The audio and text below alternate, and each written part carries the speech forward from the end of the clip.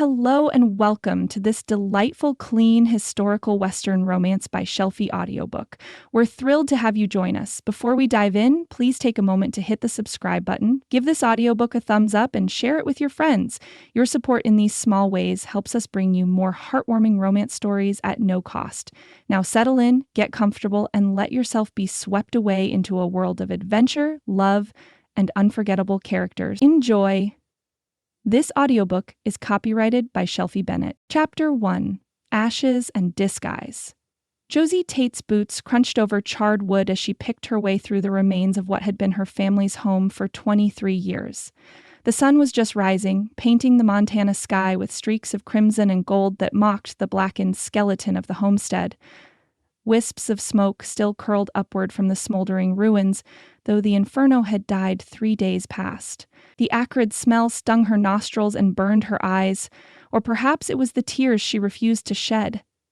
She stopped where the kitchen had once been, nudging a fallen beam with the toe of her boot. 3 days ago, she'd stood at the stove, laughing as her father told one of his tall tales, while her mother rolled her eyes good-naturedly. 3 days ago, life had made sense. Now, there was nothing. The memory of that night crashed over her with physical force, waking to the roar of flames, the choking smoke, her desperate scramble out the window of her small bedroom, her father's voice, hoarse with smoke, shouting at her to run. The horrifying realization that they weren't behind her, the roof collapsing in a shower of sparks as she'd screamed their names, held back from rushing in by the sheer wall of heat. Josie swallowed hard, pushing the memories away. They wouldn't help her now. The heel of her boot caught on something solid beneath the ash. Kneeling, she scraped away the debris, revealing the iron handle of a small door set into the floorboards. Her father's secret storage compartment that had somehow survived the blaze.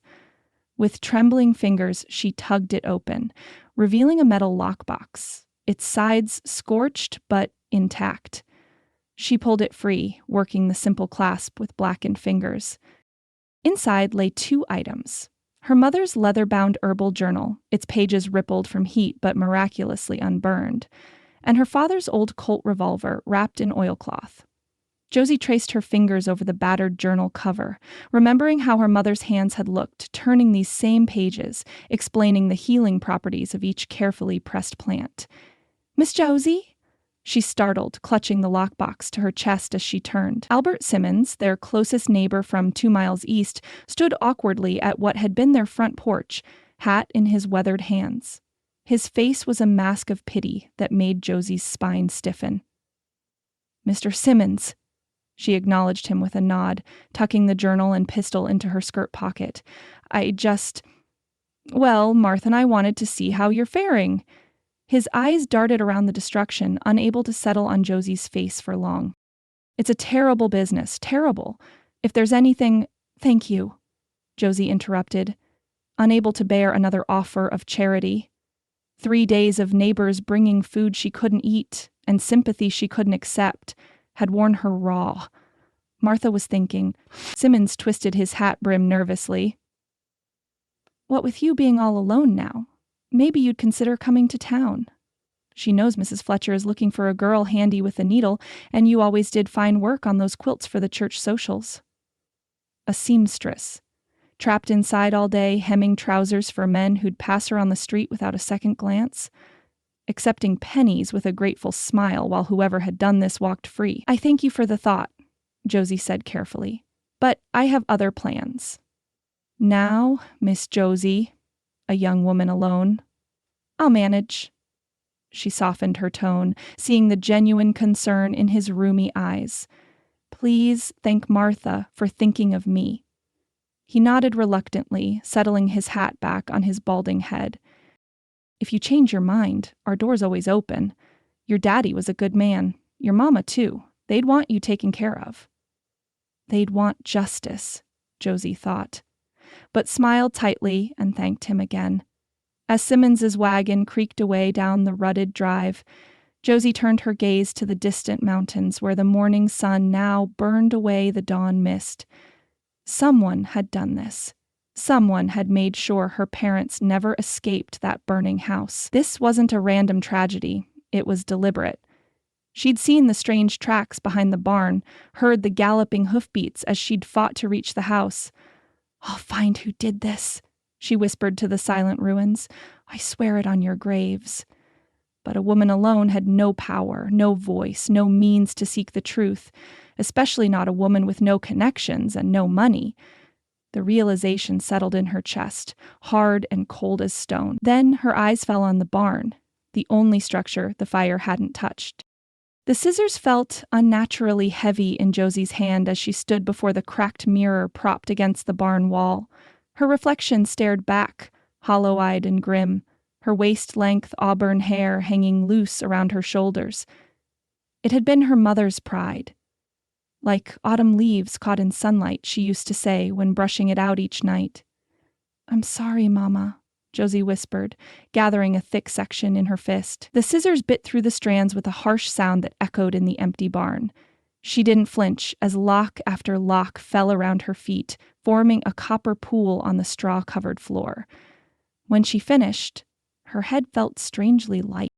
Short, uneven layers curled around her ears and nape, transforming her face into something sharper, more angular, less feminine. That was only the beginning.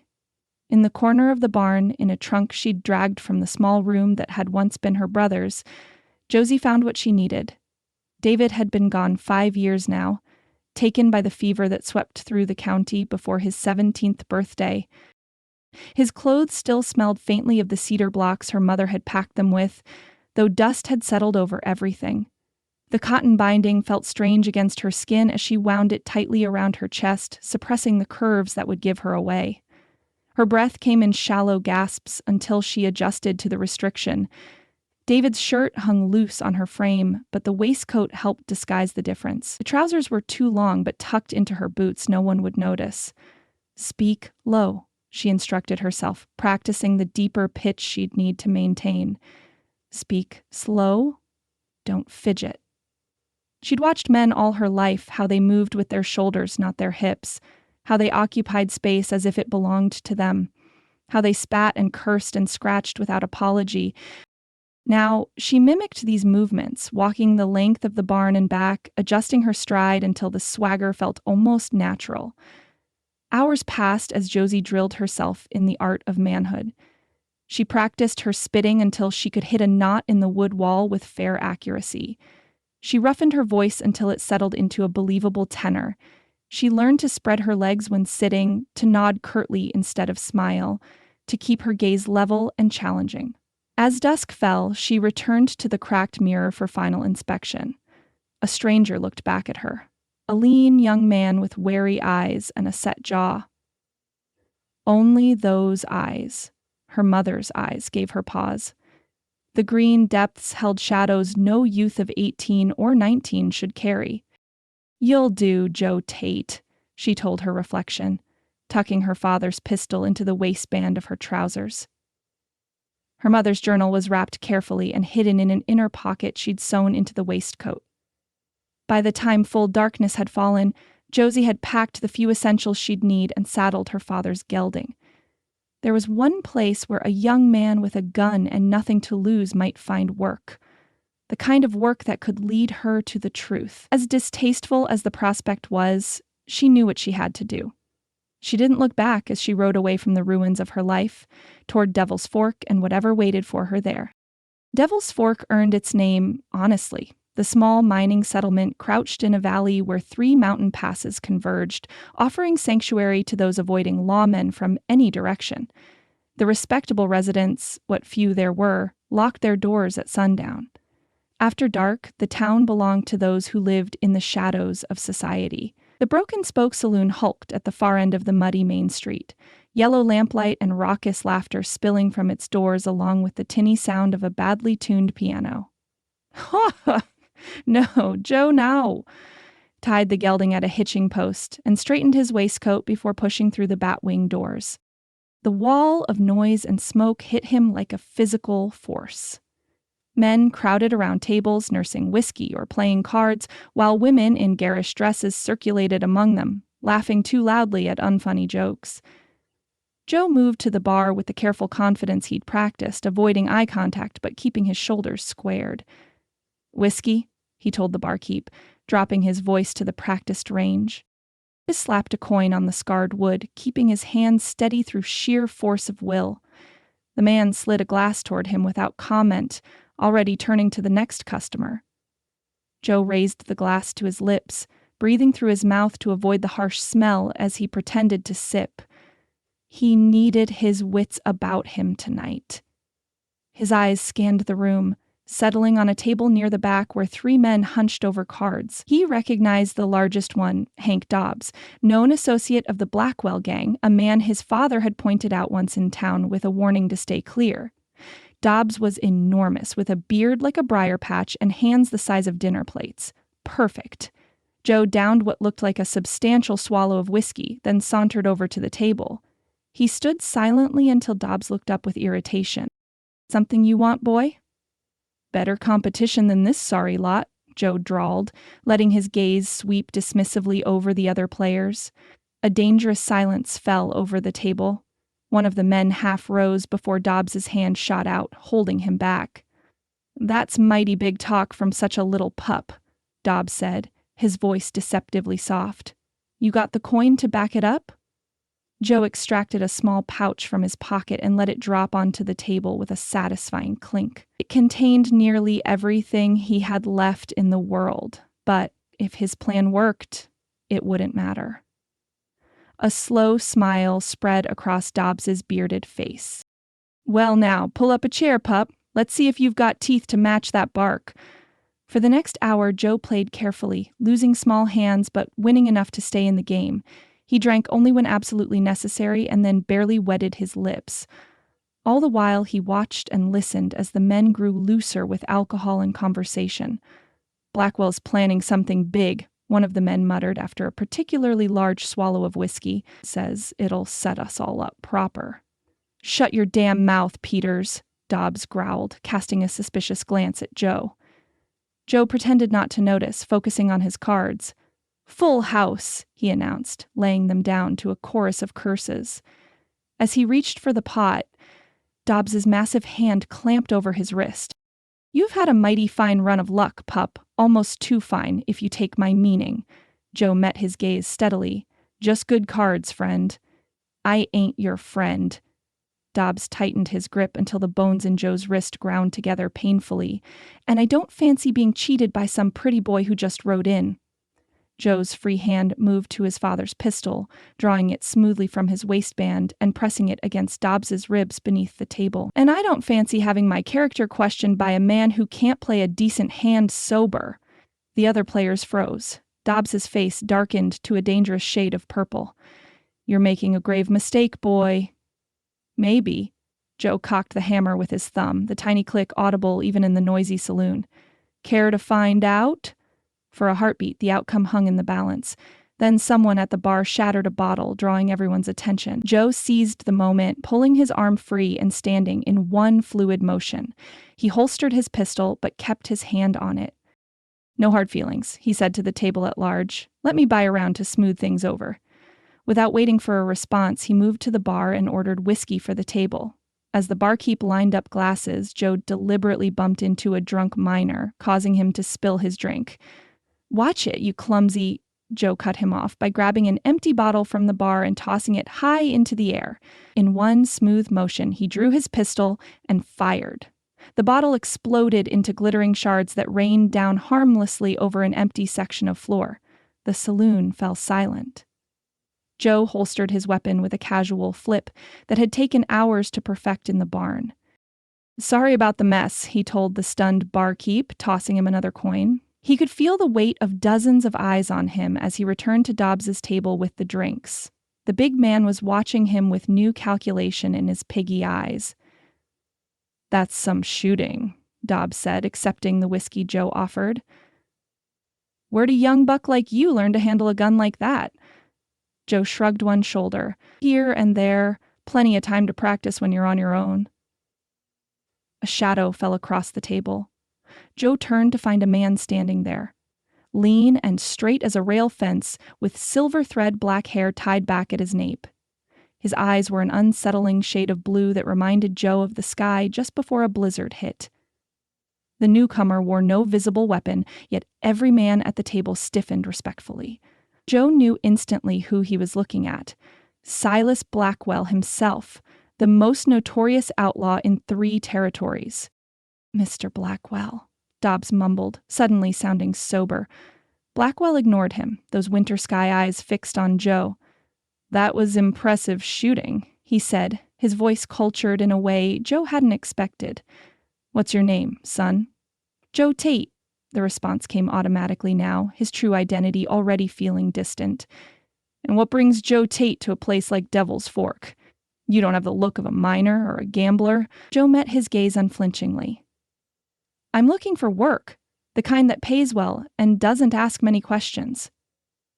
Something like amusement flickered across Blackwell's face. "Are you now? And what skills do you bring besides shooting bottles out of the air?" "I can ride anything with 4 legs. I don't talk when I shouldn't. I'm a fast learner." Joe leaned forward slightly. "And I've got nothing to lose." Blackwell studied him with those unnerving eyes, and for a terrible moment Joe feared the man could see right through the disguise to the vengeful young woman beneath.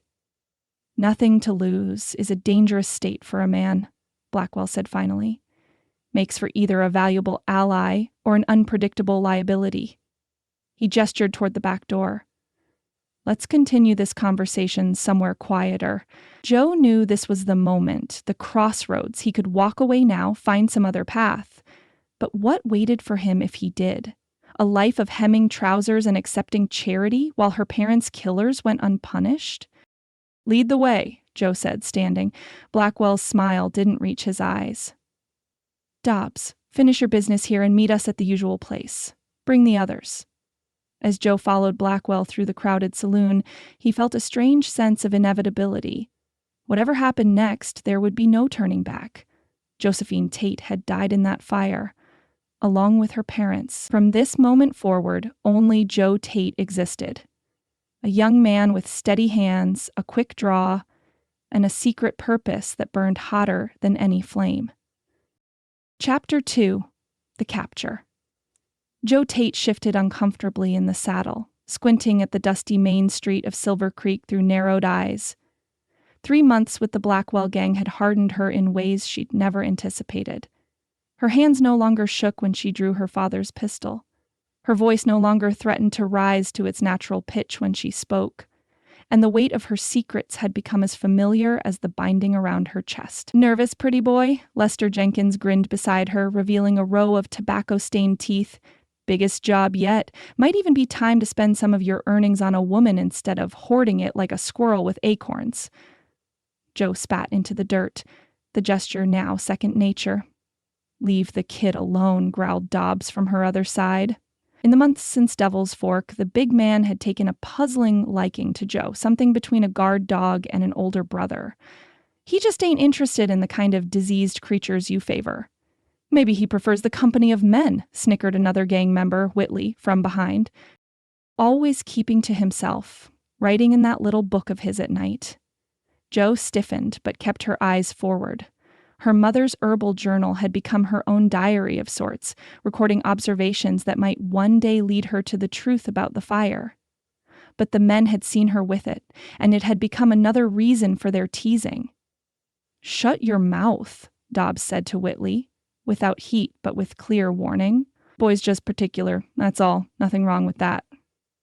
Silas Blackwell guided his black gelding forward, silencing the banter with his mere presence. 3 months, and Joe still couldn't quite figure the man out. Cold and calculating one moment, almost gentlemanly the next. He'd taken Joe under his wing with surprising speed, seeming to value her calm demeanor and fast shooting. "Prosperity Bank has the payroll for the Crawford mine sitting in its vault," Blackwell reminded them, his voice low and measured. "Over $15,000, more than enough to make each of you a wealthy man." His ice-blue eyes flickered to Joe. "You remember your position?" "Yes, sir," Joe answered. Her job was to secure the back door, ensuring no one escaped to raise an alarm, and, though unspoken, providing Blackwell himself with an exit strategy if needed. She'd noticed how the gang leader always positioned her where she could facilitate his escape if things went wrong. Good. We move in 5 minutes. Standard formation, no shooting unless absolutely necessary. Blackwell's gaze swept over them. This is a simple job, gentlemen. In and out. Let's not complicate it. As the men checked their weapons one last time, Jo stared at the bank's ornate facade with a sick feeling in her stomach. This wasn't like the small-scale robberies of the past, monster stagecoaches carrying mining company paperwork, or the strongbox of a corrupt land speculator. This was stealing from an entire town, from honest workers. For a moment, she considered riding away, abandoning the plan entirely. But then, 3 months? And she was no closer to discovering who had torched her family's home. Blackwell occasionally hinted at knowledge about local power players who might stoop to arson and murder, but never enough to act upon. Without the gang, she was just a woman alone, powerless, voiceless. Time, Blackwell announced quietly, dismounting with fluid grace. Jo swung down from her horse, adjusting her hat low over her eyes. The gang moved with practiced coordination, each man knowing his role. 6 of them in total: Blackwell, Jo, Dobbs, Jenkins, Whitley, and a silent man called Reeves who specialized in cracking safes.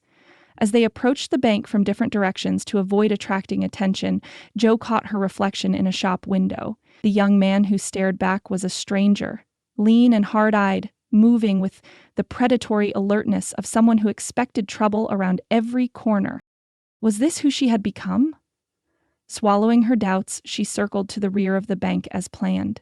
The alley was empty save for a mangy dog that growled half-heartedly before slinking away. She positioned herself beside the bank's back door, drawing her pistol and holding it close against her leg where it wouldn't be visible to a casual observer. Through the building's thin walls, she heard the faint commotion that meant the others had entered the front. Muffled shouts, a woman's cry quickly silenced. Jo focused on her breathing, the way Blackwell had taught her. In, out, calm and steady. The minutes stretched interminably. According to the plan, Reeves should be working on the safe by now, while the others controlled the bank staff and any customers. 5 minutes to crack the safe, another 2 to bag the money, then out through this very door where Jo waited. Clean and simple. But when had life ever been clean and simple? The first sign that something was wrong came when Jo heard a sharp, distinctive whistle from inside. Whitley's signal for unexpected trouble. Her muscles tensed. She cocked her pistol, the slight click unnaturally loud in the quiet alley. Then everything happened at once.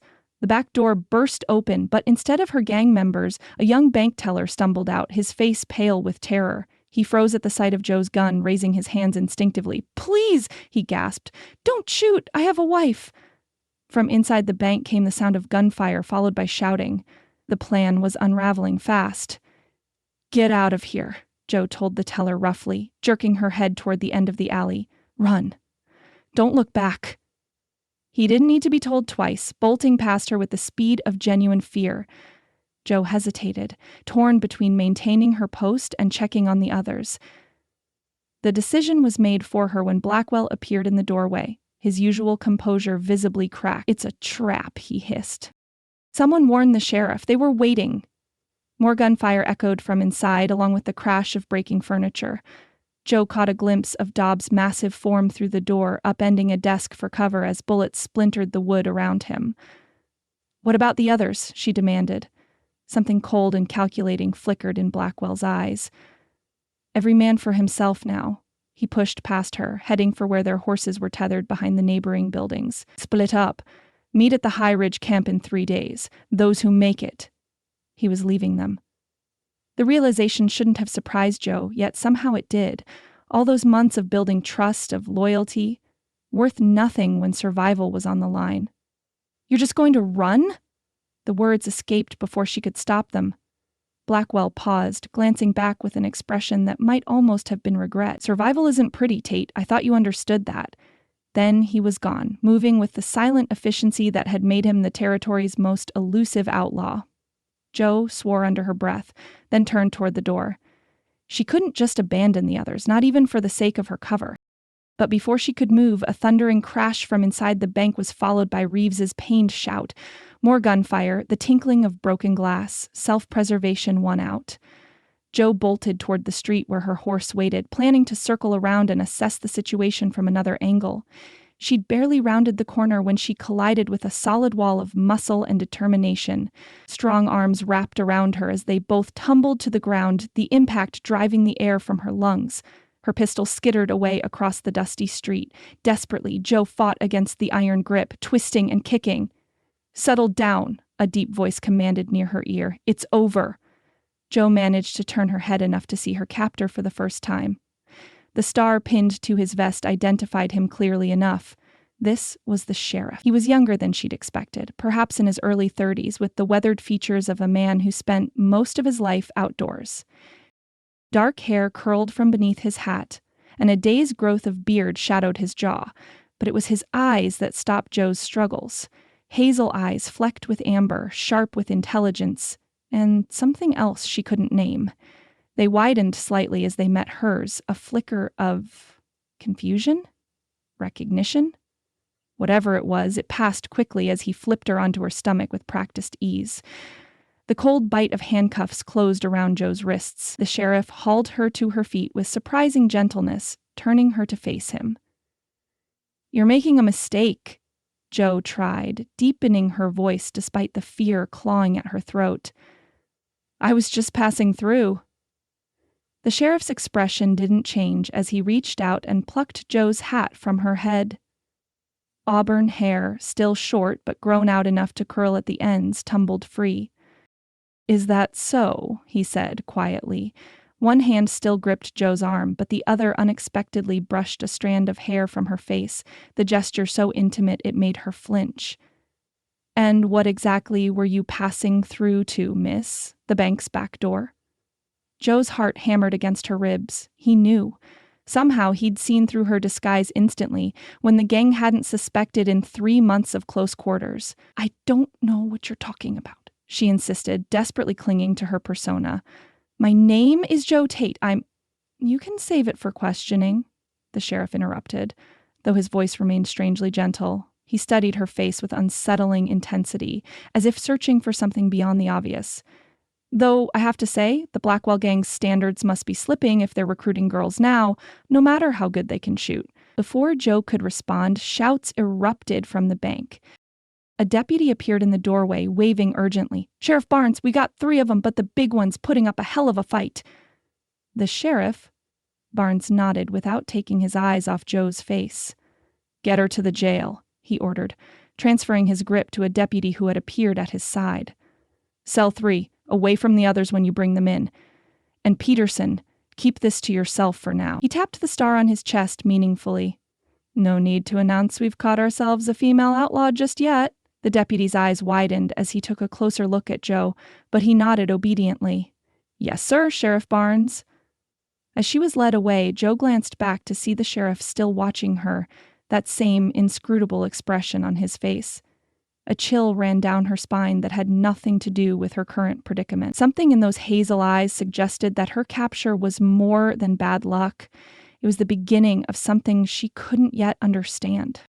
Sheriff Eli Barnes turned away and strode toward the bank, drawing his revolver as he went. But the moment of connection lingered in the dusty street between them, like the first spark of a fire that could either die out or consume everything in its path. The Silver Creek jail smelled of stale sweat, cheap whiskey, and desperation. Joe sat on a wooden bench against the back wall of the cell, knees apart, shoulders hunched, the posture of a defeated man, not a terrified. She had managed to tuck her hair back under her hat during the walk to the jail, and the deputy had kept his word about her secret. 3 other members of the gang occupied the cell with her. Whitley, nursing a bloody nose, Jenkins cursing under his breath as he paced the small space, and a silent Reeves, whose hands were bandaged where glass had cut them during the chaos. Dobbs had apparently put up enough of a fight to earn himself a private cell down the hall, where his intermittent bellows suggested he was still full of defiance. Of Blackwell, there was no sign. He'd escaped clean away, just as he'd planned. "Someone sold us out," Jenkins muttered, kicking at the iron bars. "Someone knew we were coming?" "Shut up," Whitley hissed.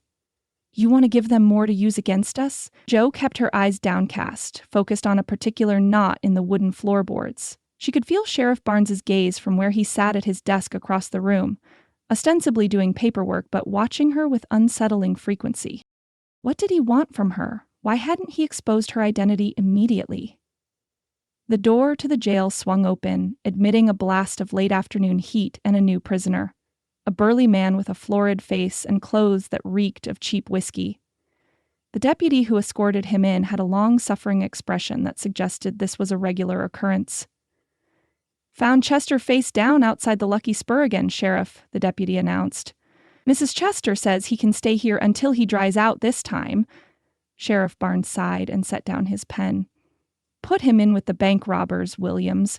Maybe the company will encourage him to reconsider his life choices." Joe tensed as the drunk was shepherded into their already crowded cell. He stumbled against the wall, then surveyed his cellmates with bloodshot eyes. "What's this?" he slurred. Bunch of no-good desperados?" He laughed at his own assessment, revealing several missing teeth. The gang members ignored him, each retreating into their own thoughts of what awaited them. Joe knew the penalty for bank robbery in this territory could range from 10 years to hanging, depending on a judge's mood. No matter what happened next, her quest for justice had hit a substantial roadblock. Chester staggered around the cell, apparently offended by the lack of response to his arrival. When he reached Joe, he paused, peering down with sudden interest. "Well, ain't you a pretty one," he declared, too loudly. "Like a girl, almost. What's a soft thing like you doing with these hard cases?" Joe kept her eyes on the floor, heart pounding. The last thing she needed was this drunk drawing attention to her appearance. "Leave the kid alone," Whitley said unexpectedly. "He's got enough trouble." Chester wasn't deterred. He reached down and grabbed Joe's chin, forcing her face up. "I'm talking to you, boy." "Didn't your mama teach you manners?" The mention of her mother, even from this stranger's foul mouth, sent a surge of anger through Joe. Before she could stop herself, she knocked his hand away with a sharp movement. "Don't touch me," she warned, her voice low. A dangerous light entered the drunk's eyes. "Oh, thinks he's too good for old Chester, does he?" He lurched closer, his bulk blocking Joe from the sheriff's view. "I'll teach you some respect." His meaty hand shot out to grab Joe's collar. She reacted instinctively, the way her father had taught her years ago. A swift duck under his arm, a pivot on one foot, and a precise strike to his solar plexus that wasn't meant to hurt so much as shock. Chester wheezed in surprise, doubling over. Joe used the moment to slide away from him, putting distance between them with a graceful economy of movement that betrayed years of practice rather than street brawling. The drunk recovered quickly, rage replacing surprise. "Why, little..." He charged like a bull. Joe sidestepped neatly, using his momentum to send him crashing into the bench. The entire exchange took seconds, but she realized her mistake as soon as it was over. No outlaw learned to fight like that. No man moved with such precise, almost dancing steps. Sheriff Barnes was on his feet, keys already in hand. "That's enough entertainment for one day," he said, his voice carrying a note of authority that stopped even Chester in his tracks. He unlocked the cell door and pointed at Joe. "You out, now." Joe hesitated, glancing at her fellow gang members. Whitley gave her a slight nod, surprisingly sympathetic. Whatever was coming, she'd face it alone.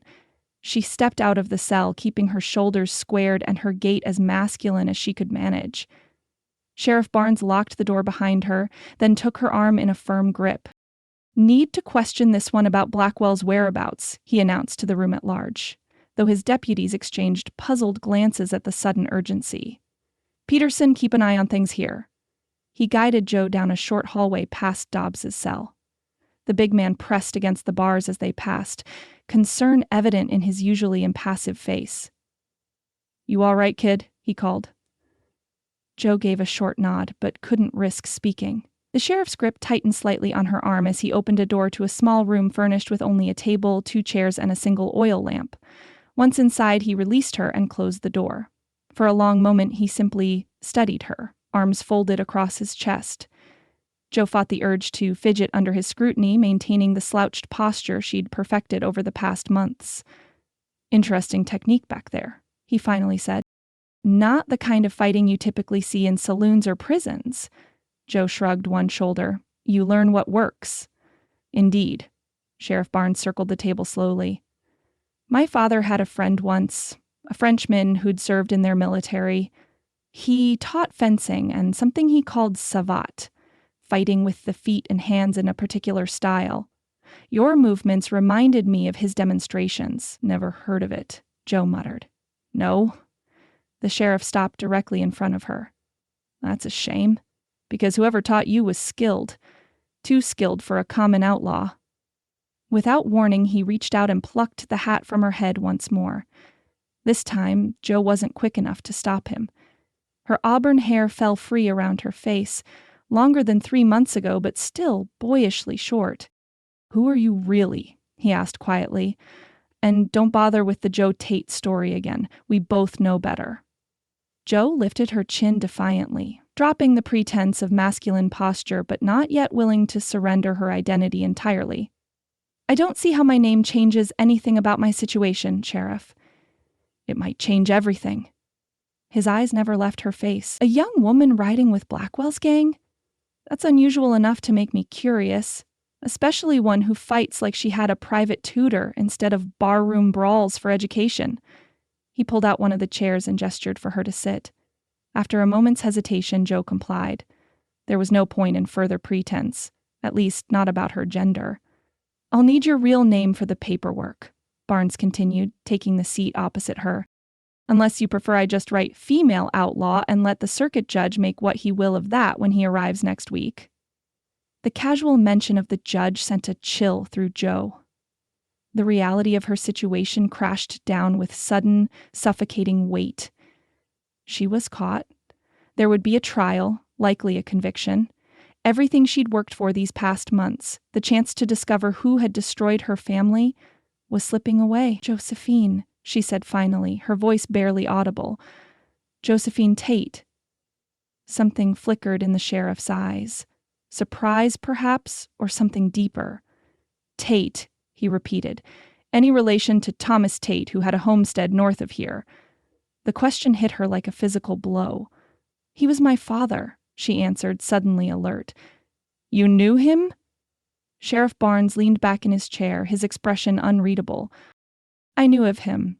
Honest man, by all accounts. Died in a fire some months back, along with his wife. His eyes narrowed slightly. Which makes me wonder what his daughter is doing robbing banks with Silas Blackwell. Joe's hands clenched in her lap. My reasons are my own. Are they? He studied her with that same intense gaze. Or did Blackwell offer you something? Revenge, perhaps. Protection. He's good at finding vulnerable people and exploiting their needs. I'm not vulnerable, Joe snapped, stung by the accuracy of his assessment. A hint of a smile touched the corner of the sheriff's mouth. No, I don't imagine you are, Miss Tate. Not many women could fool Blackwell's gang for... How long has it been? 3 months, she admitted, seeing no point in lying about this detail. He whistled softly. Impressive. And exhausting, I'd imagine, maintaining that charade day and night. He leaned forward, resting his forearms on the table. But it's over now. The question is, what happens next? I hang for bank robbery, Joe said flatly. Or get sent to territorial prison. Neither seems particularly appealing. Those are indeed the usual options for someone in your position. Barnes's tone was thoughtful. Though I suspect there's more to your story than simple criminality. A woman doesn't disguise herself as a man and join an outlaw gang on a whim. Joe remained silent, unwilling to reveal more than necessary. This man was the law, the very institution that had failed to investigate her parents' deaths properly, dismissing the fire as a tragic accident despite the evidence she'd found suggesting otherwise. The sheriff sighed at her silence. I'm offering you a chance, Miss Tate, to explain yourself before I decide what happens next. You decide. Joe's eyebrows rose. I thought that was the judge's job. Barnes spread his hands. The judge rules on the charges I bring. Right now, you're just being held on suspicion. No formal charges yet. Hope flickered briefly in Joe's chest before common sense extinguished it. Why would you offer me any consideration? You caught me red-handed with Blackwell's gang. The sheriff was quiet for a long moment, his eyes never leaving her face. When he spoke again, his voice had softened almost imperceptibly. Let's just say I'm curious about what would drive Thomas Tate's daughter to such desperate measures. Your father, he hesitated, something like pain crossing his features. Your father was the kind of man this territory needs more of, not fewer. I find it hard to believe his daughter is simply a common criminal. Joe studied him, trying to decipher the meaning behind his words. Had he known her father personally? If so, how? And why did it matter to him now? If I tell you my story, she said carefully, what guarantee do I have that it makes any difference to my situation? Barnes leaned back, a hint of respect in his eyes at her caution. No guarantees, Miss Tate, but I promise to listen with an open mind. He glanced toward the door, then back to her. And for now, your unique circumstances remain between us.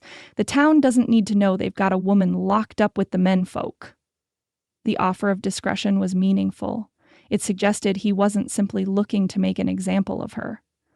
Still, Joe hesitated. Trusting anyone, especially a lawman, went against every instinct she'd developed these past months. A heavy silence filled the small room as their eyes held. In that moment, Joe realized she had little choice. Whatever this sheriff's motives, he was offering something no one else had since the night of the fire, a willingness to listen. The fire wasn't an accident, she said finally, the words rushing out like water through a broken dam. Someone murdered my parents, and I intend to find out who. Chapter 3. The Proposition. The fire wasn't an accident, Josie said, the words hanging in the small interrogation room. Someone murdered my parents, and I intend to find out who. Sheriff Eli Barnes remained silent, studying her with those penetrating hazel eyes. He circled the table slowly, boots creaking against the rough floorboards. Josie fought the urge to turn and follow his movement, keeping her gaze fixed on the wall ahead instead. Your father had the same eyes, he finally said, his voice so quiet she almost missed it. Josie's head snapped around, meeting his gaze with a shock that rippled through her body. What did you say? Barnes stopped his pacing, leaning against the wall directly across from her. Thomas Tate, you have his eyes, that particular shade of green, like new leaves in spring. A sad smile touched his lips, though he didn't share your talent for deception. You knew my father, Josie whispered, the realization settling like a stone in her stomach. How? The sheriff pushed away from the wall, unbuttoning his vest with deliberate movements. He pulled the garment open to reveal a puckered scar just below his collarbone, stark white against sun-bronzed skin. 8 years ago, I was a young deputy in Fort Collins. There was a bank robbery, not unlike today's attempt.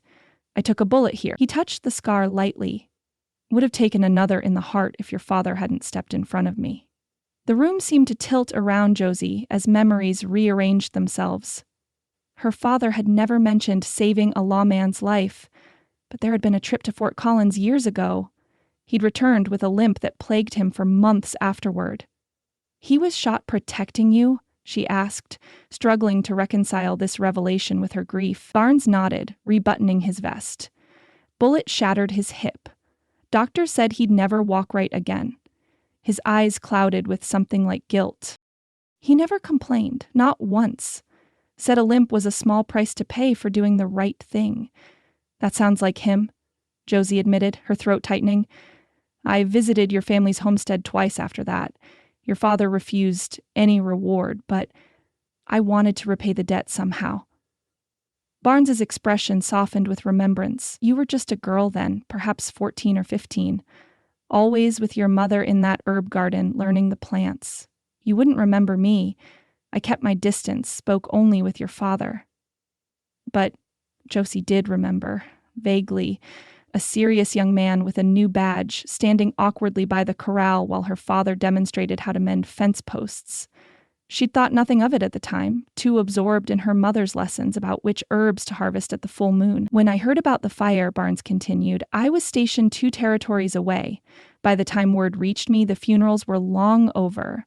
His eyes locked with hers. I never expected to find Thomas Tate's daughter robbing banks with Silas Blackwell. Josie stiffened, defensiveness rising like a shield. You don't know what it's like being a woman, alone, with no money, no influence. No one would listen when I said the fire wasn't an accident. No one cared. And Blackwell? What did he offer that made bank robbery seem like a reasonable choice? Protection, she admitted reluctantly, and information. He knows everyone in this territory, every secret, every scandal. I thought, she trailed off, the foolishness of her plan suddenly stark in the confines of this small room. You thought he'd lead you to whoever killed your parents, Barnes finished for her. He shook his head, not unkindly. Blackwell uses people, Miss Tate. Whatever he promised, I guarantee it served his interests first. It doesn't matter now anyway, Josie said bitterly. I've failed my parents completely, thrown my life away chasing ghosts while their killer walks free. Barnes returned to the chair across from her, sitting with deliberate slowness. Perhaps not. Something in his tone made Josie look up sharply. What do you mean? I mean, he said carefully, that there might be a way for you to continue your search. Legally this time, and with the protection of the law instead of outlaws. Suspicion flared in Josie's chest. I'm listening. I need to catch Blackwell, Barnes said plainly. He's been terrorizing this territory for 3 years. Every time we get close, he slips away because he knows our methods, our thinking. But you, he pointed a finger at her, you know his methods, his hideouts, his contacts. Josie maintained a neutral expression, though her mind raced with the implications. You want me to help you catch him? I'm offering you a deal, Miss Tate. Barnes leaned forward, his forearms on the table. Work for me as a deputy. Help me bring Blackwell to justice. In exchange, you stay out of prison, and I'll help you investigate your parents' deaths, officially, with the full authority of my office. A startled laugh escaped her. A female deputy? Even in men's clothing, that's absurd. No one would accept it. They'll accept what I tell them to accept, Barnes replied with quiet confidence. As far as Silver Creek is concerned, you'll be Joe Tate, son of an old friend, hired to assist with the Blackwell situation. Josie shook her head in disbelief. You're asking me to betray men who, despite their faults, took me in when I had nowhere else to go. I'm asking you to choose justice over vengeance, Barnes countered. Your father saved my life at great personal cost. I intend to honor that debt by saving his daughter. From Blackwell, from prison, and from herself, if necessary. His presumption ignited a spark of anger in Josie's chest. How dare you use my father's memory to manipulate me? You don't know what I've been through these past months, what I've had to do to survive. You're right, Barnes admitted, surprising her. I don't know your full story, but I do know Thomas Tate wouldn't want his daughter hanging for bank robbery. His voice softened slightly. And I know he'd want justice, not blind revenge. The truth of his words stung like salt in an open wound. Josie turned away, unwilling to let him see how deeply he'd struck home. What about your deputies? She asked, deflecting. Won't they recognize me from today? Peterson already knows and will keep quiet. The others barely got a look at you before I brought you in here. Barnes waved a dismissive hand. A different hat? Some dust on your clothes to suggest you've been riding hard. They'll see what they expect to see. Josie hesitated, weighing her options. Prison meant the end of her search for truth. Working with this sheriff meant a chance to continue, albeit under his watchful eye. Yet something about the arrangement felt too convenient, too neat. Why would you take such a risk for me? She asked bluntly. A debt to my father hardly justifies deputizing a female bank robber. Barnes stood abruptly and moved around the table. Before Josie could react, he was beside her, uncomfortably close. His hand reached out, not threateningly but with deliberate purpose, and took hold of hers. Your disguise is good, he said quietly, turning her hand palm up. You've thought of almost everything, but these... His thumb traced the center of her palm, sending an inexplicable shiver up her arm. Are too clean, too smooth for a man who's been riding with outlaws for months. A real cowboy or outlaw has calluses, scars, ingrained dirt that never quite washes away. Josie tried to pull her hand back, but his grip, while gentle, was firm. You've been careful, he continued, his voice low and intimate in the small space between them. Wearing gloves when you could, keeping to yourself, but small details betray us, Miss Tate. I noticed your hands the moment I took you down in the street. The proximity of him, the warmth radiating from his body, the faint scent of leather and shaving soap, disoriented Josie in a way that 3 months among dangerous men never had. She forced herself to meet his eyes, refusing to appear intimidated. You haven't answered my question, Sheriff. Why risk your reputation on me? Barnes released her hand and straightened, putting welcome distance between them. Because Blackwell has outsmarted every lawman in the territory for years. Because I need someone who knows him, who's seen how he operates, and because... He paused, something complicated passing across his features. Because I believe you when you say someone murdered your parents. And in my experience, Miss Tate, the kind of men who burn families in their beds are often the same men who have use for outlaws like Blackwell. The statement hung in the air between them, heavy with implication. Josie's mind raced. Could he be right? Could there be a connection between Blackwell and her parents' deaths that she hadn't yet discovered? 3 months, Barnes said into the silence. Work with me for 3 months. If we haven't caught Blackwell by then, or found evidence about your parents' deaths, I'll give you enough money to start fresh somewhere else, no strings attached. It was a more generous offer than she had any right to expect. Too generous, perhaps. But what choice did she truly have? If I agree, Josie said slowly, I have conditions. Barnes's eyebrows rose slightly, but he nodded. Name them. I keep my gun, my father's gun, and my mother's journal stays with me at all times. Agreed. I want access to any information you have about the fire at my family's homestead. You'll have it by tomorrow. And I won't be locked up at night. I need quarters where I can maintain my privacy. Barnes considered this, then nodded again. There's a small room at the back of the jail. It has a door that locks from the inside. It's yours. Josie took a deep breath, scarcely able to believe she was considering this bargain. 3 months ago, she'd been determined to find justice by any means necessary. Was working alongside the law so different from working outside it? Do we have a deal, Miss Tate? Barnes extended his hand. After a moment's hesitation, Josie grasped it firmly. We have a deal, Sheriff. But don't think for a moment that I trust you. A smile touched the corner of his mouth, unexpected and transformative, briefly softening the hard lines of his face. I'd be disappointed if you did. Trust is earned, not given. He released her hand and moved toward the door. Now, let's introduce Deputy Joe Tate to Silver Creek. The main office of the jail buzzed with subdued conversation when Barnes led Josie back through the door. 3 deputies looked up in unison, curiosity evident in their expressions. Josie kept her shoulders squared, her stride purposefully masculine, her hat pulled low over her freshly tucked hair. Boys, Barnes announced without preamble, meet Joe Tate. He'll be joining us as a deputy, effective immediately. The silence that followed was profound. Deputy Peterson, who knew her secret, carefully arranged his features into a neutral expression. The others made less effort to hide their shock. Sheriff, a tall, thin deputy with a drooping mustache began, you can't be serious. This boy was just arrested robbing the bank with Blackwell's gang. Thank you for the reminder, Marshal, Barnes replied dryly. I'd nearly forgotten the events of 2 hours ago, but, sir, Deputy Tate has agreed to help us track down Blackwell in exchange for leniency, Barnes interrupted, his tone making it clear the matter wasn't up for debate. He knows Blackwell's hideouts, his contacts, his methods. That makes him valuable to us. Deputy Marshal's face darkened with barely suppressed outrage. He's an outlaw. He's the son of an old friend who made some poor choices, Barnes countered smoothly. And now he's making a better one. Josie remained silent throughout this exchange, watching Marshall's reaction carefully. His antagonism seemed excessive for a simple professional disagreement. There was something personal in the way his eyes narrowed at her, in the tightness of his jaw. Deputies Williams and Peterson, take the prisoners their evening meal, Barnes ordered, breaking the tense silence. Marshall, finish the arrest reports. I'm going to show Deputy Tate his quarters and get him settled.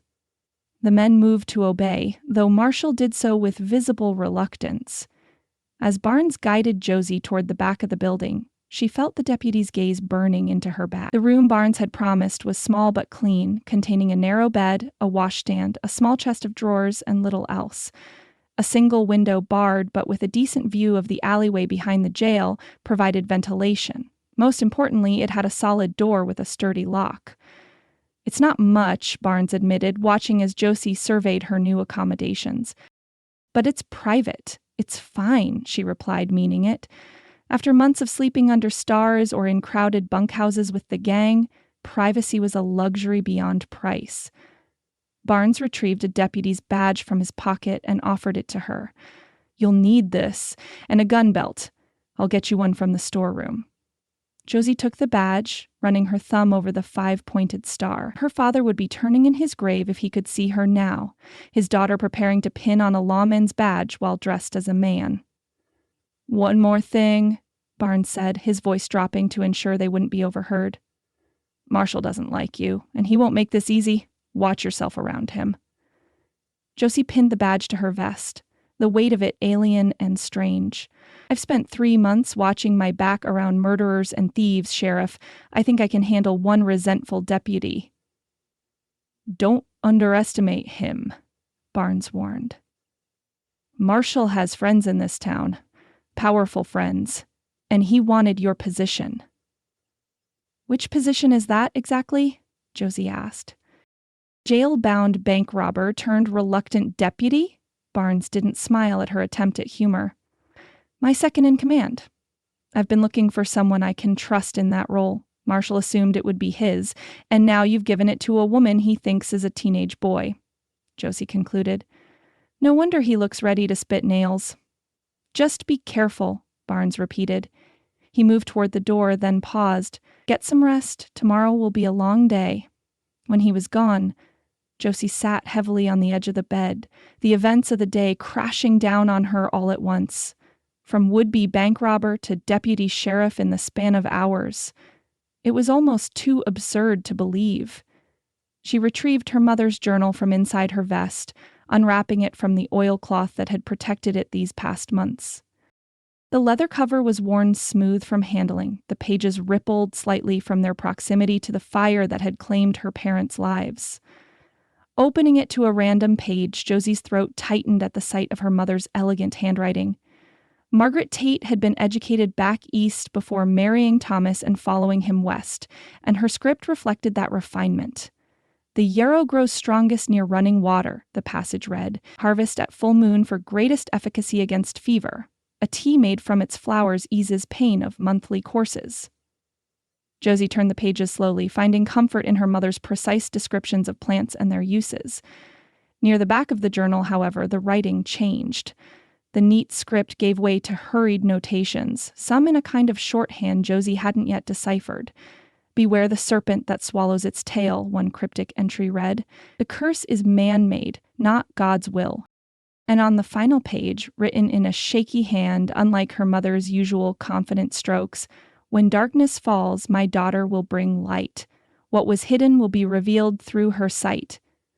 Josie had puzzled over these strange entries since finding the journal in the ruins. They read like prophecies or warnings, so unlike her practical mother's usual style. What had Margaret Tate known in those final days? What had frightened her enough to write such things? Setting the journal aside, Josie rose and moved to the small mirror above the washstand. She studied her reflection critically. The short hair, the binding visible as a slight bulge beneath her shirt, the deputy's badge gleaming on her vest. No longer Josephine Tate, daughter and would-be avenger. Not quite Joe Tate, outlaw turned lawman. "Who are you now?" she whispered to her reflection. The only answer was the distant sound of the jail's other occupants, a reminder that her former companions lay locked in cells while she enjoyed relative freedom. The guilt of that inequality settled heavily on her shoulders, despite her rationalization that this deal gave her a better chance at true justice. As dusk deepened outside her window, Josie made a silent vow to her parents. She would use this unexpected opportunity to find the truth about the fire, about her mother's cryptic warnings, about whatever connection might exist between Blackwell and her family's tragedy. And she would trust Sheriff Eli Barnes exactly as far as necessary to accomplish those goals, and not one step further. Chapter 4. Learning the Law. Joe Tate woke at dawn from habit, momentarily disoriented by the unfamiliar surroundings. The narrow bed, the barred window with its view of the alley, the badge gleaming on the nightstand, all served as stark reminders of her new reality. She rose quickly, splashing cold water on her face from the basin before rebinding her chest with practiced efficiency. A soft knock at the door made her freeze, hands still adjusting her shirt. "Deputy Tate?" Sheriff Barnes's voice came through the wood. "Breakfast in 10 minutes. We start patrol at 7 sharp." "Yes, sir," she called back, deepening her voice instinctively. "I'll be right out." Joe, she had to think of herself that way now, finished dressing hastily, tucking her mother's journal into its customary place inside her vest. A quick check in the mirror confirmed her disguise was in place, hair tucked beneath her hat, binding secure, posture appropriately masculine. She pinned the deputy's badge to her vest, the weight of it still strange and incongruous. The main office of the jail was empty, save for Sheriff Barnes, who stood at a small stove in the corner frying bacon. The rich, salty smell made Joe's stomach growl embarrassingly. "Hope you're hungry," Barnes said without turning.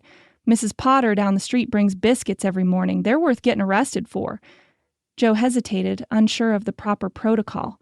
Was she supposed to help? Sit and wait? 3 months with the gang had taught her the intricate etiquette of male camaraderie, but this was different territory altogether. "Coffee's on the desk," Barnes added, gesturing with the spatula. "Mug's in the drawer." Grateful for direction, Joe poured 2 cups of coffee, setting one near the stove for the sheriff. She took a cautious sip of her own, nearly gasping at the strength of it. "Too strong?" Barnes asked, amusement evident in his voice as he watched her reaction. "No, sir." Joe straightened her shoulders. "Just potent. Been making it the same way for 5 years. Deputies either develop a taste for it or bring their own." He transferred bacon to 2 plates, adding biscuits from a cloth-covered basket. "And you don't have to call me sir when we're alone. Eli will do." The informality caught Joe off guard. "I think I'll stick with sheriff for now." "Barnes?" Eli shrugged and handed her a plate. "Suit yourself." They ate in awkward silence, Joe acutely aware of every movement, every sound. The scrape of forks against plates, the soft ticking of the clock on the wall, the distant bustle of Silver Creek awakening for the day. "I looked into the reports about your family's fire," Eli said suddenly, setting down his coffee. "Official investigation ruled it an accident. Overturned lamp, according to the county sheriff's notes." Joe's jaw tightened. It wasn't an accident. "So you've said." Eli pulled a small notebook from his vest pocket. "What evidence do you have?" The direct question caught her off guard. She'd expected more resistance, more skepticism. "The lamp was intact in the ruins afterward," Joe said, warming to the topic. "I found it myself 3 days after the fire, buried under debris in what had been the kitchen. If it had caused the fire, it would have been broken, the oil spilled." Eli made a note. "Go on." "There were boot prints behind the barn. Men's boots, large ones, at least 2 different sets." Joe leaned forward, her food forgotten, "and I heard horses galloping away as I was trying to reach the house." "You didn't mention that before." "Would it have made a difference?" Joe challenged. "The county sheriff barely spent an hour investigating. He had his mind made up before he arrived. Tragic accident, case closed." Eli studied her for a moment, his hazel eyes thoughtful. "What made you suspect Blackwell had information about it?" Joe hesitated. This wasn't something she'd shared with anyone. 2 weeks before the fire, a stranger visited our homestead, asking my father questions about our water rights. He seemed particularly interested in the stream that runs through our property. I later recognized him at one of Blackwell's camps. A man named Reeves. "The same Reeves we have in our cells?" Eli asked sharply. Joe nodded. "I don't think he recognized me as Joe, but the connection was enough for me to wonder." Eli closed his notebook, his expression unreadable. "We'll talk more about this later. For now, we have a town to patrol." He rose, collecting their plates, "and a deputy to introduce to Silver Creek." Silver Creek bustled with morning activity as they stepped onto the boardwalk in front of the jail.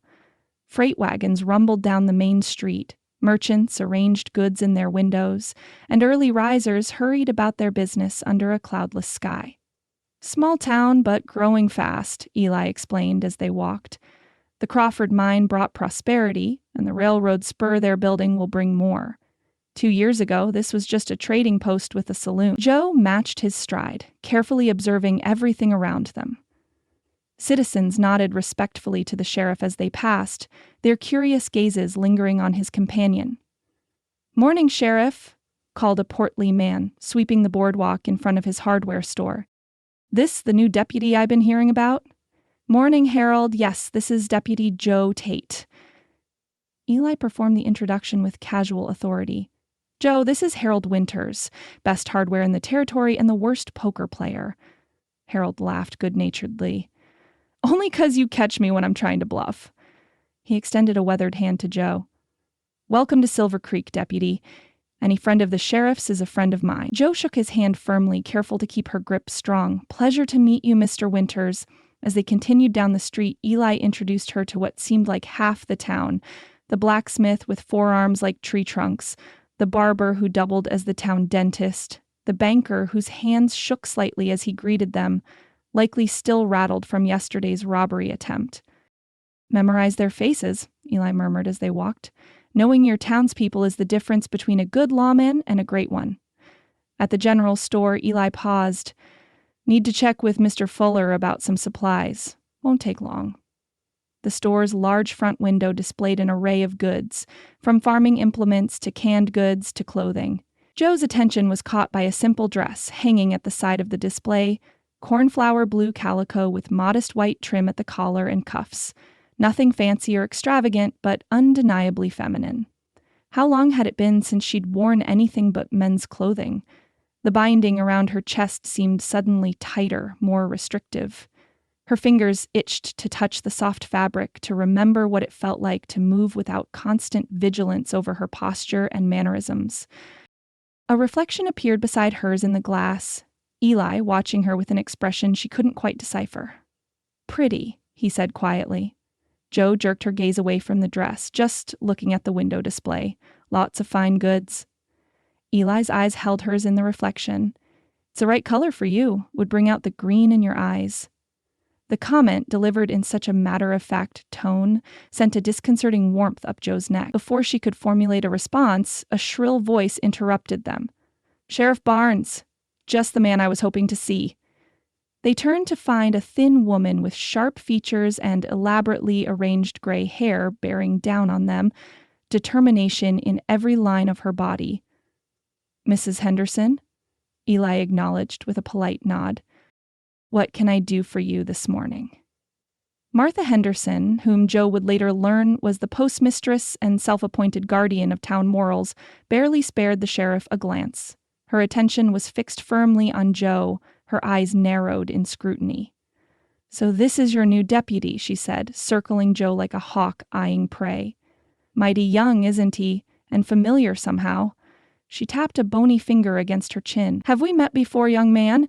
"No, ma'am," Joe answered, fighting the urge to step back from the woman's invasive inspection. "I'm new to Silver Creek." Mrs. Henderson's expression remained dubious. "There's something about your eyes. I never forget a face, you know." She turned to Eli. "Where did you say he came from?" "I didn't," Eli replied pleasantly. "Now, if you'll excuse us, Mrs. Henderson, we have duties to attend to." He placed a hand at the small of Joe's back, guiding her away from the woman's probing gaze. The brief contact, even through layers of clothing, sent another unsettling wave of awareness through Joe. "Martha Henderson," Eli murmured as they walked. "Knows everyone's business, or thinks she should. Be careful around her. She has an uncanny memory for faces and details." "She seemed to recognize me," Joe said worriedly. "Unlikely, but she might have known your father, which means she'd recognize a family resemblance." Eli glanced sideways at her. "We'll need to be cautious." They completed their circuit of the town without further incident, Eli pointing out potential trouble spots, the saloon where miners gathered after shifts, the livery where drifters often sought work, the alley behind the hotel where card games sometimes turned violent. As they returned to the jail, Eli checked his pocket watch. "Time for your first lesson as a proper deputy." "What's that?" Joe asked. handling a gun like a lawman, not an outlaw. The narrow canyon lay 3 miles outside of town, far enough from Silver Creek to ensure privacy but close enough to return quickly if needed. Sheer rock walls rose on 3 sides, creating a natural shooting gallery. Old bottles and cans arranged on a fallen log served as targets. "Show me what you can do," Eli instructed, gesturing toward the makeshift range. Jo drew her father's Colt with the fluid motion she'd practiced countless times. The familiar weight settled comfortably in her palm as she sighted down the barrel. 6 shots in rapid succession shattered 4 bottles and sent 2 cans spinning into the dirt. Eli's eyebrows rose slightly. "Not bad, but you shoot like an outlaw." "I hit the targets," Jo pointed out, reloading with practiced efficiency. "You did?" Eli acknowledged. "But you're all speed and instinct. That's fine for saloon brawls, but a lawman needs precision and control." He moved to stand beside her. "Try again, but slower this time. Breathe before each shot." Jo tried to follow his instructions, but years of watching her father shoot and months of practicing the fast draw of an outlaw had ingrained habits that were difficult to break. After another round of shots, slightly more accurate but still too hurried, Eli stepped closer. "Here," he said, positioning himself behind her. "Hold the gun up, but don't cock it yet." Jo complied, suddenly very aware of his proximity. Eli's chest was inches from her back, his breath warm against her neck. "Your stance is too rigid," he said. "Relax your shoulders." When she didn't immediately adjust, his hands came to rest lightly on her shoulders, applying gentle pressure. The unexpected contact made Jo tense further. "Breathe," Eli reminded her. His voice had dropped to a lower register, resonating through her in a way that had nothing to do with shooting lessons. Jo forced herself to exhale slowly, consciously relaxing her muscles. Eli's hands remained a moment longer than necessary before sliding away, leaving an inexplicable coolness in their wake. "Better," he said. "Now your grip is off. You're holding too tight, making your hand shake slightly." Before Jo could adjust, Eli moved to her side and reached for her hand. His fingers closed over hers, around the pistol's grip, repositioning her thumb and forefinger with precise, careful touches. Like this, he demonstrated, his calloused fingertips brushing against her palm. Firm but not white-knuckled. The simple contact shouldn't have affected her so strongly. Jo had survived 3 months in close quarters with dangerous men without a flutter of awareness. Yet something about Eli's touch, perhaps the gentleness so at odds with his obvious strength, or the careful way he respected her space even while invading it, sent a jolt of something unfamiliar racing up her arm. From Eli's momentary stillness, the slight catch in his breathing, she sensed he'd felt something similar. He stepped back abruptly, clearing his throat. "Try again." Jo raised the pistol, focusing intently on the targets to distract herself from the lingering sensation of his hand over hers. This time she followed his instructions. Relaxed stance, measured breaths, controlled pressure on the trigger. 6 shots, 6 targets destroyed. "Much better," Eli said, his professional tone firmly back in place. "You're a natural marksman. Not surprising, given who your father was." "He taught me the basics when I was 12, Jo admitted, holstering the weapon. "Said a woman alone in the territories needed to protect herself." Wise man. Eli leaned against a boulder, watching her with those perceptive eyes. "He talked about you, you know. That last time I visited your homestead." Jo stiffened slightly. "What did he say?" "That you had your mother's healing touch and his stubborn chin." A hint of a smile touched Eli's lips. "And that he worried what would become of you, so far from civilization." "He needn't have worried," Jo said, more sharply than intended. "I was perfectly happy at the homestead. We had everything we needed." "I'm sure you did." Eli's expression softened. "Tell me about your life there." The invitation was unexpected. Jo hesitated, uncertain how much to reveal. But talking about the homestead, about her parents, was strangely tempting after months of burying her grief beneath her disguise. It was beautiful, she found herself saying, especially in spring, when the meadow filled with wildflowers. "My mother knew the name and use of every plant for miles around. She'd take me gathering at dawn, teaching me which roots to dig, which blooms to collect. And your father? He built everything himself. The house, the barn, even the furniture inside. Had a gift for making things grow, too. Our orchard produced the sweetest apples in the county. The memories flowed easier now, bittersweet but no longer crippling. We were 3 days' ride from the nearest town, but we never felt isolated. It was peaceful. Sounds like heaven, Eli said quietly. Something in his tone made Joe look at him more closely. What about you, Sheriff? Where did you grow up? Eli's gaze turned distant. All over, my father was a cavalry officer, always being reassigned. Texas, Kansas, Nebraska. Never stayed anywhere long enough to call it home. He straightened, the moment of openness passing. We should head back. Still have afternoon duties to attend to. As they mounted their horses, Joe sensed she'd glimpsed something few people saw. A vulnerability beneath the sheriff's composed exterior. The knowledge was unsettling, a complication she didn't need. They rode in companionable silence, each lost in their own thoughts. The lesson had taught Joe more than how to shoot like a lawman. It had shown her that Eli Barnes was a more complex man than she'd initially judged, and potentially more dangerous to her equilibrium than she'd anticipated. They were less than a mile from town when the sound of an approaching carriage made them rein in their horses. A handsome black buggy rounded the bend, drawn by a matched pair of gleaming bay horses.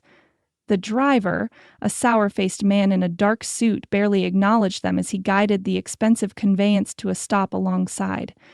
The passenger who emerged from the buggy's interior made Joe's breath catch in her throat. Willard Crawford was exactly as she remembered him from his rare visits to the county seat. Tall and imperious, with thinning sandy hair and the florid complexion of a man who enjoyed fine living.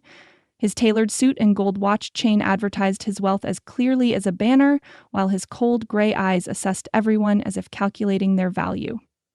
Sheriff Barnes, Crawford greeted, his tone suggesting he was addressing a servant rather than the town's chief lawman. I heard about yesterday's excitement. Blackwell's gang, was it? Mr. Crawford, Eli responded with professional courtesy. Yes, we apprehended 4 of his men. Blackwell himself escaped. As usual. Crawford's thin lips curved in what might have been a smile. The man seems to have an uncanny ability to evade justice. His gaze shifted to Joe, sharpening with interest. And who might this be? Deputy Joe Tate, Eli answered, recently joined my office. Crawford studied Joe with an intensity that made her skin crawl. Tate?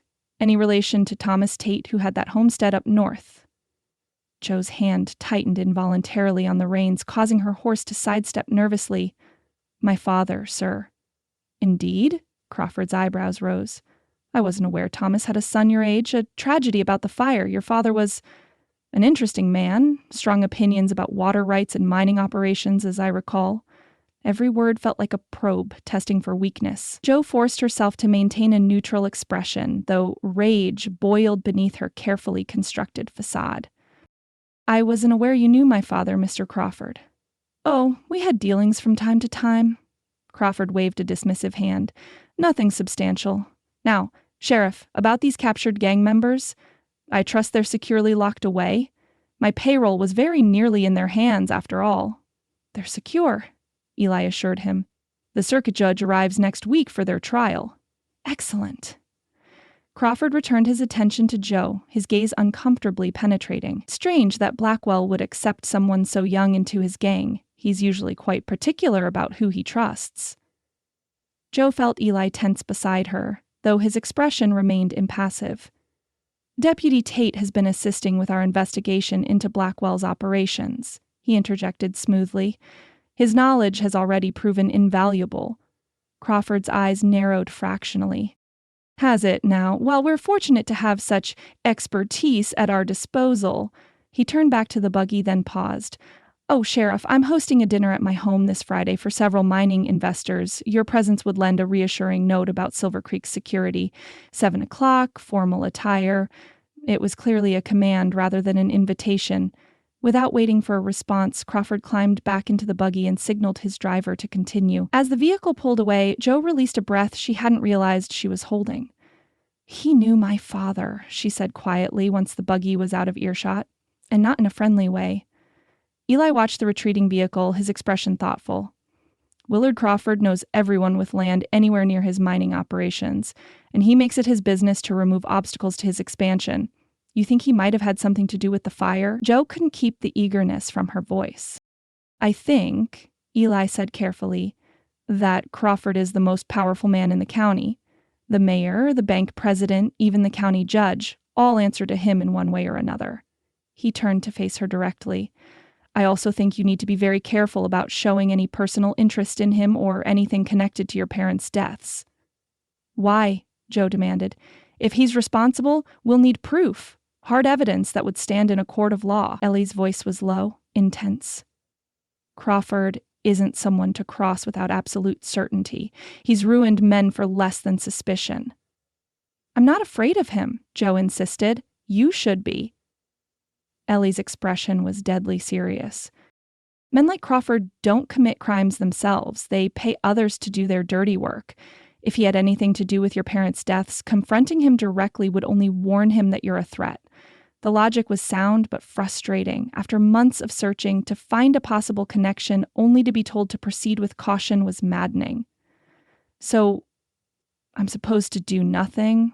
Jo asked bitterly. "You're supposed to be smart," Eli corrected. "Watch, listen, gather information methodically." His expression softened slightly. "You've waited this long for answers. A little longer won't matter if it means getting justice rather than revenge." They rode the rest of the way to town in silence, Jo's mind churning with possibilities. Crawford had known her father, had clearly disliked him, and had interests in land near the Tate homestead. It wasn't proof, but it was more than she'd had yesterday. As they dismounted in front of the jail, Eli placed a hand on her arm, stopping her before she could enter the building. "Jo," he said quietly, using her assumed name in case anyone was within earshot, "I meant what I said about being careful, but I also meant what I said about helping you find the truth. Just trust the process, trust the law." The irony wasn't lost on Jo, a woman disguised as a man, working as a deputy to avoid prison, being asked to trust in a system that had already failed her once. "I'll try, Sheriff," she said, not quite able to meet his eye, "but I can't make any promises." Eli's hand fell away from her arm, and Jo felt the loss of contact more keenly than she should have. "Fair enough," he conceded. "For now, that's all I ask." As he held the door for her to enter the jail, Jo realized with growing unease that Eli Barnes was becoming more than just a means to an end in her quest for justice.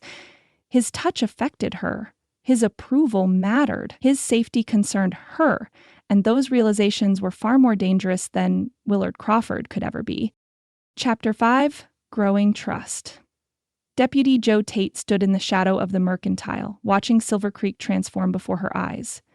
In the weeks since she'd pinned on the badge, she'd come to know the dusty streets and weathered buildings as well as she once knew the paths around her family's homestead. But today, the town was barely recognizable. Colorful bunting draped from rooftops, lanterns hung on wires stretched across the main street. Trestle tables lined the newly swept boardwalks, laden with pies, cakes, and other offerings from the women of Silver Creek. Children darted between adults, their usual restraint abandoned in the excitement of the spring festival. "Quite a sight, isn't it?" Sheriff Barnes appeared beside her, looking unusually formal in a clean black coat and string tie. His customary stubble had been shaved clean, revealing a strong jawline that Jo found herself noticing with unwelcome awareness. "It's festive?" she managed, tugging at the stiff collar of her own good shirt, a recent purchase Eli had insisted upon for the occasion. "Do I really need to attend this dance? I could patrol the outskirts instead. Every important person in town will be there," Eli reminded her, his voice low enough that passers-by couldn't hear. "Perfect opportunity to observe who speaks with whom, who avoids certain people. Information gathering, Deputy." Jo sighed, knowing he was right. A week of riding beside Eli had taught her more about law enforcement than 3 months with the gang had taught her about breaking laws. It wasn't just about maintaining order, It was about understanding the complex web of relationships and rivalries that defined the town. Besides, Eli added with a hint of amusement, your absence would be conspicuous. People would talk. They already talk, Joe muttered. Martha Henderson's suspicious scrutiny hadn't abated, and Deputy Marshal continued to watch her with barely concealed hostility. Speaking of talk, Eli said, guiding her into the empty sheriff's office with a hand at her elbow, we need to discuss your conduct at the dance. Joe raised an eyebrow. My conduct? How to act like a proper gentleman. Eli closed the door, ensuring privacy. You do well enough day to day, but a social gathering is different. You'll be expected to dance, make conversation, behave with certain courtesies toward the ladies. The thought of dancing with the young women of Silver Creek sent a flash of panic through Joe. It was one thing to maintain her disguise during daily duties, quite another to engage in such close contact. I don't dance, she stated flatly. Everyone dances at the spring festival, Eli countered. A young man refusing would draw exactly the kind of attention we don't want. Joe folded her arms stubbornly. I'll say I have a bad leg. And when the Miller twins, who've been eyeing Deputy Tate all week, burst into tears at the rejection, Eli shook his head.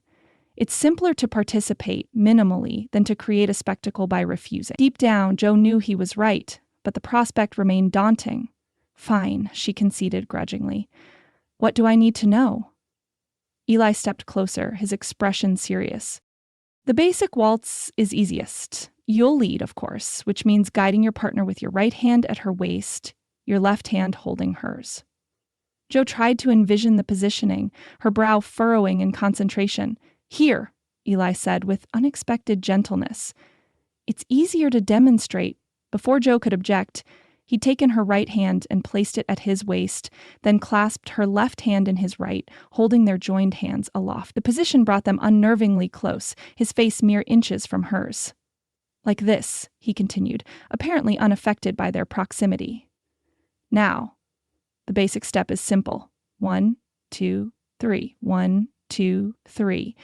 He began to move, guiding her in a small circle around the office.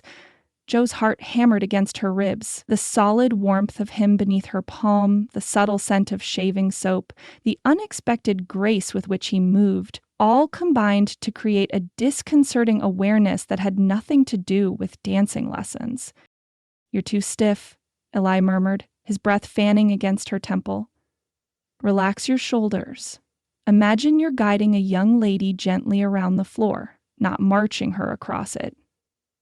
Joe tried to focus on his instructions, rather than the warmth of his hand engulfing hers, or the firm muscles beneath her palm. She'd never stood this close to him before. To any man, with deliberate purpose and sustained contact. Better, he approved as she managed a smoother sequence of steps. You have a natural sense of rhythm. Joe forced herself to meet his eyes, determined to maintain the detached professionalism he displayed. What she found instead sent a jolt through her. Beneath his composed expression, something flickered in those hazel depths, an awareness that mirrored her own, quickly masked but unmistakably present. He released her abruptly, stepping back to a more appropriate distance. You'll do fine, he said, his voice slightly rougher than before. Just remember to keep conversations light, smile occasionally, and limit each dance to one circuit of the floor if you're uncomfortable. Joe nodded, strangely bereft at the loss of contact. Anything else I should know? Eli cleared his throat, all business once more. Crawford will be there with his mining investors. Watch them, but don't be obvious about it. I want to know who they meet with. And Blackwell. The outlaw leader hadn't been seen since the failed bank robbery, though rumors placed him anywhere from Mexico to Canada. Keep your ears open, but don't ask direct questions. Eli straightened his string tie with a precision that suggested self-consciousness. Ready, deputy? Joe squared her shoulders, adjusting her hat. As I'll ever be. The Silver Creek Town Hall had been transformed for the evening's festivities. Lanterns cast a warm glow over the polished wooden floor, while wildflowers arranged in mason jars adorned every available surface. A small group of musicians, 2 fiddlers, a guitar player, and an elderly man with a harmonica, provided lively tunes from a corner platform. Nearly every resident of Silver Creek and the surrounding area seemed to be in attendance. Women in their best dresses formed colorful clusters around the refreshment tables, while men gathered in small groups, passing flasks and discussing crops, cattle, and mining prospects. Joe stood awkwardly near the entrance, surveying the room with the careful observation Eli had taught her. Mayor Whitfield and his wife held court near the musicians, accepting greetings from a steady stream of well-wishers. The banker, Mr. Hargrove, conversed intently with three well-dressed strangers. Crawford's investors, presumably. In the far corner, Deputy Marshal watched the proceedings with a sour expression, occasionally sipping from a small flask. "Quite a turnout," Eli commented, appearing at Joe's side. He nodded discreetly toward a tall, elegantly dressed man, entering with two companions. "Crawford just arrived. The man to his left is James Putnam, railroad investor from Denver. Don't know the other one." Joe noted the information, studying Crawford with carefully concealed interest. Even in a room filled with people in their Sunday best, the mine owner stood out, his expensive suit and gold watch chain broadcasting his wealth and status. "Mr. Crawford seems to favor connections to transportation," Joe observed. "First the mine, now the railroad." "A man who controls how goods move can control their price," Eli replied. "Crawford thinks big." Before Joe could respond, a titter of feminine laughter drew her attention. Three young women stood nearby, casting not-so-subtle glances in her direction. The tallest, a pretty blonde in a pink dress, whispered something to her companions that caused another burst of giggles. Joe felt heat creep up her neck. "I think I'm being noticed?" Eli's lips twitched with suppressed amusement. "Miss Abigail Miller and her friends have been speculating about the handsome new deputy all week." His voice dropped to a teasing murmur. "Better prepare yourself, deputy. I believe you're about to be pursued." As if on cue, the blonde separated from her friends and approached, her pink skirts swishing with each deliberate step. Joe shot Eli a desperate glance, but he merely stepped back, eyes dancing with barely concealed mirth. "Deputy Tate," Miss Miller greeted, her voice sweet as honey. "I don't believe we've been properly introduced. I'm Abigail Miller." Joe managed an awkward bow, remembering Eli's instructions about gentlemanly behavior. "Pleasure to meet you, Miss Miller." "Everyone's talking about how brave you were during the bank robbery," she continued, gazing up at Joe with undisguised admiration. "Father says you're a credit to the sheriff's office." "Just doing my duty, ma'am," Joe mumbled, intensely aware of Eli watching the exchange. The musicians struck up a waltz, and Miss Miller's expression turned expectant. Joe realized with a sinking feeling what was coming next. "Would you care to dance, Miss Miller?" The words emerged, stiff and formal. The young woman's face lit up with delight. "I'd be honored, deputy." With a sense of impending disaster, Joe led her to the dance floor. Placing her hand at Miss Miller's waist felt entirely different from the practice session with Eli. Awkward rather than disconcerting, stilted rather than stirring. She focused intently on the steps, counting silently as they moved among the other couples. "You're very mysterious, Deputy Tate," Miss Miller said coyly. "Sheriff Barnes says you're from up north, but he's been quite vague about the details." Joe maintained a neutral expression, remembering Eli's warning about curious townsfolk. "Not much to tell, Miss Miller. Led a quiet life until recently." "I find that hard to believe." Miss Miller's fingers tightened slightly on Joe's shoulder. "A man with your qualities must have left some broken hearts behind." The direct flirtation caught Joe off guard. That is, I've been too focused on my work for such matters." Miss Miller looked delighted at this response. A dedicated lawman, how admirable. Joe caught sight of Eli over Miss Miller's shoulder. He was leading the mayor's daughter in a graceful circuit of the floor, moving with the natural confidence Joe had glimpsed during their practice. He caught Joe's eye briefly, the corners of his mouth lifting in what might have been encouragement or amusement. The dance mercifully ended before Joe could further embarrass herself. She escorted Miss Miller back to her friends, only to be immediately approached by another young woman, this one in a yellow dress with matching ribbon in her dark curls. "Deputy Tate, I'm Clara Winters." She introduced herself with a pretty curtsy. "Would you do me the honor?" And so it continued. By the third dance, Joe had developed a system: minimal conversation, a single circuit of the floor, and a polite but firm retreat. Her newfound popularity among the town's eligible young women didn't go unnoticed. Several mothers watched with calculating eyes, while the young men shot envious or resentful glances in Joe's direction. During a brief respite, she found herself near the refreshment table, gratefully accepting a cup of punch from Harold Winters. "Quite popular with the ladies, deputy," the hardware store owner observed with a chuckle. "Better be careful or you'll find yourself cornered into a proposal before summer's end." Joe nearly choked on her punch. "No danger of that, Mr. Winters. I'm not the marrying kind." "That's what they all say," Harold replied sagely. "Then the right girl comes along and—" He made a lassoing motion with his hand. "Caught forever and happy about it." The thought was so absurd. Joe Tate, former outlaw, current fraud, marrying one of Silver Creek's proper young ladies, that Joe couldn't help but laugh. The sound emerged more naturally than she'd expected, drawing a surprised glance from Eli, who stood conversing with Mayor Whitfield nearby. "Something amusing, deputy?" Eli asked, approaching with measured steps. "Just discussing the, matrimonial dangers facing a young deputy," Harold explained with another hearty laugh. "These girls are on the hunt tonight." Indeed, Eli's eyes met Joe's, a silent question in their depths. "Perhaps my deputy could use some air. It's rather warm in here." Recognizing the offered escape, Joe nodded gratefully.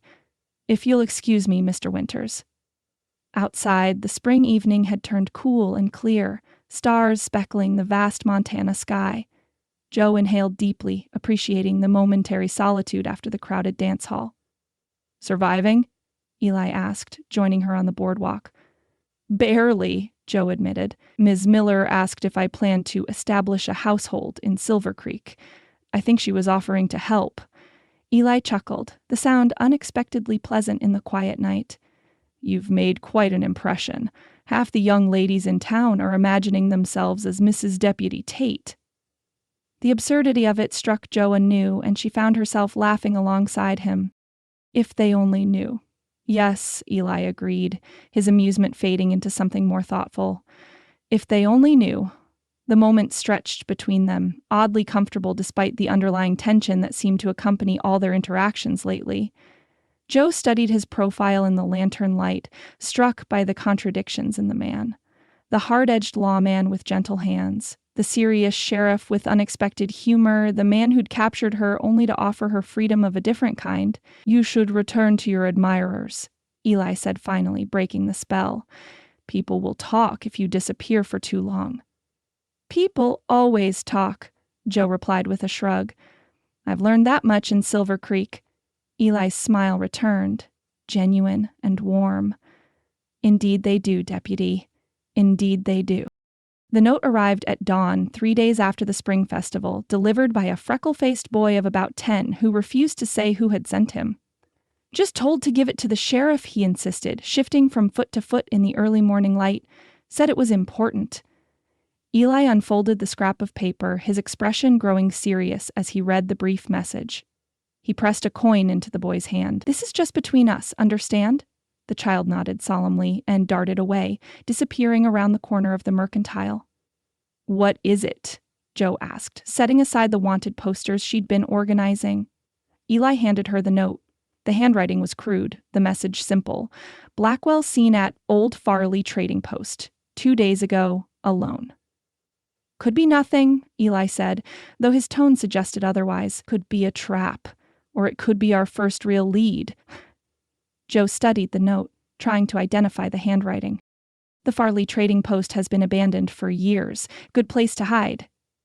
It's also remote, difficult to approach without being seen." Eli's brow furrowed in thought. "If Blackwell is there, he'd have plenty of warning before we arrived." "Unless we approach from the north through the Pine Ridge," Joe suggested. "It's rough terrain, but I know a trail that would bring us within a 1/4 mile without exposure." Eli raised an eyebrow. "The gang used it?" Joe nodded. "Once, when transporting goods from Fort Bennett." She didn't elaborate on the nature of those goods. Stolen army rifles destined for resale to hunters in the Dakotas. How long to ride there? 3 hours at a steady pace, less if we push the horses. Eli considered this, then made his decision. We leave in 30 minutes, pack provisions for a day, tell no one where we're going. Joe blinked at the abruptness. What about your deputies? Marshall's on jail duty. Peterson and Williams are escorting the prisoners to the county seat for trial. Eli was already checking his revolver with practiced efficiency. If anyone asks, we're patrolling the north boundary. 30 minutes later, they rode out of Silver Creek, just as the town began to stir. The spring morning was cool but promised heat later, the sky a clear, endless blue that spoke of fair weather. Under different circumstances, Joe might have enjoyed the ride, the rhythmic creak of saddle leather, the occasional call of meadow larks, the sweet scent of wildflowers blooming across the rolling hills. But today, her mind focused on what might await them at the abandoned trading post. Blackwell was cunning, dangerous. If he truly was alone, there must be a reason, and Joe doubted it was a pleasant one. They rode mostly in silence, Eli occasionally asking about landmarks or the condition of the trail ahead. Joe found herself watching him when he wasn't looking. The confident way he sat his horse, the alertness in his posture, the competent hands that handled reins and rifle with equal skill. Despite her initial distrust, she'd come to respect his abilities as a lawman. Whether she trusted him as a man was a more complicated question. There, Joe said finally, pointing to a distant ridge covered in lodgepole pines. We'll leave the horses in that stand of trees and approach on foot. The trading post is just beyond the ridge. Eli nodded, following her lead without question. A small gesture of trust that wasn't lost on Joe. They secured their horses in a sheltered hollow, then continued on foot, moving cautiously through the underbrush. The old Farley trading post came into view as they crested the ridge. A weathered log structure with a sagging porch and collapsing storage shed beside it. No smoke rose from the stone chimney, no horses were visible in the crude corral. The place had an abandoned air that made Joe doubt their information. See anything? Eli whispered, crouched beside her in the cover of a juniper thicket. Joe shook her head. No movement. No horses. If he was here, he's gone now.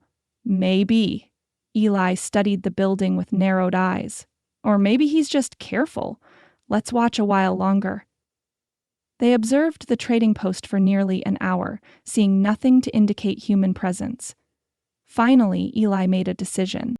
I'll approach from the front. You circle around and cover the back. If anyone's inside, we'll have them in a crossfire. Joe nodded, appreciating that he treated her as a capable partner rather than a subordinate. They separated, Joe moving silently through the trees toward the rear of the structure, while Eli worked his way down the slope toward the front entrance. The back door of the trading post hung askew on broken hinges. Joe pressed her back against the rough logs beside it, listening intently for any sound from within. Nothing but the soft whisper of wind through the pine needles overhead. Drawing her father's Colt, she peered carefully around the doorframe. The interior was dim, dust motes dancing in the thin shafts of light that penetrated through gaps in the roof. Old shelving units stood empty along the walls, and a heavy wooden counter bisected the main room. No sign of recent habitation was immediately visible. She heard Eli enter through the front, his footsteps deliberately heavy to announce his presence. Clear? He called softly. Joe stepped inside, holstering her weapon as her eyes adjusted to the dimness. No one's been here for weeks, she assessed, noting the undisturbed layer of dust on the floorboards. Not inside, maybe, Eli agreed, but someone's been around recently. He pointed to faint boot prints visible in the dust near the counter. And look at this. He indicated the stone fireplace, where traces of ash suggested a recent small fire. Kneeling, he sifted carefully through the remains. Still warm underneath, he reported. Within the last day or two. Joe moved to the counter, examining it for any signs of disturbance. A faint scratching caught her eye. Initials carved into the wood, recent enough that the exposed wood hadn't yet darkened.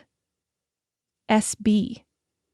Eli, she called, using his first name without thinking. Look. He joined her, tracing the carved letters with his fingertip. Silas Blackwell. He was here all right, wanted us to know it too. But why? Joe frowned, scanning the room again. Why leave a sign but no message? Maybe the message is elsewhere. Eli began a methodical search of the trading post, checking behind the empty shelves and under the loose floorboards. Joe followed his example, exploring the small back room that had once served as the trader's living quarters. A broken cot frame stood in one corner and a three-legged table listed drunkenly in another. Nothing to suggest Blackwell's purpose in coming here. She was about to rejoin Ely when a flash of white caught her eye, a scrap of paper wedged between the wall logs near the floor. Crouching, she worked it free carefully. The paper was charred around the edges, as if someone had attempted to burn it, but this piece had escaped the flames. Even before she could make out the words, the handwriting made her breath catch. The elegant script was unmistakable, her mother's hand. "Eli," she called, her voice unsteady. "I found something." He appeared in the doorway, instantly alert to the change in her tone. "What is it?" Joe handed him the charred fragment, her fingers trembling slightly. "This is my mother's handwriting." Eli examined the paper carefully. Only a portion of text remained legible. "Must warn Thomas about Crawford's intentions regarding the stream. The contamination is deliberate, not accidental as claimed, if the assay results become public." The rest had been burned away. "This was from my home," Joe said, certainty growing with each word. "From my mother's desk. It has to have been taken before the fire." Eli looked up, meeting her eyes with an intensity that matched her own. "You're sure?" "Positive. I'd know her handwriting anywhere." Joe took the fragment back, staring at it as if it might reveal more secrets.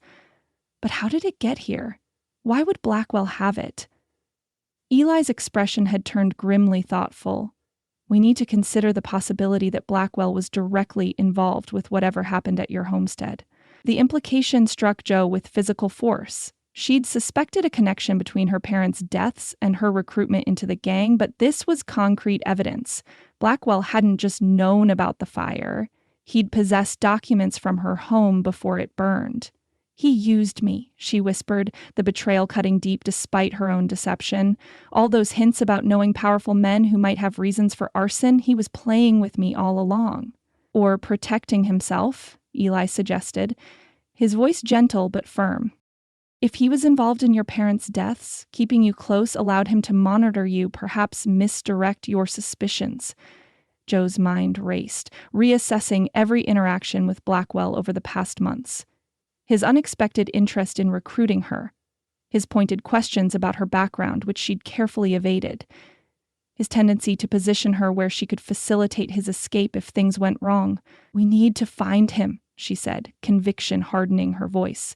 "He has answers I need." "We will," Eli promised, placing a steadying hand on her shoulder. "But carefully. This," he tapped the charred paper, "suggests something bigger than we initially thought. Crawford's name, contamination, assay results. Your mother was documenting something significant." Joe looked up at him, startled by the implication. "You think Crawford was involved too?" "I think," Eli said carefully, "that we need more information before making accusations. But yes, Crawford's involvement seems increasingly likely." The hand on her shoulder squeezed gently, then fell away. Joe felt its absence like a physical loss, which disturbed her almost as much as their discovery. "We should get back to town," Eli decided, tucking the fragment carefully into his vest pocket. "This trading post is too exposed for a prolonged investigation." They made one final sweep of the building, finding nothing else of significance, then retraced their steps to where they'd left the horses. As they mounted, Joe cast a final glance at the weathered structure behind them. "He left it deliberately," she said with sudden certainty. "Blackwell wanted us to find that paper." "Agreed," Ellie replied, adjusting his hat against the midday sun. "The question is why?" "A message," Joe suggested. "Or a warning. Or bait," Eli added grimly. "Don't forget, Blackwell knows who you really are. This could be his way of drawing you out, making you careless." Joe considered this as they rode, the possibility settling uncomfortably in her mind. Blackwell was manipulative, strategic. Every move served a purpose in his complex game. "What would you have done?" she asked suddenly. "If you'd found that paper alone, without me present?" Eli gave her a long, considering look. I'd have shown it to you. Partners don't keep evidence from each other. The simple statement, delivered without hesitation, caught Joe off guard. Partners. When had they shifted from captor and captive, sheriff and criminal, to something approaching equals? Thank you, she said quietly, for believing me about the fire. Not many would have. Eli's expression softened almost imperceptibly. Your father was an honest man. I see that same quality in you despite your unorthodox choices. The compliment warmed Joe more than it should have. As they rode back toward Silver Creek, the charred fragment of her mother's letter secure in Eli's pocket, she found herself contemplating how much had changed in so short a time. A week ago, she'd regarded Sheriff Eli Barnes as a means to an end, a necessary alliance to further her quest for justice. Now, watching him ride beside her, steady and resolute, she realized with unsettling clarity that he'd become something more. A partner. Perhaps even a friend. And that unexpected bond was both a comfort and a complication she hadn't anticipated. They'd barely covered half the distance back to Silver Creek when the storm descended with startling ferocity. What had begun as distant rumbles of thunder quickly transformed into a sky black as coal dust, split by jagged lightning that made their horses skitter nervously. "We need shelter!" Eli shouted over the rising wind, scanning the darkening landscape. "Storm like this could last for hours." Joe nodded, rain already beginning to pelt down in cold, sharp droplets that stung her cheeks. "There's a trapper's cabin 2 miles east near the creek bend. Used it once with..." She caught herself. It should still be standing. Eli didn't question her knowledge of an obscure shelter in these remote hills, merely nodded and followed as she veered their course eastward. The rain intensified with each passing minute, quickly soaking through their clothing despite their long coats. Lightning cracked overhead, close enough that Joe felt the hairs on her arms stand on end beneath her sodden sleeves. By the time the small cabin came into view, a crude but solid structure nestled against a rocky outcropping, they were both drenched to the skin. They dismounted hastily, leading the nervous horses to a lean-to attached to the cabin's western wall. It wasn't much, but it would keep the animals from the worst of the deluge. "Sturdy enough," Eli assessed, raising his voice above the hammering rain as they secured the horses. "Trapper must have wintered here." Joe nodded, remembering the night she'd spent here with Blackwell's gang during her first month with them. The irony wasn't lost on her. Seeking the same shelter now with the law she'd been running from then. They made a dash for the cabin door, Eli shouldering it open against the swollen wood. The interior was dim and musty, but blessedly dry. A small stone fireplace dominated one wall, while rough-hewn furnishings, a crude table, a bench, and a narrow cot occupied the remaining space. Dust covered everything, but the roof appeared sound, with only a few minor leaks dripping steadily into strategically placed tin cups left by previous occupants. "Someone's been here recently," Eli observed, noting the modest stack of split firewood beside the hearth. "Lucky for us." Joe wrung water from her coat sleeve, teeth beginning to chatter. "Tea trappers use this place communally. Unspoken rule to leave it better than you found it." Eli went to work immediately, expertly arranging kindling and wood in the fireplace. His hands moved with practiced efficiency, striking a match from a tin he kept in an inner pocket of his coat. The flame caught quickly, illuminating his face in a warm glow that emphasized the strong line of his jaw, the focused intensity of his eyes.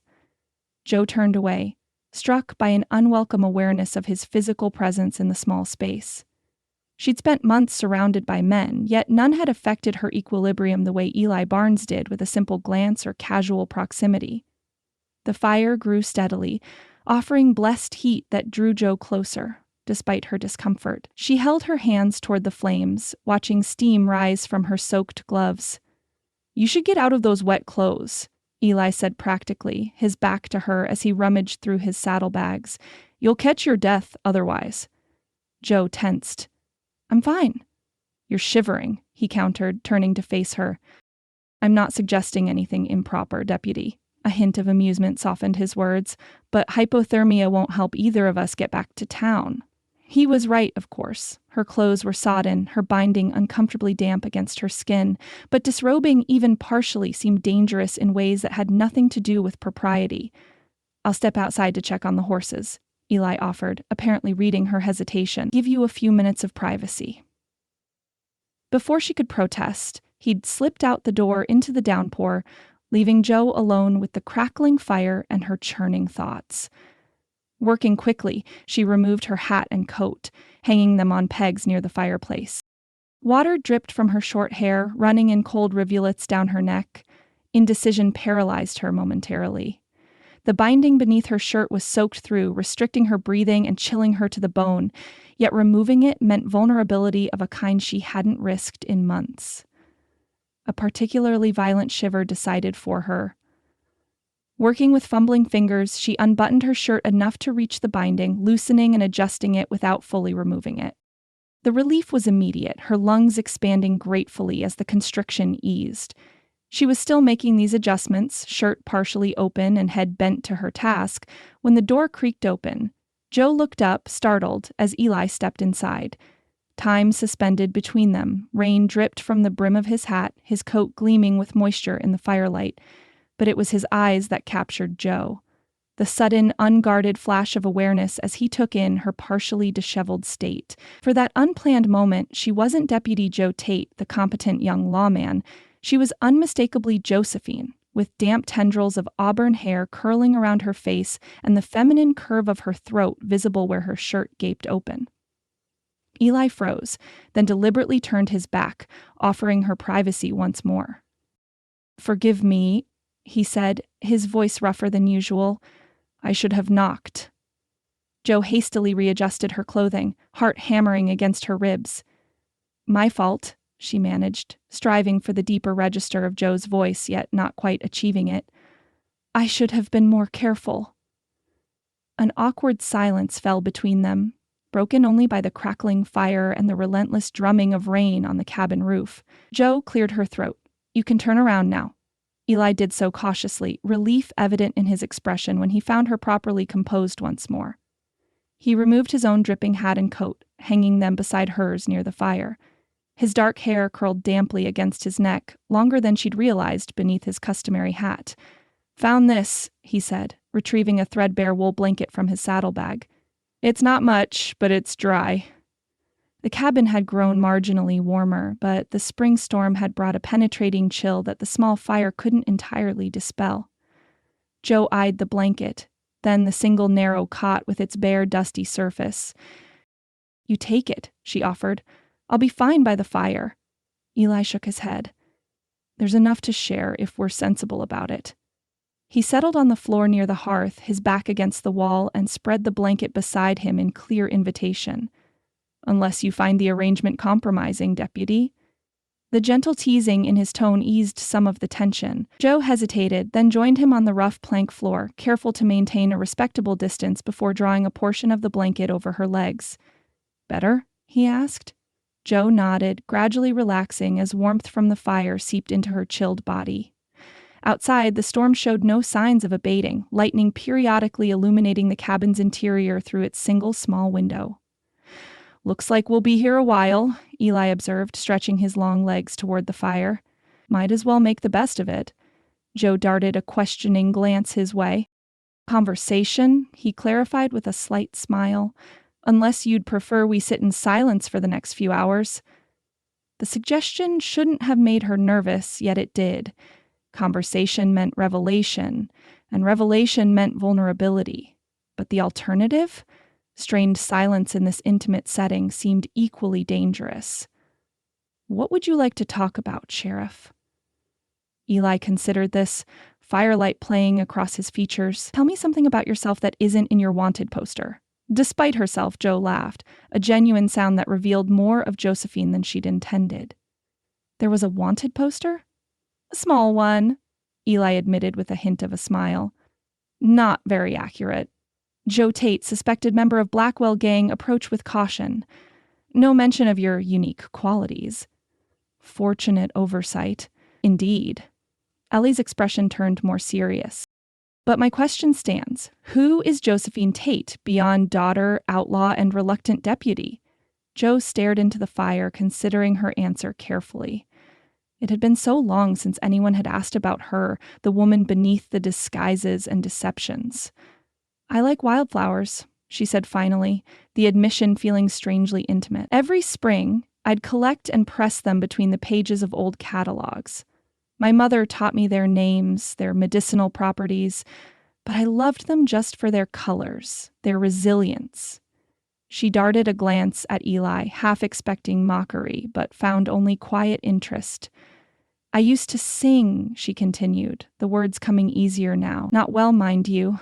My father said I could frighten coyotes at 50 paces, but when I was alone tending the garden or riding the north pasture, I'd sing anything I knew, hymns, folk songs, nonsense I made up. She smiled at the memory. It's been a long time since I've done that. What else? Eli prompted softly. Joe shrugged, suddenly self-conscious. Not much to tell. I can bake a decent apple pie, can't stand the smell of tobacco, and have a terrible fear of snakes that my father never managed to cure me of. Eli chuckled, the sound warming the space between them. Hard to imagine you facing down Blackwell's gang without flinching, but trembling at a garden snake, not all fears make sense, Joe countered, pulling the blanket higher as a shiver that had nothing to do with cold passed through her. Your turn, Sheriff, fair's fair. Eli appeared thoughtful, as if choosing his words with care. I wanted to be a doctor once, he revealed. Had books, studied anatomy whenever I could. My father put an end to that notion, said Barnes. Men served in uniform, not sick rooms. The admission surprised Joe. She'd never considered what Eli might have been before he pinned on a star. Do you regret it, not becoming a doctor? Sometimes, he acknowledged. Though what I do now isn't so different in purpose. Protecting people, serving the community, just with different tools. He shifted, his shoulder nearly touching hers under the shared blanket. I still read medical texts when I can get them. Sheriff Peterson thinks I'm peculiar for it. It's not peculiar to want to understand how things work, Joe said, how to mend what's broken. Their eyes met briefly in the firelight, an unexpected moment of understanding passing between them. What else should I know about the man behind the badge? Joe asked, steering them back to safer ground. Eli smiled slightly. I can't carry a tune either, prefer coffee to whiskey, and have broken the same finger 3 times. He held up his left hand, displaying a slightly crooked middle finger. First time falling from a horse at 8, second time in a fight at 16, third time arresting a drunk miner my first month as a deputy. Joe found herself studying his hands, strong and capable, with calluses that spoke of hard work rather than privilege, hands that had captured her, then offered her a chance at redemption, hands that had shown surprising gentleness when teaching her to shoot, to dance. Lightning flashed, followed almost immediately by a deafening crack of thunder that made Joe start. Without thinking, she shifted closer to Eli, their shoulders now touching beneath the blanket. Neither acknowledged the contact, though Joe felt the solid warmth of him with acute awareness. Do you ever regret it? Eli asked after a moment of companionable silence. Taking on this disguise, joining Blackwell's gang? Joe considered the question seriously. The gang, yes. I was naive to think they'd lead me to the truth without extracting a price I wasn't prepared to pay. She paused, weighing her next words carefully. The disguise? That's more complicated. How so? There's a freedom in being Joe, she admitted, voicing thoughts she'd barely acknowledged to herself. No one questions where I go, what I do. No one expects me to be delicate or proper or marriageable. She twisted a loose thread from the blanket between her fingers. Sometimes I wake up and forget, just for a moment, that it's not real, that I'm playing a part. The confession hung between them, more revealing than she'd intended. Joe tensed, expecting judgment or perhaps pity. Instead, Eli's voice came soft and low beside her. I never forget. Joe turned to find him watching her, his expression holding something complex she couldn't quite define. Never forget what? She asked, though some part of her already knew the answer. That you're a woman, he said simply. No matter how convincing your disguise, how perfect your performance as Deputy Tate, I see you, Josephine. I always do. The words struck her with physical force, stealing her breath. No one had truly seen her, the real her, beneath the layers of deception and necessity, in so long. Perhaps not since her parents' deaths.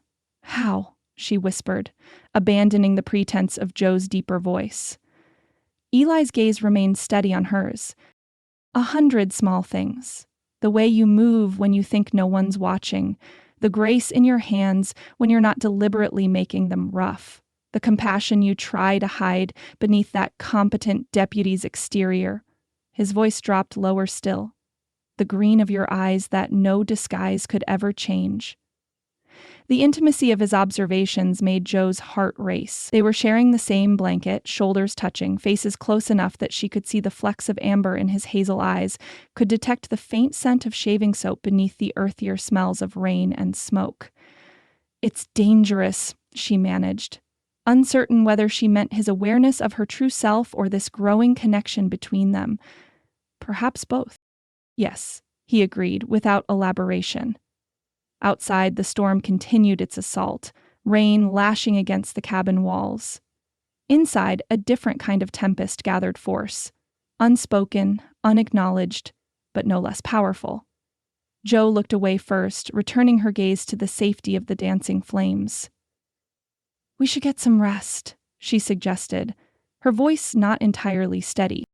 "The storm might break by morning." Eli didn't immediately respond, and when he did, his usual composure had returned. "You take the cot. I'll stay by the fire." "The cot's too short for you," Joe objected practically, "and probably crawling with vermin besides." A smile touched his lips. "Concern for my comfort, deputy?" "Concern for your effectiveness if you can't walk tomorrow from sleeping cramped on the floor?" she countered, summoning Joe Tate's practicality to mask Josephine's confusion. "We'll both stay by the fire, then," Eli conceded. "It's warmer here, anyway." They repositioned themselves as best they could, backs against the rough wall, the blankets stretched over both their legs. The arrangement was far from comfortable, but the warmth of the fire and their shared proximity made it tolerable.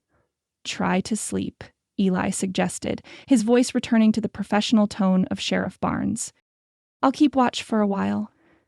Joe nodded, suddenly exhausted from the day's revelations and the emotional strain of their conversation. Despite her intention to stay alert, the rhythmic sound of rain and the steady presence beside her gradually lulled her towards sleep.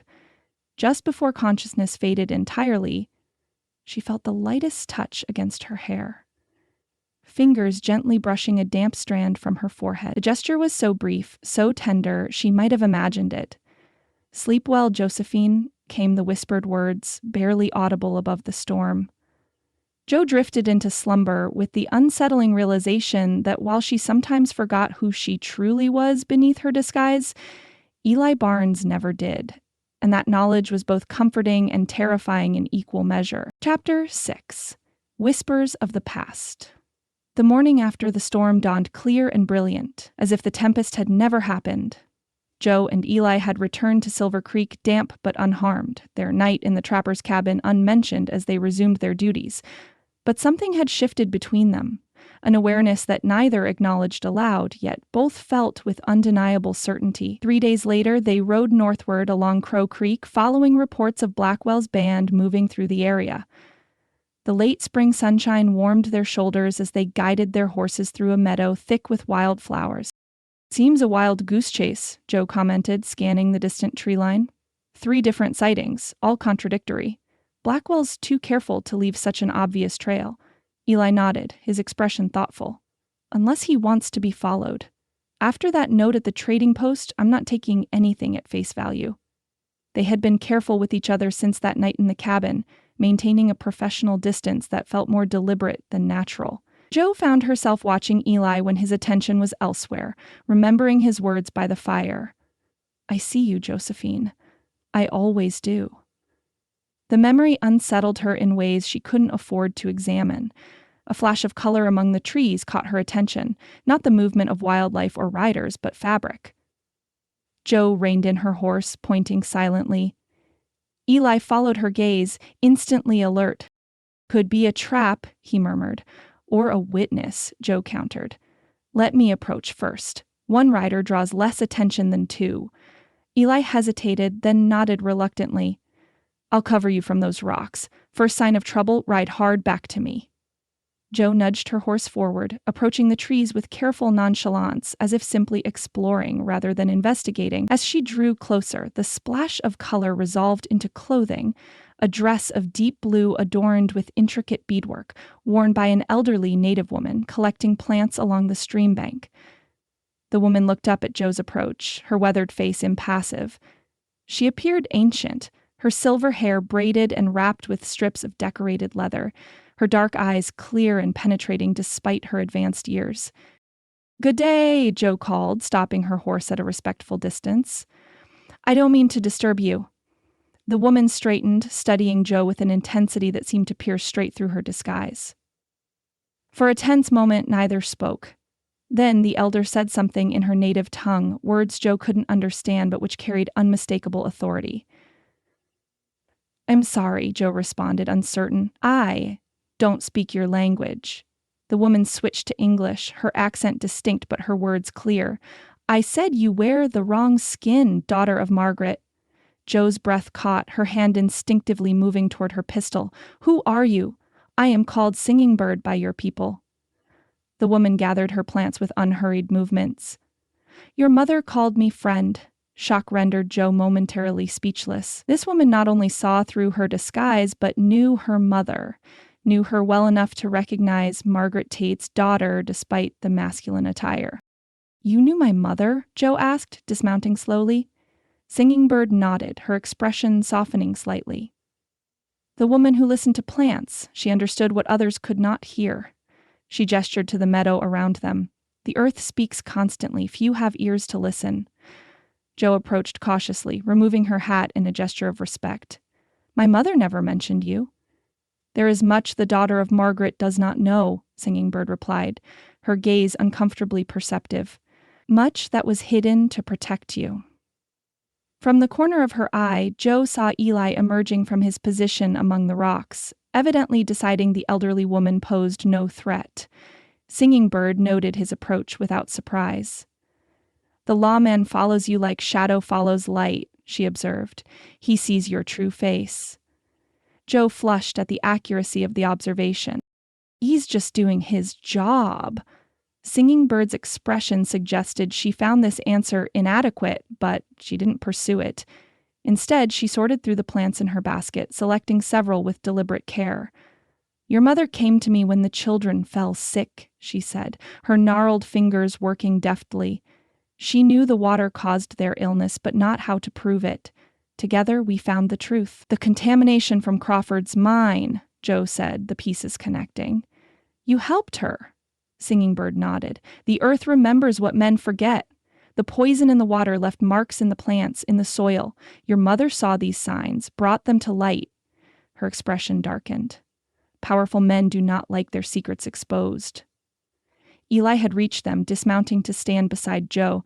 He removed his hat, addressing Singing Bird with evident respect. "You're a long way from your people's land, grandmother." "The plants I need grow here," she replied simply. "And I wish to see Margaret's daughter with my own eyes." Her penetrating gaze returned to Joe. "You have her gift and her burden." "I don't understand," Joe admitted. "What gift?" "To see what others cannot, to hear the whispers of things that cannot speak." Singing Bird reached into her basket, withdrawing a small leather pouch adorned with beadwork similar to her dress. "Your mother would want you to have this." Joe accepted the offering with uncertain hands. "What is it?" "Medicines for when they are needed most." Singing Bird's voice lowered, taking on a rhythmic quality like distant thunder. "When the earth shakes and darkness comes, this brings light." The cryptic statement sent a chill down Joe's spine, despite the warm day. It echoed the strange notations in her mother's journal. Prophetic. Warning. "The serpent swallows its tail," Joe murmured, recalling one such entry. Singing Bird's eyes sharpened. "You have her words, her journal. But some entries make no sense. They're unlike her usual writing." The elder nodded as if this confirmed something important. "When truth is dangerous, it must be hidden in plain sight. Remember this, daughter of Margaret. What seems like ending may be beginning. The circle always completes." With these enigmatic words, Singing Bird gathered her basket and turned away, moving with surprising grace for one of her years. Jo took a step after her. "Wait, please, I have so many questions." The woman paused, glancing back over her shoulder. "Questions find their answers in time, not in haste. We will speak again when the moon is full." She continued walking, disappearing among the trees with unsettling swiftness. Jo stared after her, the leather pouch heavy in her hand. That was unusual, to say the least, Eli agreed, his expression troubled. "How did she know who you were, your real identity?" "I don't know." Jo opened the pouch carefully, revealing a collection of dried herbs and roots, precisely bundled and arranged. The scent was familiar, reminiscent of her mother's workroom in their homestead. "She said she knew my mother during the contamination incident." Eli's eyes narrowed thoughtfully. "There are stories about Singing Bird among the settlers. They say she has the sight, knows things she shouldn't, appears where she's least expected." "You believe that?" Jo asked, securing the pouch inside her vest next to her mother's journal. "I believe she recognized you despite a disguise that's fooled hardened criminals for months," Eli replied pragmatically. "And I believe we should pay attention to what she said about your mother." Jo nodded, her mind churning with questions as they mounted their horses to continue their patrol, the search for Blackwell temporarily forgotten in light of this unexpected connection to her mother's past. "Your mother was quite remarkable, by all accounts," Eli said as they rode homeward, the afternoon sun slanting golden across the landscape. "Not many women would have had the courage to challenge Crawford publicly." Jo glanced at him, curious. "You seem to know a lot about it." "It was quite the scandal 5 years ago. News traveled, even to Fort Collins, where I was stationed." Eli adjusted his hat against the glare. "A dozen children fell ill after drinking from Serpent Creek, which runs past Crawford's mine before reaching several homesteads." "Including ours," Jo added. "I remember the illness, high fevers, stomach pains. My mother treated several of the children at our home." Eli nodded. "Crawford insisted it was natural, some kind of fever or food poisoning, but your mother suspected otherwise. She collected water samples, plants from the stream bed, even soil from the banks. And Singing Bird helped her interpret what she found," Jo realized, pieces of her childhood memories falling into place. "I remember her taking those samples to town, coming home angry after speaking with the county doctor." "He dismissed her concerns, at Crawford's urging," Eli confirmed. "That's when some in town began whispering about witchcraft, a woman with unnatural knowledge of plants and illness, making accusations against the most powerful man in the county." Jo's hands tightened on the reins. "That's absurd. My mother was educated, scientific in her approach." "Education in a woman makes some men nervous," Eli said dryly, "especially when it threatens their interests. Crawford used those whispers to discredit her claims." "But she was proven right," Jo insisted, remembering the vindication her mother had eventually received. "Yes, but only after your father became involved. Thomas Tate had connections from his army days, an officer who'd become a government assayer. He arranged for official testing of the water." Eli's expression grew solemn. "The results were damning. Crawford's mine was leaching arsenic and other toxins into the stream." Jo remembered the aftermath. Crawford forced to implement costly containment measures, her parents ostracized by those who'd sided with the mine owner. Crawford never forgave them for the expense and embarrassment. "Or for proving him negligent and dishonest," Eli added. "He had to pay compensation to the affected families, install filtration systems, modify his operations. It cost him thousands and tarnished his reputation in business circles." They rode in silence for a moment, Jo absorbing the implications. "You think this might be why," she couldn't finish the sentence, "why someone might have wanted your parents' silence permanently." Eli's voice was gentle but direct. "It's certainly a stronger motive than most I've encountered." "But 5 years had passed," Jo objected. "Why wait so long? Perhaps something changed. Maybe your parents discovered new evidence of wrongdoing." Eli guided his horse around a fallen log. "The fragment we found mentioned assay results. Could your mother have been investigating the mine again?" Jo tried to recall the months before the fire. Had her mother been collecting samples again? Making notes about the stream? Nothing specific came to mind, but she had been preoccupied with her own concerns at 19, helping with the homestead, occasionally traveling to the county seat for supplies and social gatherings. I don't know, she admitted. If she was, she didn't tell me. To protect you, perhaps, Eli suggested, as Singing Bird implied. The possibility sat heavily in Joe's chest. Had her parents been killed because they'd uncovered something dangerous? Something that threatened Crawford's interests once again? The charred fragment of her mother's letter certainly suggested as much. We need more evidence, Joe said firmly. Something concrete linking Crawford to the fire to Blackwell? Agreed. Eli's expression turned cautious. But we need to proceed carefully. If Crawford was willing to arrange murder once...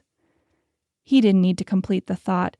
Joe understood the implication all too clearly. What about Singing Bird? She asked. She seems to know more than she's telling. Worth speaking with her again, Eli acknowledged, though finding her might prove challenging. The Crow don't typically wander alone this far from their territory. Joe touched the herb pouch through her vest. She said we'd speak again at the full moon. That's 4 nights from now. Eli's brow furrowed. Convenient timing. The judge arrives in Silver Creek that same day for the trial of Blackwell's men. The coincidence, if it was one, struck Joe as significant, though she couldn't articulate why. So much about this day felt like pieces of a puzzle slowly coming together, yet the complete picture remained frustratingly unclear. As Silver Creek came into view in the distance, Joe found herself grateful for Eli's steady presence beside her. Whatever dangers lay ahead, she no longer faced them alone. That night, sleep eluded Joe entirely. She sat on the edge of her narrow bed, reading her mother's journal by lamplight, searching for clues among the cryptic entries near the end. The leather pouch from Singing Bird lay open beside her, its contents arranged in careful order as she attempted to identify each herb and root based on her mother's teachings. Some were familiar. Yarrow for bleeding, willow bark for pain, sage for purification. Others remained mysterious, unlike anything in her mother's pharmacopoeia. What had Singing Bird meant about darkness coming, about the earth shaking?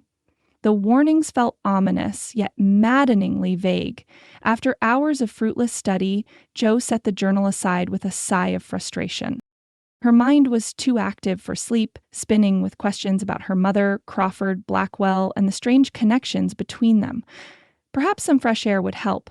She pulled on her boots and vest, tucking the journal and pouch safely inside. The jailhouse would be quiet at this hour, with only the night deputy on duty in the front office. Moving silently through the darkened hallway, Joe noticed a light still burning in the main office. Not the soft glow of a banked lamp, but the brighter illumination of someone still at work despite the late hour. Eli sat at his desk, head bent over paperwork, his face etched with concentration in the lamplight.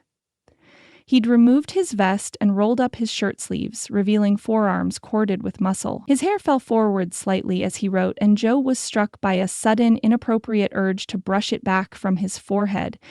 She must have made some sound, for he looked up suddenly, his expression shifting from surprise to concern as he recognized her. Joe? Is something wrong?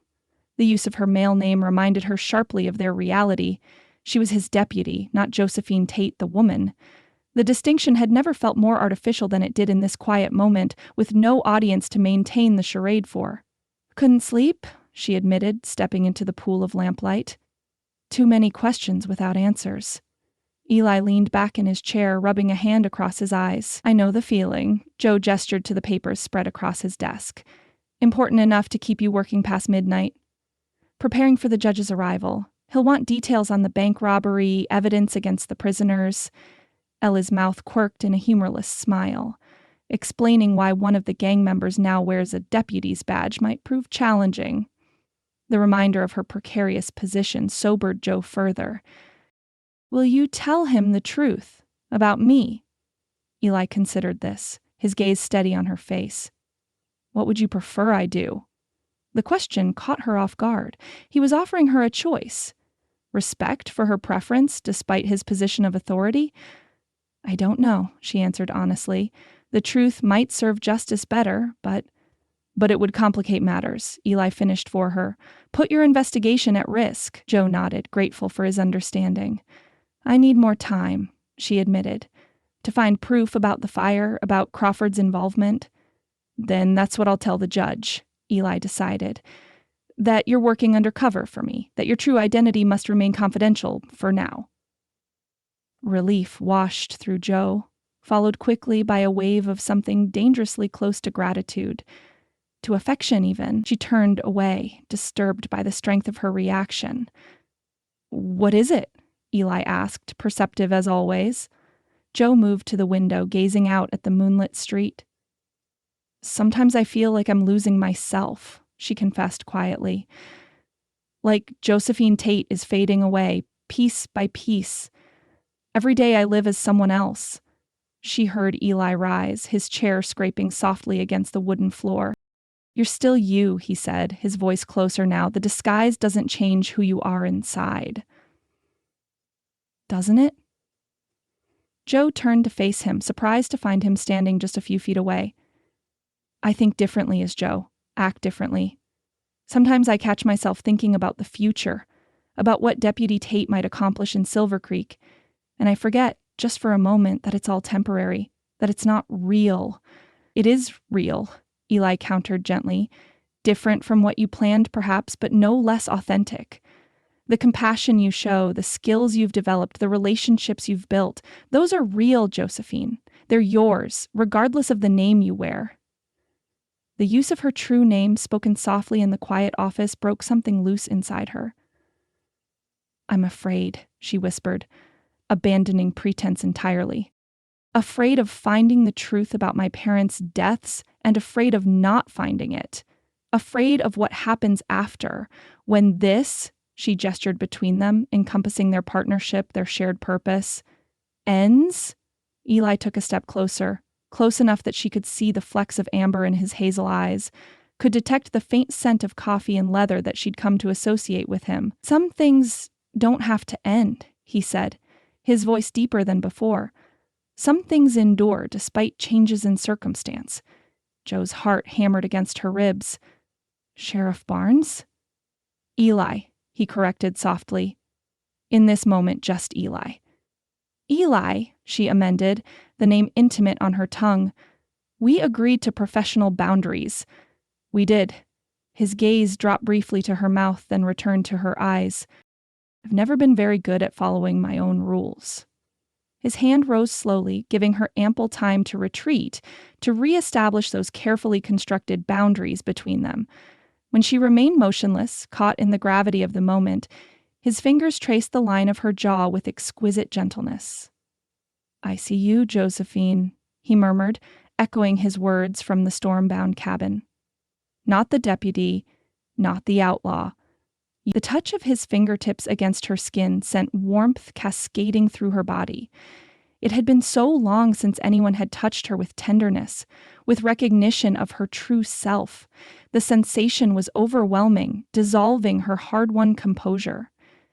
Eli, she whispered again, uncertain whether it was plea or protest. He bent his head slowly, deliberately, giving her every opportunity to pull away. When their lips finally met, the contact was feather-light, a question rather than a demand. Joe remained frozen for the space of a heartbeat, shock warring with a longing she'd refused to acknowledge.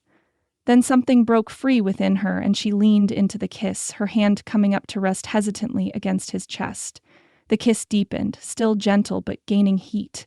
Eli's hand slid from her jaw to cup the nape of her neck, fingers threading through her short hair. Joe felt herself responding with surprising ardor, her body remembering desires long suppressed beneath her disguise and mission. It was Eli who broke the contact, drawing back slightly, though his hand remained at her neck. His breathing had quickened, his eyes darker than before. Josephine, he began, then stopped, seeming to search for words. This isn't... I shouldn't have... Reality crashed back with painful clarity. Joe stepped away, breaking the tenuous physical connection between them.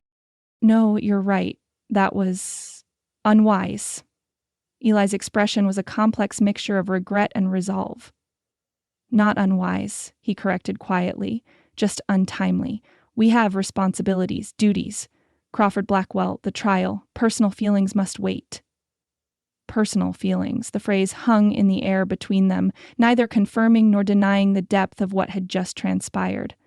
Of course, Joe agreed, retreating behind the shield of professionalism. It won't happen again, Sheriff. Eli winced slightly at her deliberate use of his title. Joe? Good night, she interrupted, unable to bear whatever he might say next, whether justification or apology. Either would be too much to process tonight. I should try to sleep. Dawn comes early. Without waiting for his response, she turned and walked steadily back to her quarters, closing the door with careful quietness before allowing her composure to crumble. She pressed trembling fingers to her lips, still warm from his kiss, her mind a chaotic tangle of confusion and yearning. For the first time since the fire that claimed her parents, Josie felt truly seen. Not as daughter, outlaw, or deputy, but as herself. The sensation was both exhilarating and terrifying. In Eli's arms, in his kiss, she had glimpsed a future beyond vengeance, beyond disguise.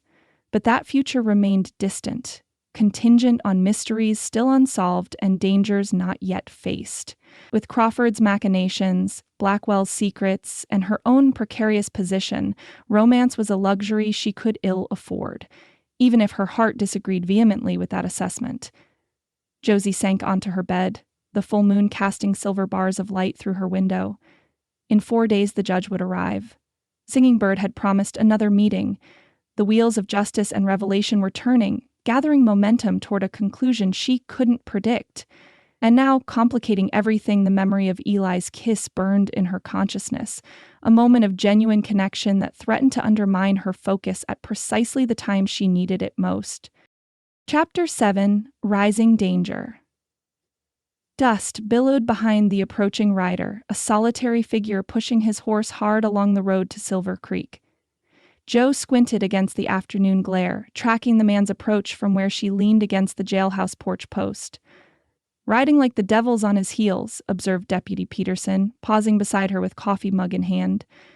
Joe nodded, something about the rider's desperate haste raising her guard. Go tell the sheriff we might have trouble coming. As Peterson ducked inside, Joe straightened, her hand instinctively brushing the revolver at her hip. The past 3 days had been unnervingly quiet. No new leads on Blackwell, no further encounters with Singing Bird, and a careful, professional distance maintained between herself and Eli since that night in his office. The memory of their kiss remained a distraction she couldn't afford, especially now, with danger approaching at a gallop. The rider reined in hard before the jailhouse, his horse lathered and blowing. The man himself was trail-worn and gaunt, with several days' growth of beard and clothes streaked with dust and sweat. Despite his disheveled appearance, Joe recognized him immediately. Miles Harker, one of Blackwell's occasional associates, a man who drifted in and out of the gang's activities as suited his purposes. More significantly, a man she'd seen at her family's homestead weeks before the fire. Joe kept her expression neutral as Harker dismounted unsteadily, his eyes darting up and down the street as if expecting pursuit. Need to see the sheriff, he gasped, clutching his saddle horn for support. Urgent business. What kind of business? Joe demanded, keeping her distance. During her time with the gang, Harker had been absent, but she'd heard enough about him to be cautious. He was known for selling information to the highest bidder, loyal to no one but himself. Before Harker could answer, the jailhouse door opened and Eli stepped onto the porch. His expression revealed nothing as he assessed the exhausted rider. Sheriff Barnes? Harker straightened, making a visible effort to compose himself. Name's Miles Harker. I've got information you'll want to hear about Silas Blackwell. Eli's gaze flickered briefly to Joe, a silent warning to be careful. Come inside, Mr. Harker. Deputy Tate, see to his horse? Joe took the reins with reluctance, not wanting to miss what Harker might say. Eli caught her arm as she passed, murmuring low, Give me 5 minutes alone with him, then join us.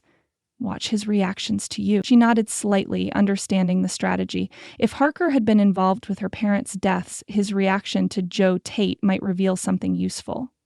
After settling Harker's trembling horse at the water trough, Joe waited the requested 5 minutes, counting seconds impatiently. When she finally entered the jail, she found Harker seated across from Eli's desk, a tin cup of water clutched in his shaking hands. "Swear I'm telling the truth," Harker was saying urgently. "Blackwell's planning something big, bigger than anything before. Then, he's leaving the territory for good." "So you've said," Eli replied evenly. "Yet you've offered no details that would make your information worth the leniency you're requesting." Harker's gaze darted nervously to Joe as she closed the door behind her. No flash of recognition crossed his features, just the usual wariness criminals showed toward lawmen. "It ain't safe," Harker insisted, hunching forward. "Blackwell's got ears everywhere. He finds out I talked, I'm dead before sundown." Eli leaned back in his chair, his posture relaxed, but his eyes sharp. "My deputy and I are headed to the county seat tomorrow to testify at the trial of Blackwell's men. If your information isn't delivered before then, it's of no use to me or the judge." The mention of the trial made Harker pale visibly. That's just it. The trial's what he's after. Joe moved to stand beside Eli's desk, folding her arms across her chest. "Explain." Harker wet his lips. "Blackwell's planning to hit the prisoner transport, free his men, make an example of whoever's guarding them." His eyes flicked between Joe and Eli. "He knows you two will be escorting them. Been watching the town, learning your routines." A chill slid down Joe's spine at the thought of Blackwell observing them undetected. Had he seen through her disguise as easily as Singing Bird had? Did he know Sheriff Barnes was harboring Josie Tate, the woman who'd infiltrated his gang? "When and where is this ambush planned?" Eli asked, his tone conversational despite the gravity of Harker's claim. "Devil's Canyon, halfway to the county seat, day after tomorrow." Harker seemed to gain confidence as he spoke, straightening slightly. "I know because I was supposed to scout the route, find the best spot for the ambush. That's why I'm here instead. I want no part of killing lawmen." Joe caught the flicker of a lie in Harker's eyes, not about the ambush itself, perhaps, but certainly about his noble motivations for betraying it. "Very civic-minded of you," she commented dryly. "What do you want in return, besides not hanging with the rest of Blackwell's men when we catch them?" Harker shot her a resentful glance. Safe passage out of the territory, enough money to start fresh somewhere else. "That's a steep price for information we can't verify," Eli observed. "You can verify it by staying alive," Harker snapped, desperation edging his voice. "Look, I'm taking a hell of a risk coming here. Blackwell finds out I'm worse than dead." Eli studied him thoughtfully. "What else can you tell us about Blackwell's recent activities? Any unusual meetings, new associates?" Harker shrugged. "He's been secretive, more than usual. Meets with someone outside the gang regular-like. Don't know who." "Crawford?" Joe suggested, watching Harker closely for his reaction. The name triggered something, a tightening around Harker's eyes, quickly masked. "The mine owner? Don't know nothing about that." Joe changed tactics. "You've worked with Blackwell a long time. Ever hear him mention the Tate Homestead fire?" Harker's cup paused halfway to his lips, a flash of genuine alarm crossing his features before he controlled it. "What fire? I don't know nothing about no fire." "Strange," Joe pressed, moving closer. "I'd have thought a man in your position would know all about Blackwell's operation up north. The Tate place burned a few months back. Convenient for some." Sweat beaded on Harker's forehead, despite the cool interior of the jailhouse. "Like I said, I mind my own business. Fires happen all the time in these parts." "Indeed they do." Eli agreed, his tone deceptively mild. "Especially to people who cross powerful men. Speaking of which, was Blackwell working for someone else when he planned this ambush? Someone with an interest in keeping his men from testifying?" Harker set his cup down with a shaky hand. "I told you what I know. Blackwell's hitting the prisoner transport in Devil's Canyon. What you do with that information is your business." Eli nodded, as if this confirmed something. "Deputy Peterson will show you to a cell, Mr. Harker. For your own protection, of course. We wouldn't want word of your cooperation reaching the wrong ears." "A cell?" Harker's voice rose with panic. "That wasn't the deal." "I don't recall making any deal," Eli replied evenly. "Consider it temporary accommodations while we verify your story. If it proves accurate, We'll discuss terms. Harker's protests continued as Peterson led him away to the cells at the back of the jailhouse. When they were alone, Eli turned to Joe, his expression grave. "He's lying about something," she said immediately. "I saw him at my family's homestead 3 weeks before the fire. He was with another man talking to my father by the corral. The conversation seemed heated." Eli's brow furrowed. "You didn't mention this before." "I didn't make the connection until I saw him today," Joe admitted. "He looked different then. Better dressed, clean-shaven. But it's him, I'm certain." "And his reaction when you mentioned the fire confirms it," Eli agreed. "The question is whether he was involved directly or just knows who was." Joe paced the small office, thoughts racing. "Either way, he's dangerous to me. If he realizes who I am..." "He won't," Eli assured her. "Your disguise has held this long. But can we trust his warning about the ambush? It could be a trap." Eli considered this, tapping his fingers thoughtfully against his desk. "We can't ignore it. Even if his motivation for telling us is suspect, the threat itself could be real. So we change our route to the county seat?" Joe suggested. "Avoid Devil's Canyon entirely.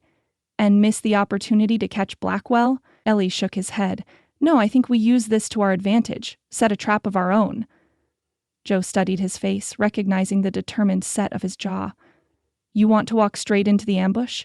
"With preparation and reinforcements," Ellie clarified. "If Blackwell is planning this one last score, it may be our best chance to capture him and discover what he knows about your parents' deaths." The logic was sound, but the risk substantial. Joe weighed their options, remembering Singing Bird's cryptic warning, "When the earth shakes and darkness comes, this brings light." Was this what she had meant? Danger approaching, truths about to be revealed? "We need to be careful," Joe said finally. Harker could be playing both sides, warning us while still serving Blackwell's purposes. "Agreed." Eli rose, moving to stand before her.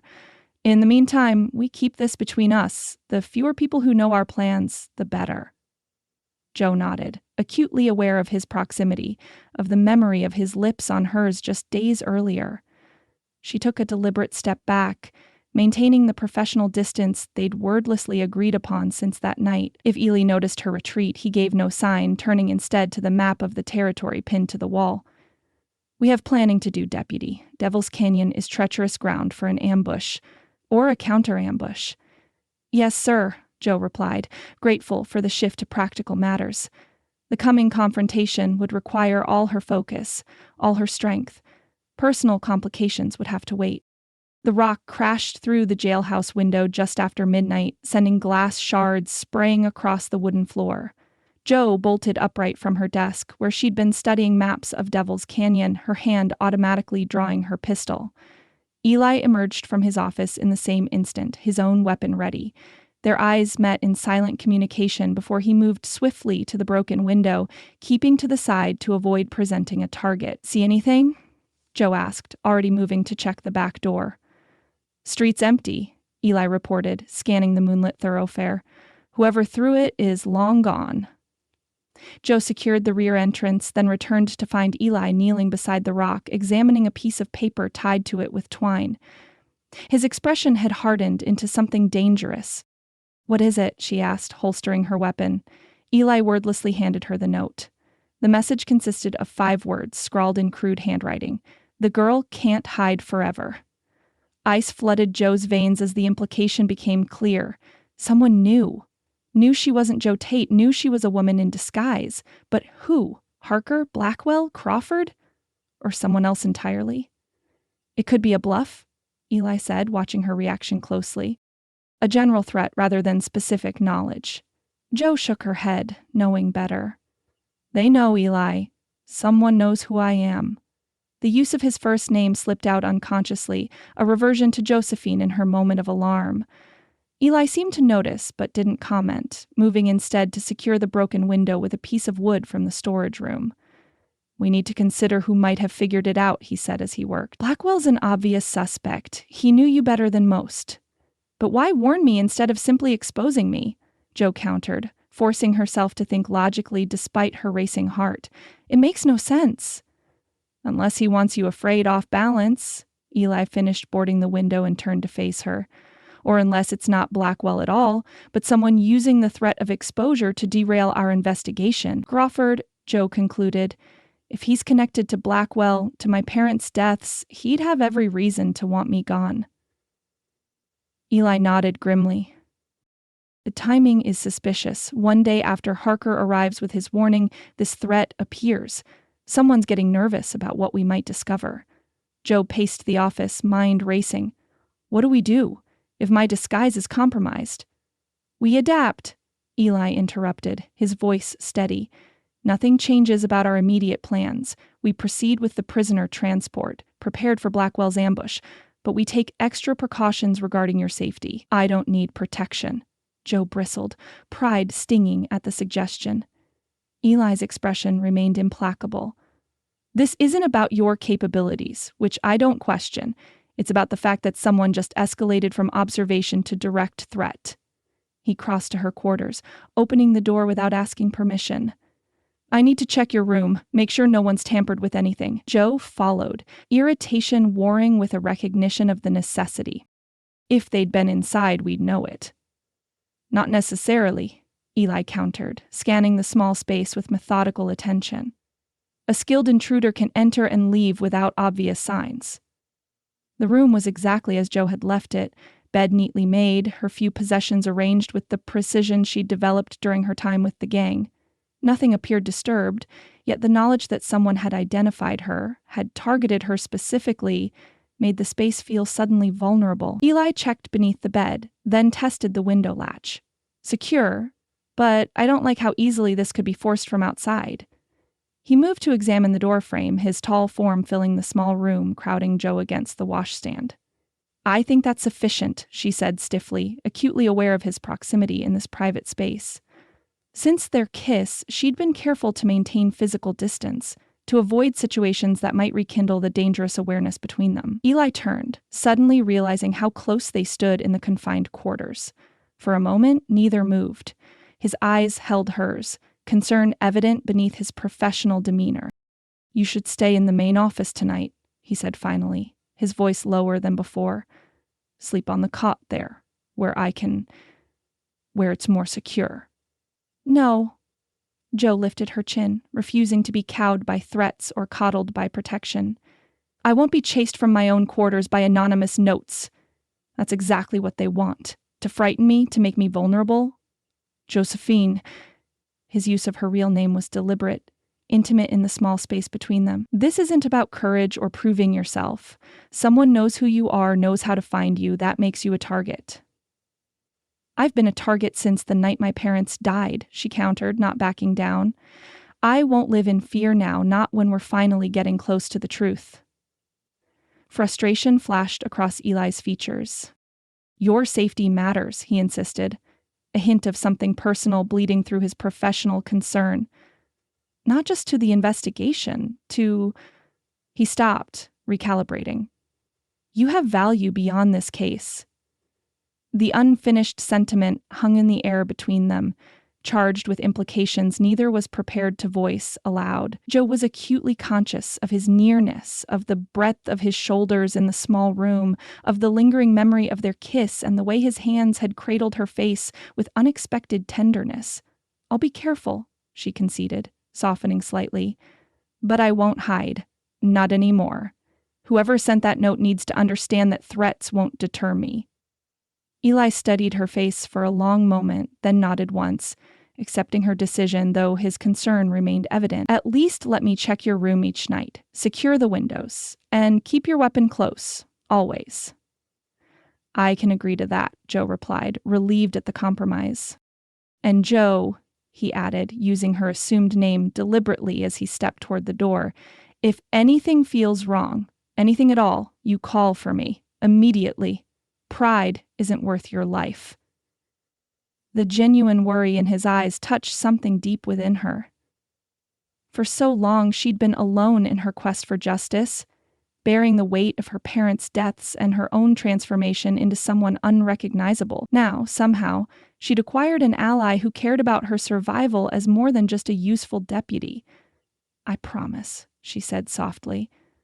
Eli nodded once more, then stepped out, closing the door behind him, with a finality that left Jo standing alone in her quarters, suddenly aware of every shadow, every sound in the night beyond her window.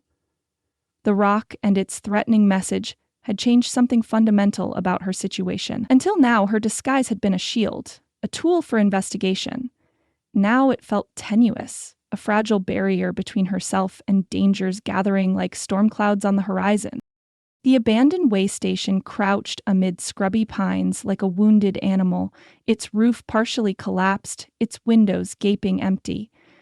Jo surveyed it from the cover of a rocky outcropping, the morning sun warm on her back, despite the chill still lingering in the air. "Harker's information checks out so far," she murmured to Eli, who lay beside her with a spyglass trained on the dilapidated building. "Fresh horse tracks, maybe 3 or 4 riders. Someone's been here recently." Eli nodded, his expression thoughtful as he lowered the spyglass. "Question is whether they've moved on or are waiting for us inside." 2 days had passed since the rock through their window, days filled with preparations for the prisoner transport and the potential ambush at Devil's Canyon, when a traveler reported seeing suspicious activity at this abandoned way station, once a stagecoach stop on the old mountain route. Eli had decided they should investigate personally before committing to their counter-ambush strategy. "Could be Blackwell himself," Jo suggested, studying the silent building for any sign of movement, using this as a staging area before the attack. "Could be," Eli agreed, though he sounded unconvinced. "Seems too obvious for Blackwell's usual methods. He prefers to remain invisible until the moment of action." Jo had to admit the truth of this assessment. In her months with the gang, Blackwell had demonstrated an almost preternatural ability to avoid detection, to appear and disappear like a ghost on the frontier. "We should still check it out," she insisted. "If there's any chance of finding information about his plans," Eli nodded, already plotting their approach. "We'll circle around, come in from the back. If anyone's inside, we take them by surprise.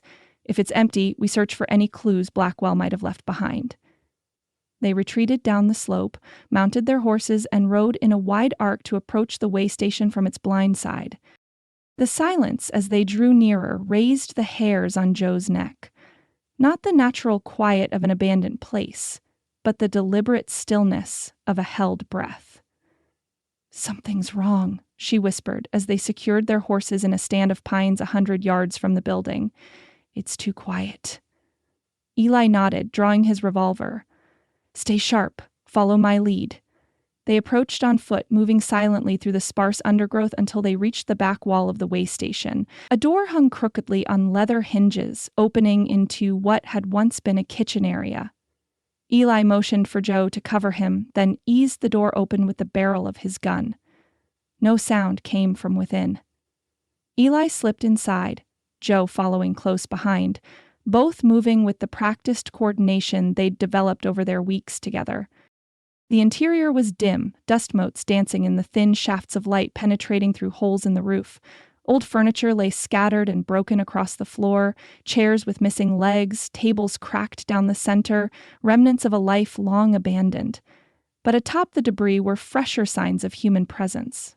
Cigarette stubs, food wrappers, a recently used coffee pot sitting cold on the ancient cast-iron stove. "Someone was here," Jo confirmed, examining boot prints in the dust. "Not long ago." Eli nodded, moving cautiously toward the main room that had once served as a dining area for weary travelers. "Question is, did they leave or—" The first shot came through the open doorway, splintering the wood frame inches from Eli's head. He dove for cover behind an overturned table as 2 more shots followed in quick succession. Jo flattened herself against the wall, her pistol ready as she assessed the situation. "3 shooters!" Ellie called to her between bursts of gunfire. "Main room and loft." Jo caught a glimpse of movement in the rafters above the main room, a man with a rifle positioning for a better angle on Eli's position. Without hesitation, she stepped into the doorway long enough to fire twice. The rifleman cried out, his weapon clattering to the floor below as he clutched his shoulder. A hail of bullets answered her action, forcing her back into cover as wood splinters flew around her. Across the room, Eli used the distraction to change position, rolling behind a more substantial counter that had once served drinks to stagecoach passengers.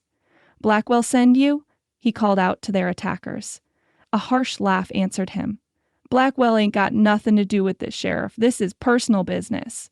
"Whose business?" Eli pressed, catching Joe's eye and signaling toward a side door that might provide her a flanking position. "You been asking too many questions," came the reply, "stirring up matters that should stay buried. Some folks don't appreciate that kind of curiosity." Joe inched toward the indicated door, keeping low as she moved. Through a crack in the boards, she could see two men crouched behind makeshift barricades in the main room. A third, the one she'd wounded, was making his way down from the loft, his rifle abandoned but a revolver still in his good hand. The side door opened with a protesting creak that immediately drew fire. Joe ducked back as bullets thudded into the wood, then used the shooter's momentary distraction to slip through, finding herself in a narrow hallway that ran alongside the main room. From this position, she had a clear view of one attacker, a bearded man in a dusty black coat, reloading his pistol with mechanical precision. Joe aimed carefully and fired, her bullet catching him in the gun arm. He howled in pain, dropping his weapon. The wounded man from the loft turned at the sound, spotted Joe in the hallway, and raised his pistol. Before he could fire, Eli's shot rang out from across the room, catching him in the leg and sending him sprawling. The third attacker, seeing his companions disabled, made a desperate break for the front door. Joe and Eli fired simultaneously. The man stumbled, fell hard, and lay still.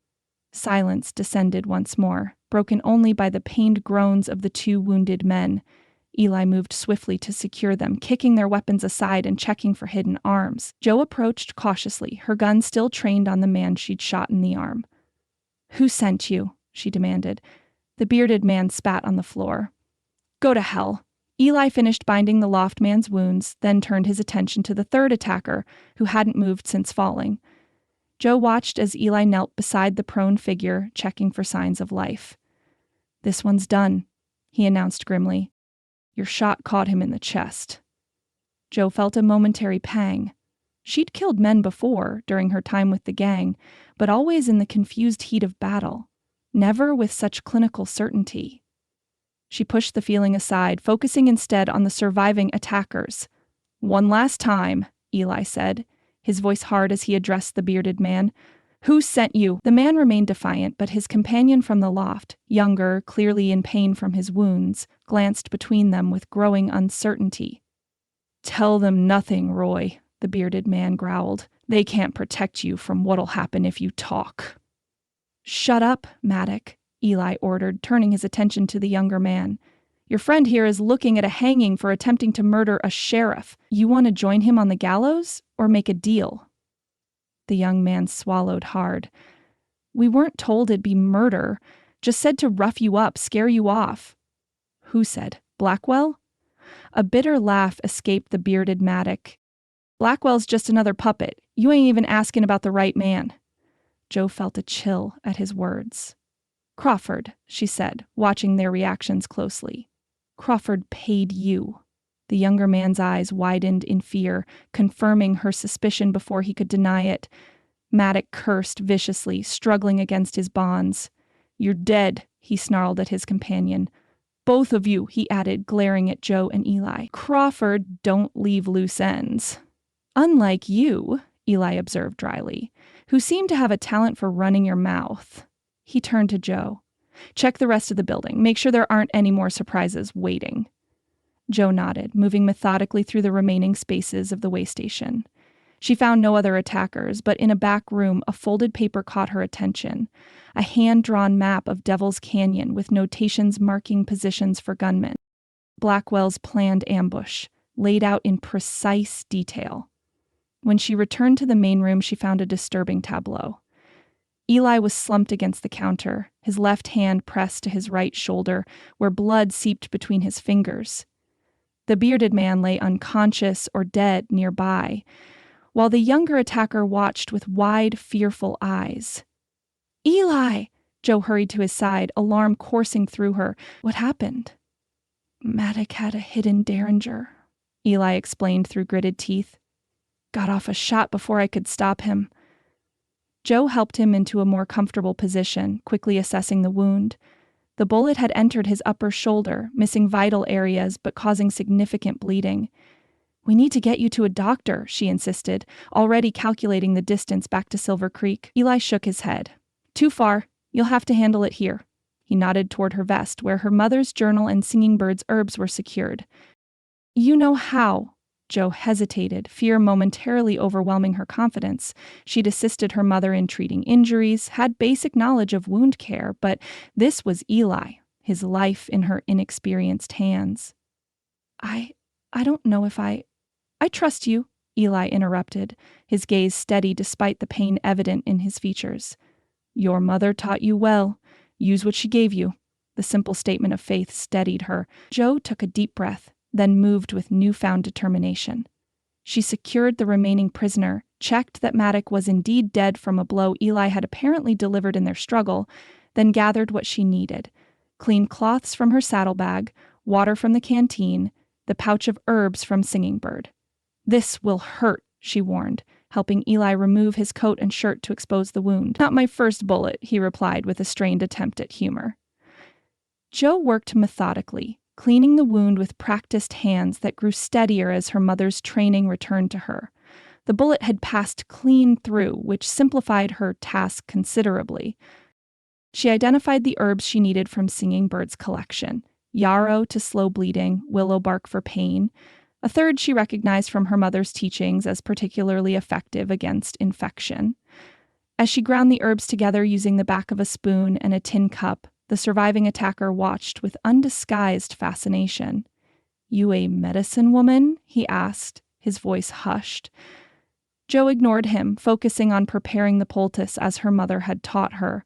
When it was ready, she turned back to Eli, whose face had grown pale with blood loss and pain. This will sting, she warned, but it'll prevent festering. Eli nodded grimly. Do what you must.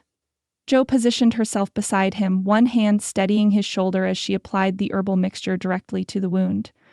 Eli hissed through clenched teeth but remained still, his body rigid with the effort of controlling his reaction. The intimacy of the moment struck Jo forcefully. Her hands on his bare skin, his face inches from hers as she worked, both acutely aware of each other in ways that transcended their current predicament. She had never been so conscious of another person, of the rise and fall of his chest with each carefully controlled breath, of the warmth radiating from his skin despite his injury. Almost done, she murmured, wrapping clean bandages around his shoulder with gentle efficiency. Her fingers brushed against his collarbone, feeling the strong, steady pulse beneath his skin. Eli watched her face as she worked, his eyes never leaving hers despite the pain he must be feeling. You have your mother's touch, he said softly, the words meant for her alone. Jo felt heat rise to her cheeks, grateful that their prisoner couldn't hear the exchange. Hold still, she admonished gently, securing the bandage with a neat knot. You're lucky the bullet went clean through, missed anything vital. Told you it was your shooting I was worried about, not mine, Eli replied, the ghost of a smile touching his lips despite his pallor. Jo sat back on her heels, surveying her work with critical eyes. The bandage was secure, the bleeding controlled. The herbs would help with infection, though Eli would need proper medical attention once they returned to town. We should leave as soon as possible, she decided, helping him carefully back into his shirt. Can you ride? Have to, Eli answered pragmatically. Can't leave you alone with 2 prisoners, 1 dead body, and whatever other surprises might be waiting between here and Silver Creek. As if summoned by his words, the sound of approaching horses reached them through the broken windows. Jo tensed, moving instinctively to place herself between Eli and the potential threat. Could be reinforcements, she whispered, drawing her pistol once more. Eli struggled to his feet, waving off her assistance. Get ready to move. If it's more of Crawford's men, we're in no position to fight. Jo helped him to a defensive position behind the counter, then took up a stance by the window, peering cautiously through a gap in the weathered boards. Relief flooded her as she recognized the riders, Deputy Peterson and Williams, accompanied by 2 townsmen from Silver Creek. It's Peterson, she called to Eli. Must have followed our trail when we didn't return. As she moved to open the door and signal their allies, Jo realized with startling clarity how close they had come to disaster. The attack had been well planned, designed to eliminate both her and Eli before they could connect Crawford to Blackwell or investigate the planned ambush at Devil's Canyon. Yet they had survived, had even gained crucial information from their prisoners, confirmation of Crawford's direct involvement in the attempts to stop their investigation. The pieces were falling into place, the puzzle of her parents' deaths and Blackwell's operations gradually forming a cohesive picture. But the danger was escalating. Crawford had moved from threats to direct action, from intimidation to attempted murder. As Peterson and Williams dismounted outside, calling their names with concern evident in their voices, Joe exchanged a look with Eli that contained volumes of unspoken understanding. The final confrontation was approaching. Whatever secrets lay buried in the past, whatever connection existed between Crawford, Blackwell, and the fire that had claimed her parents' lives, all would soon be brought to light, and neither she nor Eli might survive the revelation. Chapter 8. Hidden Connections. Dr. Samuel Foster's home smelled of carbolic acid and dried herbs, an oddly comforting combination that reminded Joe of her mother's workroom.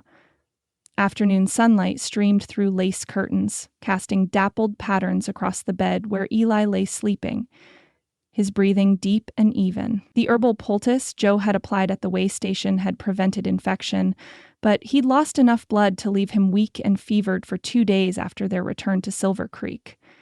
Joe sat in a straight-back chair beside the bed, ostensibly reviewing reports, but actually watching the rise and fall of Eli's chest beneath the clean white sheet. Dr. Foster had insisted the sheriff remain under his care until the fever broke completely, an arrangement that suited Joe's protective instincts while complicating her efforts to maintain her disguise. For 3 days, she'd barely left Eli's side, sleeping in a chair when exhaustion demanded it, eating only when the doctor's housekeeper insisted. Such devotion might have seemed natural from a wife or sister, but from a young male deputy, it had sparked whispers throughout Silver Creek. A soft knock at the door drew Joe's attention. Dr. Foster entered, his tall frame stooped slightly from years of bending over patients, his dark skin creased with the wisdom of his 60 years. "How's our patient this afternoon, deputy?" he asked, moving to check Eli's bandages. "Better, I think," Joe replied, careful to maintain Joe Tate's deeper voice despite her fatigue. "His color's improving." Dr. Foster nodded approval as he examined the wound. "The fever's gone, and the wound is healing cleanly. Your herbal treatment likely saved him from serious infection." He glanced at Joe with shrewd eyes. Unusual knowledge for a young man to possess. Joe tensed, uncertain how much the doctor might suspect about her true identity. "My mother taught me," she said carefully. "She believed in being prepared for emergencies." "A wise woman," Foster replied, his tone suggesting layers of meaning beyond the simple words. "The sheriff is fortunate to have such a dedicated deputy." Before Joe could respond, Eli stirred, his eyes opening slowly. He blinked against the sunlight, then focused on Joe with immediate recognition. "How long?" he asked, his voice rough from disuse. 3 days, Joe answered, relief washing through her at seeing him alert. "You developed a fever on the ride back." Eli attempted to sit up, wincing as the movement pulled at his wounded shoulder. Dr. Foster placed a restraining hand on his good arm. "Easy, Sheriff. You've lost blood and fought off infection. Your body needs time to recover." "Can't afford time," Eli muttered, though he settled back against the pillows. "Crawford's men." "In custody," Joe assured him. "The young one, Roy Jennings, confessed everything. Crawford hired them to eliminate us before we could connect him to Blackwell or investigate the Devil's Canyon ambush." Eli's expression darkened. "And the ambush?" "Prevented," Joe reported with satisfaction. Deputy Peterson led a contingent of men to intercept Blackwell's gang at the canyon, captured 3 more of his men, though Blackwell himself wasn't among them. A hint of a smile touched Eli's lips. "Good work, deputy." The simple praise warmed Joe more than it should have. She adjusted her hat brim to hide her reaction, acutely aware of Dr. Foster observing their interaction with thoughtful eyes. "I'll prepare a tonic for strength," the doctor announced, moving toward the door. "The sheriff should be able to return to his own quarters tomorrow, provided he has adequate assistance." After Foster departed, Joe moved closer to the bed, lowering her voice. "Crawford's been asking questions about your condition. Sent flowers yesterday with his sincere wishes for recovery." Eli's jaw tightened. Bold move considering his men put the bullet in me. He's confident we can't prove his involvement, Joe said grimly. Jennings refuses to testify formally, claims he was confused when he implicated Crawford, and Maddock conveniently died of his injuries before he could be questioned further. Crawford's reach is long, Eli observed. Who's guarding Jennings? Peterson and Williams alternating shifts. I don't trust Marshall, Joe admitted, recalling the deputy's thinly veiled hostility since her arrival in Silver Creek. Good instinct, Ellie agreed. Marshall's been on Crawford's payroll for at least a year. Nothing I could prove, but... He broke off as voices sounded in the hallway outside. Joe straightened, resuming her deputy's posture as the door opened to admit Willard Crawford himself, immaculately dressed as always, his cold eyes assessing the room with calculated precision. Sheriff Barnes, Crawford greeted, his tone solicitous. I'm relieved to find you recovering. Such a tragic accident. Not an accident, Eli replied evenly. An ambush, Mr. Crawford, by men who mentioned your name specifically. Crawford's expression didn't flicker. Desperate criminals will say anything to shift blame from themselves. I'm surprised a man of your experience would give credence to such obvious lies. Joe fought to maintain a neutral expression as Crawford turned his attention to her, his gaze sharpening with interest. Deputy Tate. The town speaks of little else but your heroic actions in saving our sheriff. Your devotion to duty is remarkable. Something in his tone, a subtle emphasis on devotion, perhaps, raised the hairs on Joe's neck. Crawford studied her with the same intensity he might apply to examining a mineral specimen, searching for flaws or value. Just doing my job, sir, Joe answered flatly. Indeed? Crawford stepped closer, invading her space with deliberate intimidation. Strange that no one in Silver Creek had heard of Thomas Tate having a son your age before your arrival? Your father and I had business dealings over the years. He never mentioned you. Joe held her ground, refusing to be cowed. My father was a private man. Yes, Crawford agreed softly. Private and stubborn. Traits that proved unfortunate for him in the end. The veiled reference to her father's death sent a surge of rage through Joe that she controlled only through supreme effort. Eli must have sensed her reaction, for he spoke quickly, drawing Crawford's attention away from her. Was there a purpose to your visit, Mr. Crawford? As you can see, I'm not yet receiving social calls. Crawford smiled thinly, turning back to Eli. Merely civic concern for our law enforcement. Silver Creek needs its sheriff, especially with Judge Harrington arriving tomorrow for the trial of Blackwell's men. He retrieved his hat from where he'd placed it on a side table. I wouldn't want anything to disrupt the proceedings. The threat beneath the cordial words was unmistakable. Crawford nodded to them both, then departed with the smooth confidence of a man accustomed to deference. When his footsteps had faded, Joe released a breath she hadn't realized she was holding. He knows, she whispered. Somehow he knows who I am. He suspects, Eli corrected, pushing himself upright despite his injury. If he knew with certainty, he wouldn't be making veiled threats. He'd act directly. Like sending men to kill us, Joe countered. That seemed direct enough. Eli shook his head slightly. Crawford prefers to operate within a veneer of legality. Violence is his last resort when other methods fail. His expression hardened. I've suspected his illegal dealings for years. Manipulating mining claims, bribing officials, using threats to acquire property. But he's careful, and he has powerful friends in the territorial government. So we need proof, Joe concluded, mind already racing ahead. Something that directly links him to Blackwell, to my parents' deaths. Precisely. Eli reached for the glass of water beside his bed, grimacing as the movement pulled at his wound. Joe moved to assist him, their fingers brushing briefly as she handed him the glass. The casual contact sent an unwelcome awareness through her, a reminder of feelings she couldn't afford to acknowledge. Rest, she instructed, stepping back to a safer distance. Dr. Foster says you can return to your quarters tomorrow if you're stronger. Eli settled back against the pillows, fatigue evident in his features despite his determination. Check the property records in my office, he said quietly. I've been mapping Crawford's land acquisitions over the past year. There's a pattern I can't quite decipher. Joe nodded, relieved to have concrete action to take. I'll handle it. As she turned to leave, Eli caught her wrist, his grip surprisingly strong for a man recovering from blood loss. Be careful, he warned, his eyes holding hers with an intensity that had nothing to do with their professional relationship. Crawford isn't a man who forgives interference. Neither am I, Joe replied with equal intensity, gently extracting her wrist from his grasp before someone could enter and witness the intimate gesture.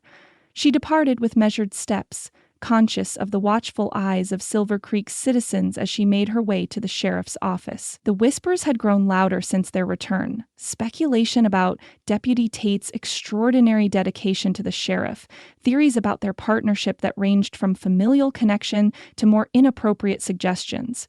For the moment, such gossip served as convenient cover.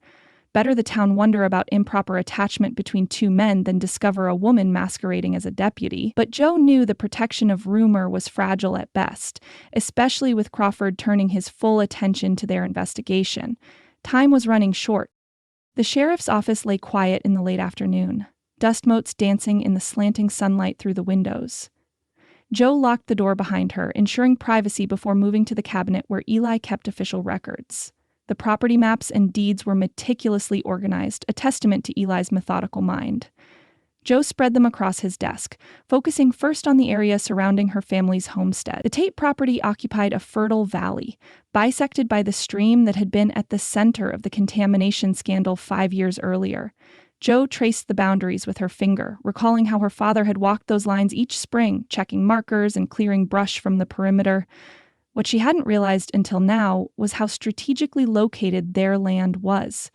To the north lay Crawford's Serpent Mine, its boundaries marked in red ink. To the east and west, properties that according to the records had been acquired by Crawford's mining company within the past 3 years. And to the south, Joe frowned, checking another document. The southern border of the Tate homestead abutted land listed as territorial custody, restricted access. She'd never questioned the empty acreage beyond their property line, assuming it was simply unclaimed frontier awaiting settlement. Further examination of Eli's records revealed a pattern that sent a chill down her spine. Crawford had systematically purchased every available parcel surrounding the restricted area, creating a buffer of privately owned land that prevented access from any direction, except through the Tate property. But what made this land so valuable? Joe searched through the older maps until she found one dating from 15 years earlier, before Crawford's mine had been established. The legend indicated something she'd never known existed, a second mine entrance, marked as Serpent's Tail, located squarely within what was now restricted land. Excitement building, Joe turned to the geological surveys Eli had collected. The Serpent Mine had originally been established to extract silver, but according to these reports, the vein had played out after just a few years of operation. Yet Crawford had continued mining operations, claiming modest but steady yields that justified maintaining the expensive operation, unless the mine's true value lay elsewhere, in a second undocumented vein accessed through this forgotten entrance, a vein rich enough to justify murder. Joe was so absorbed in her discovery that she didn't hear the soft footsteps approaching until the door handle rattled against the lock she'd engaged. Hastily, she gathered the maps and records, returning most to the cabinet but keeping the key documents tucked inside her vest beside her mother's journal. "Deputy Tate?" Deputy Peterson's voice called through the door. "You in there?" Joe composed herself, adopting Joe Tate's stance and manner before unlocking the door. "Sorry," she greeted the older deputy. "Was reviewing some sensitive records." Peterson nodded, apparently finding nothing suspicious in this explanation. "Just checking if you'd heard. Doc Foster says the sheriff's fever broke completely. Says he can return to his quarters above the jail tomorrow morning." "That's good news," Joe replied with genuine relief. "I'll prepare his rooms tonight. Folks are mighty impressed with how you've looked after him," Peterson added, his weathered face creasing with a knowing smile. "Haven't seen such devotion since my Sarah nursed me through the fever back in '62. Joe felt heat rise to her face despite herself. Just doing what any deputy would for his sheriff. Peterson's smile widened, suggesting he believed otherwise, but was too polite to say so. Well, I'll be taking the night shift watching Jennings. Marshall was asking to take the duty, but sheriff's orders were clear, only you, me, or Williams to guard the prisoners. The mention of Marshall reminded Joe of Eli's suspicion that the deputy might be on Crawford's payroll. Good, she said firmly. Keep a close eye on Jennings. He's our only witness against Crawford. Not that he's talking much now, Peterson observed ruefully. Man's scared to death. Won't even take food unless one of us tastes it first. After Peterson departed, Joe returned to Eli's desk, mind racing with the implications of her discovery. If Crawford had been secretly mining beyond his legal claim, using the forgotten Serpent's Tail entrance, it would explain his desperation to acquire the Tate property. It would also explain why her parents might have become suspicious. Their land provided the only access point not already under Crawford's control. But she needed more evidence, something concrete that would convince a judge to investigate Crawford formally. Property records and geological surveys suggested a motive, but proved nothing criminal. Joe gathered the most relevant documents, tucking them securely into an oilskin pouch. She would share her discoveries with Eli tomorrow when he returned to the jail. Together, they might determine what next steps could... The door opened again, this time without knocking.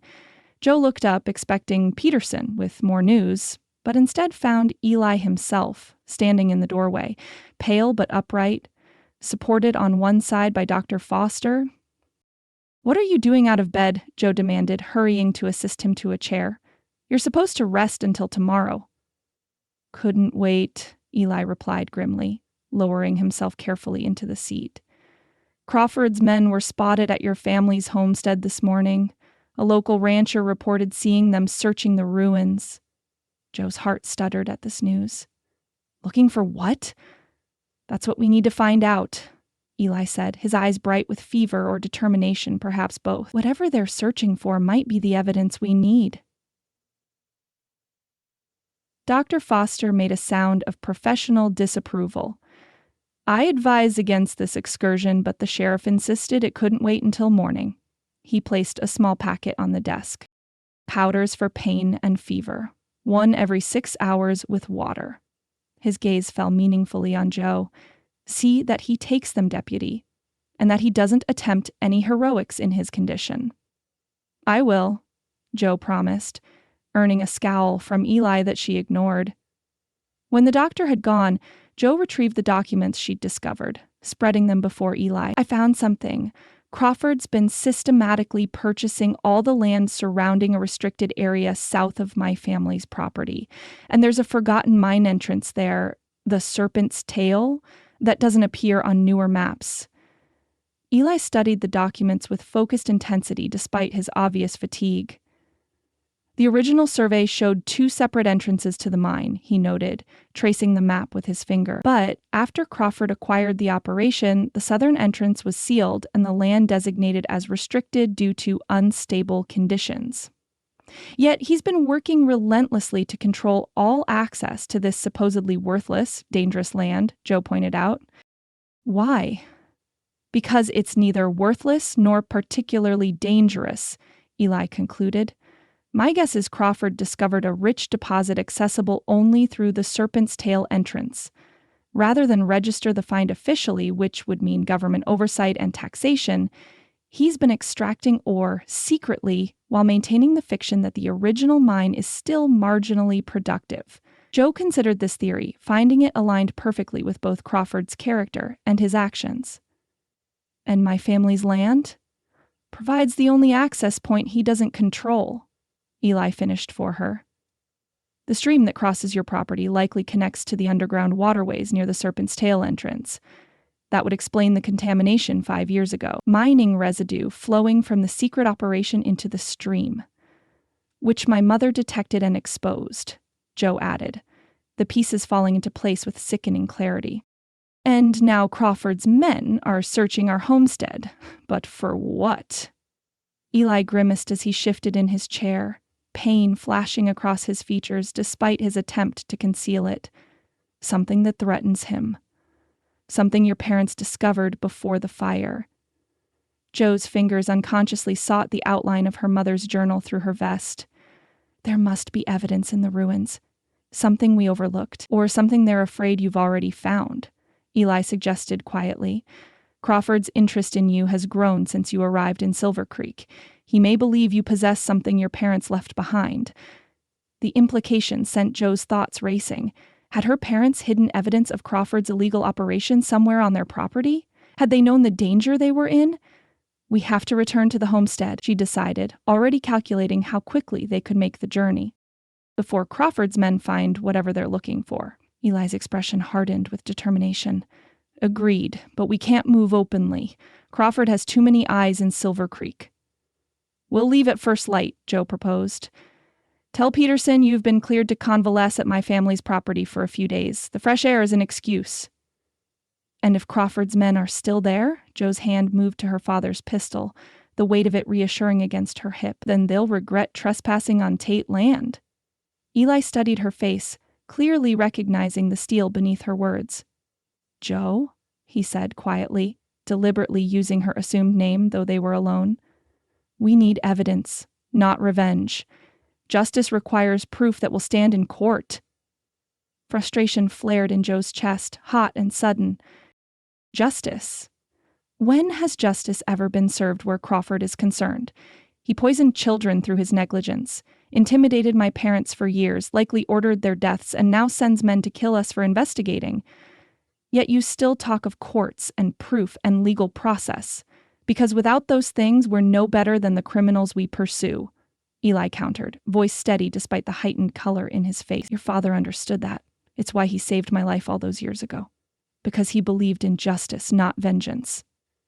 Don't you dare use my father to lecture me, Joe snapped, rising from her chair to pace the small office. You didn't know him like I did. You didn't see how the justice system failed him time and again when he tried to stand against men like Crawford. Eli pushed himself upright, grimacing with the effort but refusing to remain seated during their confrontation.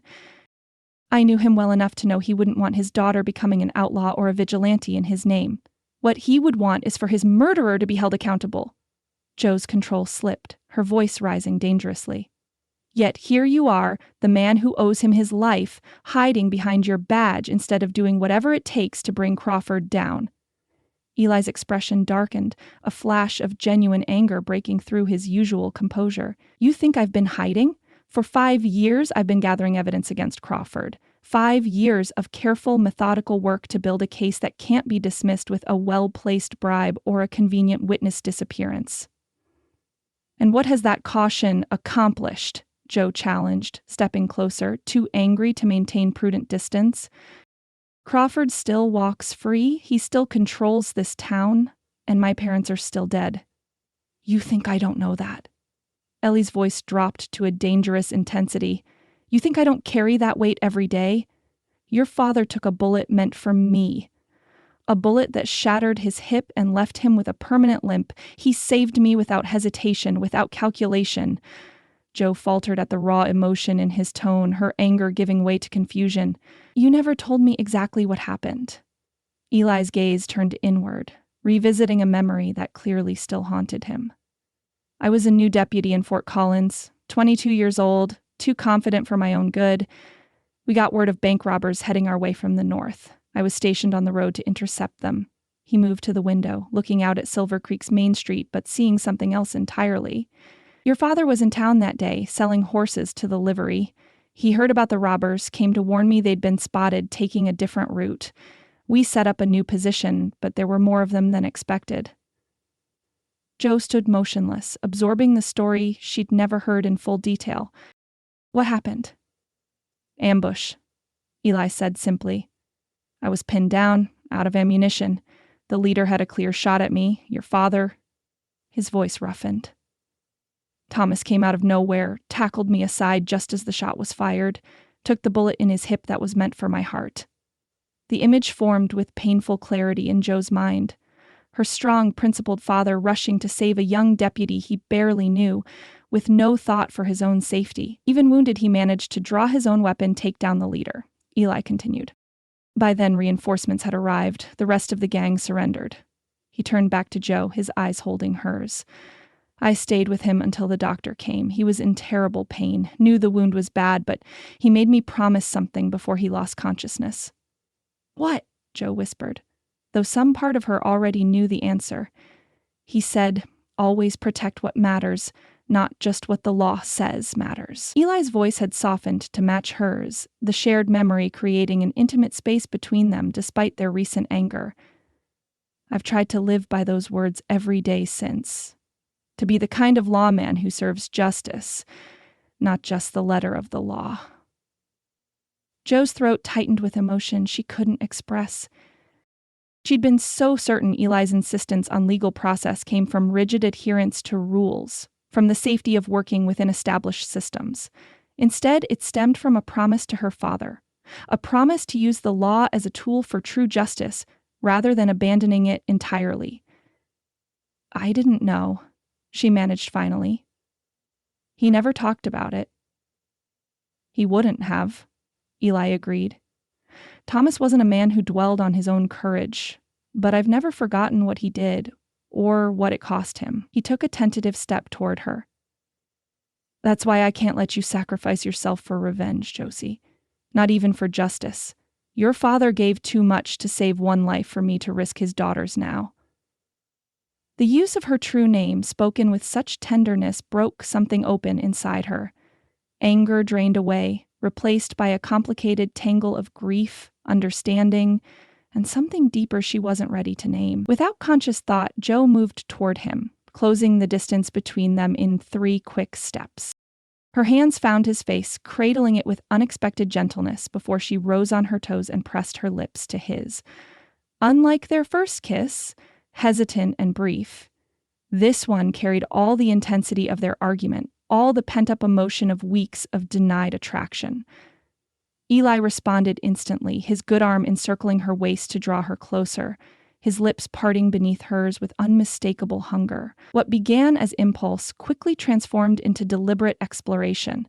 Joe's fingers threaded through his hair, reveling in its texture as their kiss deepened. Eli's hand at her waist tightened, pulling her against the solid warmth of his body despite his injury. Neither seemed capable of restraint, months of tension finding release in this unexpected collision of desire and vulnerability. Only the distant sound of the street door opening broke through their absorption. They separated quickly, both breathing hard, as footsteps approached the office. "Sheriff, you in there?" Deputy Marshal's voice called. Joe stepped back hastily, straightening her clothing and hat, while Eli moved behind his desk, using it to conceal any evidence of their embrace. Neither spoke, exchanging a glance that contained volumes of unresolved feeling and the mutual recognition that they'd crossed a boundary that couldn't be uncrossed. The door opened without further warning. Deputy Marshal stood framed in the doorway, his narrow face registering first surprise at finding Eli out of the doctor's care, then something more calculating as his gaze shifted between them, noting their flushed faces and rapid breathing. "Well, now," he drawled, a knowing smirk spreading across his features. "Isn't this cozy? Doc Foster said you'd left against medical advice, Sheriff, but he didn't mention what was so urgent it couldn't wait." Eli's expression revealed nothing, his professional mask sliding back into place with practiced ease. "Did you need something, Marshal?" Marshal leaned against the doorframe, making no move to leave despite the clear dismissal in Eli's tone. "Just bringing the evening reports. Didn't realize you and Deputy Tate were having a private conference." His emphasis left no doubt about his insinuation. Joe fought to maintain composure, aware that Marshal's suspicions, while embarrassing, still centered on the wrong secret. Better he believe in an improper relationship between sheriff and deputy than discover Joe Tate was actually Josephine. "The reports can wait until morning," Eli stated flatly. "I'll be resuming my duties then." Marshal's smirk remained firmly in place as he set the papers on a side table. "Whatever you say, Sheriff." His gaze lingered on Joe with new speculation. "Always did wonder why a pretty boy like Tate here got special treatment. Guess now I know." Joe's hand twitched toward her gun, but Eli's warning glance stopped her. Marshal clearly hoped to provoke a reaction that would confirm his suspicions. "That will be all, Deputy," Eli said, his voice carrying the full weight of his authority despite his weakened condition. Marshall touched his hat brim in a gesture that managed to be both obedient and insolent simultaneously. "Yes, sir. I'll just leave you two to your official business." When he'd gone, closing the door with deliberate softness behind him, Joe released a slow breath. "He'll talk. Let him," Eli replied, though concern shadowed his features. "Better the town gossips about an inappropriate relationship than discovers your true identity." The pragmatic assessment should have reassured Joe, yet it stung in a way she hadn't anticipated. She stepped further away, needing physical distance to think clearly after the intensity of their kiss. "So now we have Marshall's unwanted attention as well as Crawford's," she observed, deliberately steering them back to practical matters. "Our visit to the homestead will need to be even more discreet." Eli accepted the shift in conversation, though his eyes held questions she wasn't ready to answer. "We leave before dawn," he agreed. "Tell only Peterson whom we can trust. The fewer people who know our movements, the better." Joe nodded, gathering the property maps she'd uncovered. "I'll make preparations." As she moved toward the door, Eli spoke again, his voice soft. "Josie." She paused, but didn't turn, afraid of what she might see in his face, or what he might read in hers. "We will find the truth," he promised, "and Crawford will answer for what he's done. I swear it on your father's memory." Joe closed her eyes briefly, gathering her composure before responding. "I know," she said simply, and departed before emotion could overwhelm her professional facade. In the hallway, she leaned against the wall for a moment, touching her fingers to lips that still burned from Eli's kiss. Their relationship had irrevocably changed, crossing lines both professional and personal. Yet the greater danger lay not in the kiss itself, but in the feelings it had revealed. Feelings neither could afford while Crawford remained untouchable, and the truth about her parents' deaths remained hidden. Tomorrow they would visit the homestead, seeking evidence that might finally bring Crawford to justice. But tonight, alone in her quarters, Joe knew she faced a different challenge altogether. Reconciling the determined deputy she'd become with the woman whose heart now beat with unfamiliar hope beneath her carefully constructed disguise. Chapter 9. Shifting Allegiances. The first fingers of dawn had barely touched the eastern sky when Joe finished loading supplies into their saddlebags. She and Eli had agreed to leave for the Tate homestead before Silver Creek awakened, avoiding the curious eyes and wagging tongues that had proliferated since Marshall's discovery of them in the sheriff's office the previous evening. Joe secured the last pack, then led both horses around to the rear of the jailhouse where Eli waited. His face was drawn with lingering pain from his wound, but determination hardened his jawline as he accepted the reins from her. "Peterson will handle things while we're gone," he said quietly. "Marshall's been assigned to escort the circuit judge on his rounds to neighboring settlements." "Convenient," Joe remarked, checking her saddle cinch. "Keeps him out of our way for a few days." Eli nodded, though his expression remained troubled. "Let's hope. I don't trust—" Well, making an early escape, are we?" The drawling voice froze them both. Deputy Marshall emerged from the shadows beside the building, his narrow face alight with malicious satisfaction. Joe's hand moved automatically toward her pistol, but Eli gave a subtle shake of his head. "Official business, Marshall," he replied evenly. "Shouldn't you be preparing for the judge's escort duty?" Marshall's thin smile widened. "Changed plans. Told the judge I was needed here, couldn't leave when there might be serious misconduct happening right under the town's nose." Joe stiffened at the implication, but maintained her deputy's persona. "What misconduct would that be? Funny you should ask, Deputy Tate. Or should I say," Marshall stepped closer, lowering his voice to a taunting whisper, "Miss Tate." Ice slid down Joe's spine. She forced herself to laugh dismissively. "You've been drinking this early, Marshall.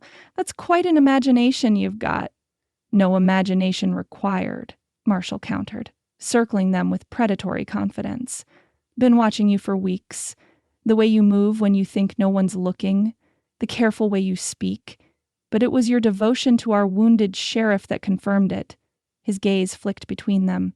"No man frets over another that way unless there's something unnatural between them. But a woman disguised as a man? Now that explains everything." Eli's expression revealed nothing as he faced Marshall squarely. "You're making serious accusations without proof. I suggest you reconsider before saying anything you might regret." "Regret?" Marshall's laugh held no humor. "I'm not the one who'll be regretting things, Sheriff. When the town learns their respected lawman has been harboring a female fugitive, letting her masquerade as a deputy, sharing quarters with her, well, that badge won't protect you for long." "What do you want, Marshall?" Eli asked, cutting through the posturing. The deputy's expression turned calculating. "Smart man, always were, Sheriff." He leaned against the hitching post, affecting casualness, though his eyes remained vigilant. "I want a fair share of what's coming. Crawford's been generous to those who help him acquire the Tate property, but I figure you two know something that makes it even more valuable than he's letting on." Jo could barely contain her contempt. "So you're not just Crawford's lackey. You're an ambitious one." Marshall's face darkened momentarily before his smirk returned. "Call it what you want, but I know which side has the power in Silver Creek, and it ain't the side wearing a star." He straightened, all pretense of friendliness vanishing. "Here's how this will play out.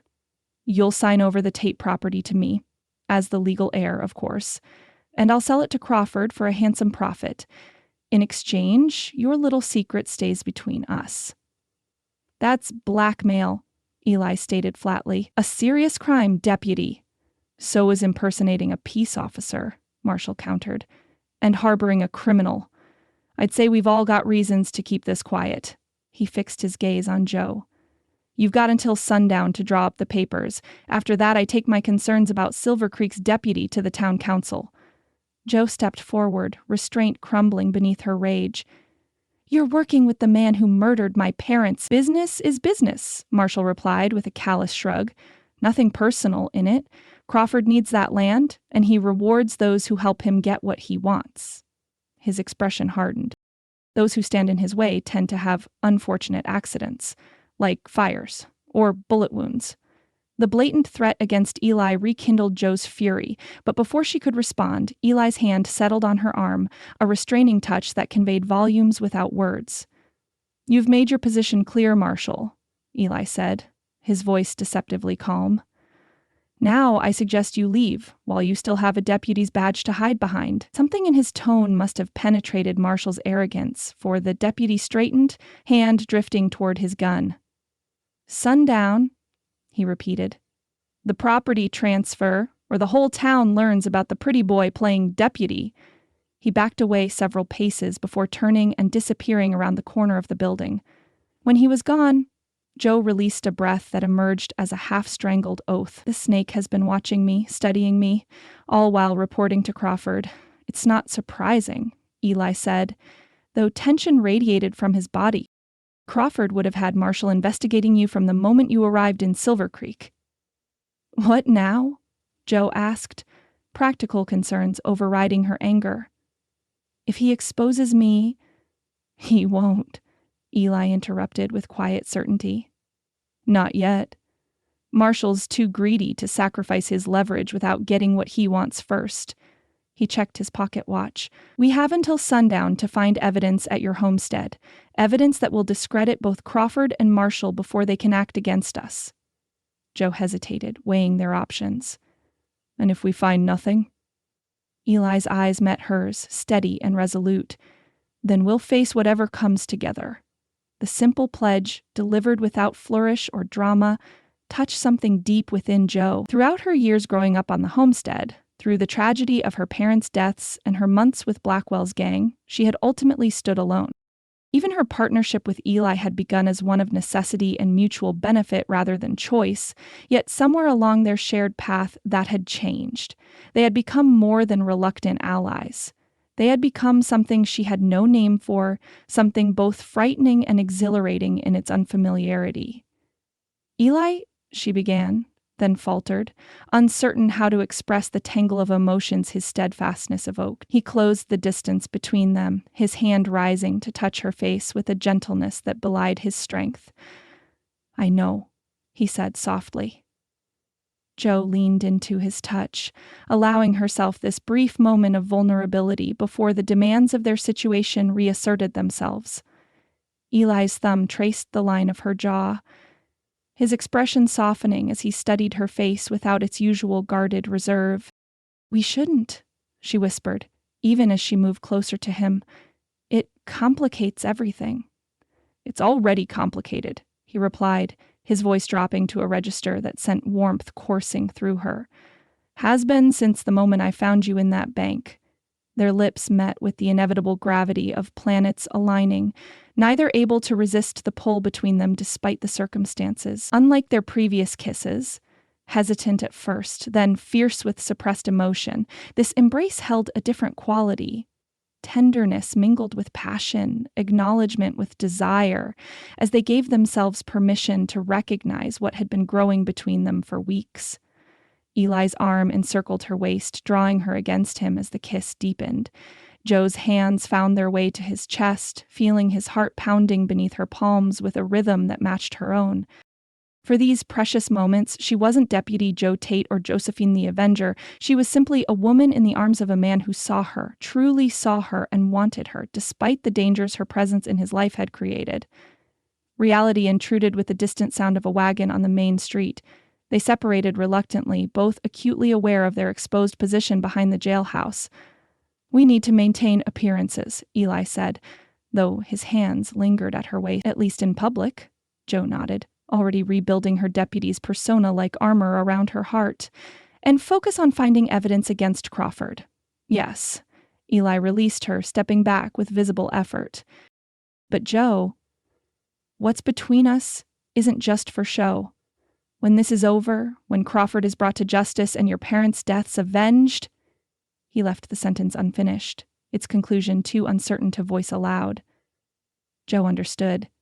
Neither could plan for a future while Crawford's shadow hung over them, while Marshall's threats loomed, while her disguise remained necessary to her very survival. One day at a time, she replied, offering him a smile that held equal measures of hope and caution, starting with finding what Crawford's men are looking for at my homestead. Eli nodded, accepting her pragmatic approach. They mounted their horses and rode out of town as the first residents of Silver Creek began stirring, their intimate moment already relegated to memory as the demands of their investigation reclaimed priority. The Tate homestead appeared undisturbed when they arrived in late morning, the charred ruins standing stark against the spring landscape. Joe surveyed the familiar terrain with mixed emotions. Grief for what had been lost, determination to uncover what had been hidden, and a strange comfort in returning to the place that had shaped her. No sign of Crawford's men, Eli observed, dismounting carefully to favor his injured shoulder. But someone's definitely been here recently. He pointed to fresh boot prints in the soft earth near what had once been the front porch.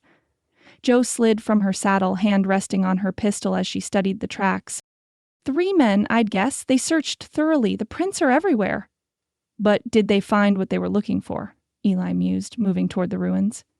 They spent the next several hours methodically examining the homestead, beginning with the charred remains of the house.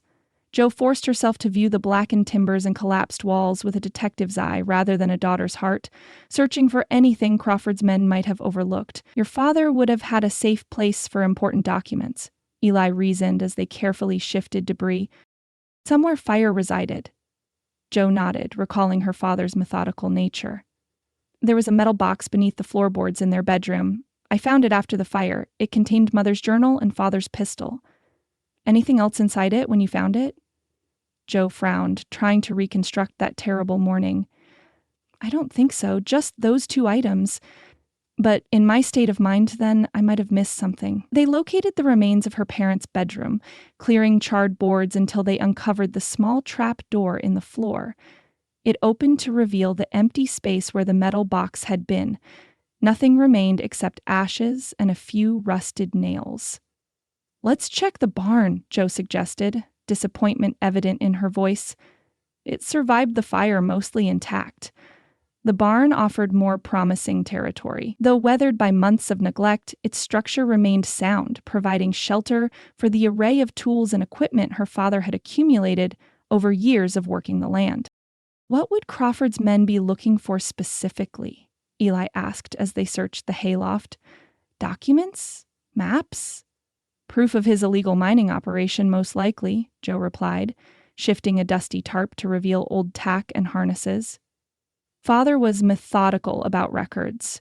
If he discovered Crawford was mining beyond his legal claim, he'd have documented it. Their search yielded nothing until mid-afternoon, when, behind a loose board in her father's workshop area, Jo discovered a small oilskin packet. Her hands trembled slightly as she unwrapped it, revealing several folded papers and a small leather notebook. "Eli," she called, her voice tight with excitement. "I've found something." He joined her immediately, watching as she carefully unfolded the first document. A hand-drawn map of the area surrounding the Serpent Mine, with notation in her father's precise handwriting marking what appeared to be tunnel systems extending well beyond the mine's official boundaries. "This is it," Jo breathed, scanning the other papers. Water testing results, calculations of ore extraction rates, notes about unauthorized activity observed near the restricted land. Father was building a case against Crawford, and Crawford discovered it, Eli concluded grimly, examining the small notebook which contained dates, times, and observations of unusual movements around the mine. This would have been enough to prompt an official investigation that could have exposed Crawford's entire operation. Jo nodded, a cold certainty settling in her chest. So he arranged the fire, ensuring no one would find these documents. She tucked them carefully inside her vest. But he wasn't certain everything was destroyed. That's why his men were searching the ruins, making sure nothing survived that could implicate him. "And now we have exactly what they were looking for," Eli said, satisfaction evident in his voice. "Enough evidence to request a formal investigation into Crawford's mining practices." Jo's expression darkened with determination. Enough evidence to bring him to justice for murder. They secured the documents and prepared to return to Silver Creek, both aware that their discovery shifted the balance of power in their favor.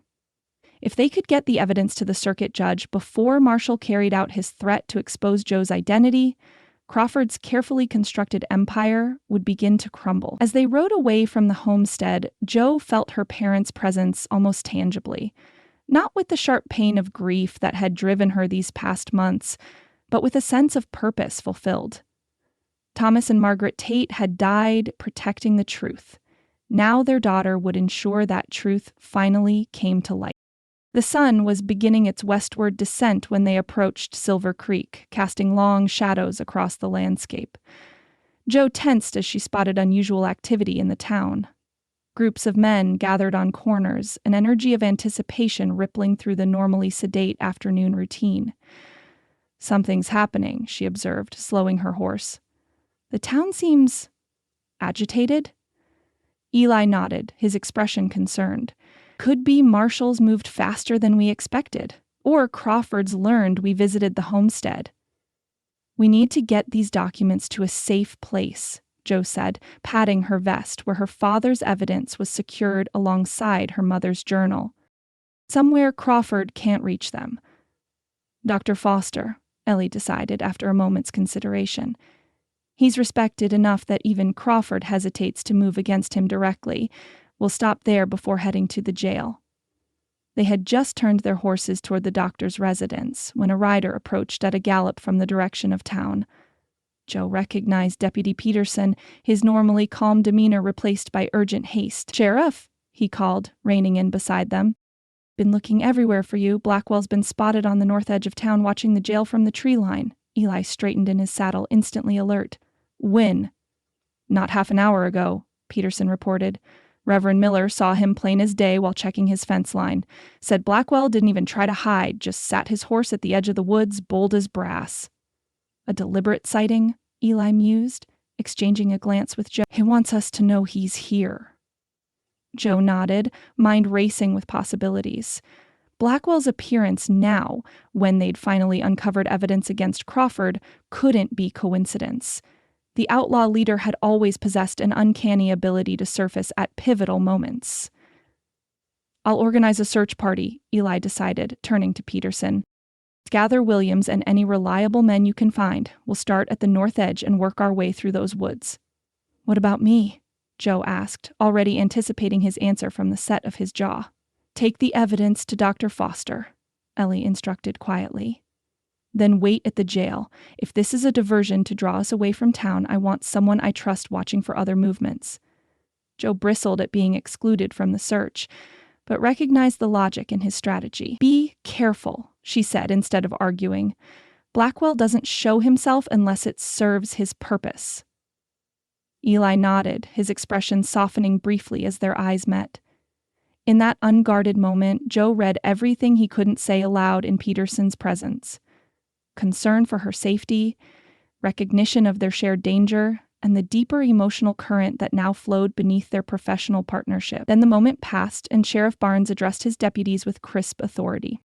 "Peterson, gather the men at the North Crossroads in 20 minutes. Deputy Tate, secure the jail and maintain position there. No one enters without proper identification, especially with the trial witnesses still in custody." "Yes, sir," Joe replied formally, accepting the document packet Eli discreetly passed to her, adding his own notes and maps to her father's evidence for safekeeping. They separated, Peterson riding ahead to town, while Eli turned his horse toward the North Woods. Joe watched him go, a sense of foreboding settling over her despite the triumph of their discovery at the homestead. Blackwell's sudden appearance, Crawford's determination, Marshall's threats. Too many dangerous elements were converging on Silver Creek. She rode directly to Dr. Foster's home, finding the physician sorting medicines in his treatment room. His eyebrows rose at her disheveled appearance, but he asked no questions as she explained their need for secure storage of important documents. "My safe is at your disposal, Deputy," he assured her, opening a concealed wall panel to reveal a small iron strongbox. "No one but myself knows the combination." Joe handed over her father's evidence with reluctance, keeping only her mother's journal.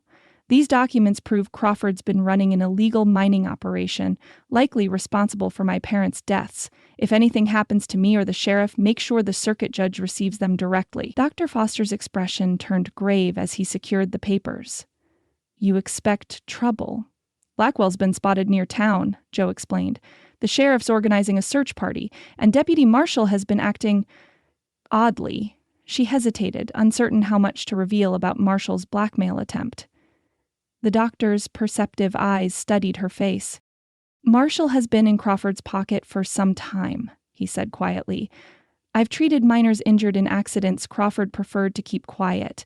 Marshall always appears afterward, asking questions, suggesting alternative explanations."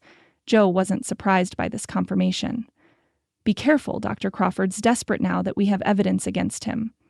"I've survived worse than Willard Crawford," Foster replied with dignified confidence. "During the war, I treated soldiers from both sides on battlefields where merely being seen could get a man of my color shot. I won't be intimidated in my own town." Joe touched the brim of her hat in genuine respect before departing. She rode toward the jail, intending to follow Eli's orders to secure the building, but as she passed the alley beside the hotel, a flash of movement caught her eye. Deputy Marshall hurrying toward the back entrance of Crawford's business office. Glancing furtively over his shoulder, acting on instinct, Joe dismounted, tethered her horse out of sight, and followed at a cautious distance. She reached the rear of Crawford's building in time to see Marshall disappear inside. Checking to ensure no one observed her, Joe crept to a partially open window, positioning herself to hear the conversation within. "Absolutely certain," Crawford's voice came clearly, tight with controlled anger. "Saw them riding back from the Tate place myself," Marshall replied. "They found something." Tate was clutching papers inside her vest like they were gold certificates. Joe froze at this confirmation that Marshall had been watching them return from the homestead. Had he followed them all the way from town? "This complicates matters," Crawford said, his tone shifting to cold calculation. "The evidence must be recovered before they can present it to the judge." "Already working on that," Marshall assured him. "But there's something else you should know. I confronted them this morning with what I know about Tate's true identity." A momentary silence followed this revelation. Joe held her breath, straining to hear Crawford's response. "And?" The mine owner's voice had dropped dangerously. "Offered them a deal. Property transfer by sundown or I expose her to the town council. Barnes didn't bite, but they're cornered now." Crawford's laugh held no humor. "You fool, you forced their hand. Whatever evidence they found, they'll act on it immediately now." "I thought—" "You didn't think," Crawford interrupted harshly. "Barnes is too principled to succumb to blackmail. And now they know you're working with me directly." A heavy sigh. "We'll need to accelerate our plans." The sound of papers rustling reached Jo's ears. She shifted slightly, risking a glance through the window to see Crawford removing documents from a desk drawer. "These should suffice," he said, spreading several official-looking papers before Marshall. Bank transfer records showing Barnes accepting payments from the mine. Forged, of course, but convincing enough to raise serious questions about his integrity. Marshall examined the documents with a low whistle. "This will destroy him in the town's eyes." "Precisely. Once his credibility is undermined, any accusations he makes against me will be dismissed as desperate attempts to deflect from his own corruption." Crawford gathered the papers, handing them to Marshall. "Deliver these to Judge Harrington as soon as he returns from his circuit.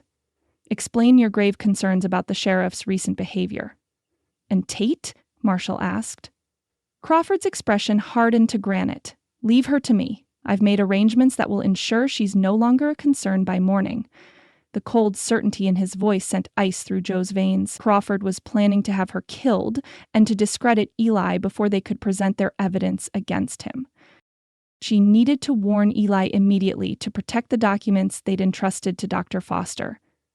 Jo backed away from the window, moving as silently as possible. She had nearly reached the alley entrance when a hand clamped over her mouth from behind, an iron arm locking around her waist and dragging her deeper into the shadows. She fought instinctively, driving an elbow back into her attacker's ribs, but the grip merely tightened. A familiar voice hissed in her ear, freezing her mid-struggle. "Easy, Josie. It's me." Blackwell, the last person she expected and perhaps the most dangerous. As he slowly removed his hand from her mouth, she turned to face the outlaw leader, her hand hovering near her pistol. "Eavesdropping on Crawford is hazardous to your health," Blackwell remarked conversationally, though his ice-blue eyes remained vigilant. "As your parents discovered." Jo stiffened at the casual reference to her family. "You knew who I was all along," she realized, "even when I joined your gang." A ghost of a smile touched Blackwell's lips. "Of course. Thomas Tate's daughter isn't that difficult to recognize, even in men's clothing. You have his stubborn chin." He glanced toward Crawford's office. "We need to talk, but not here. Meet me at the old mill in 1 hour. Come alone." Jo shook her head, disbelief warring with anger. "You expect me to trust you after everything that's happened?" "I expect you to want the truth about your parents' deaths," Blackwell countered smoothly. "Which I have, along with proof of Crawford's direct involvement." Jo studied him, searching for deception in his composed features.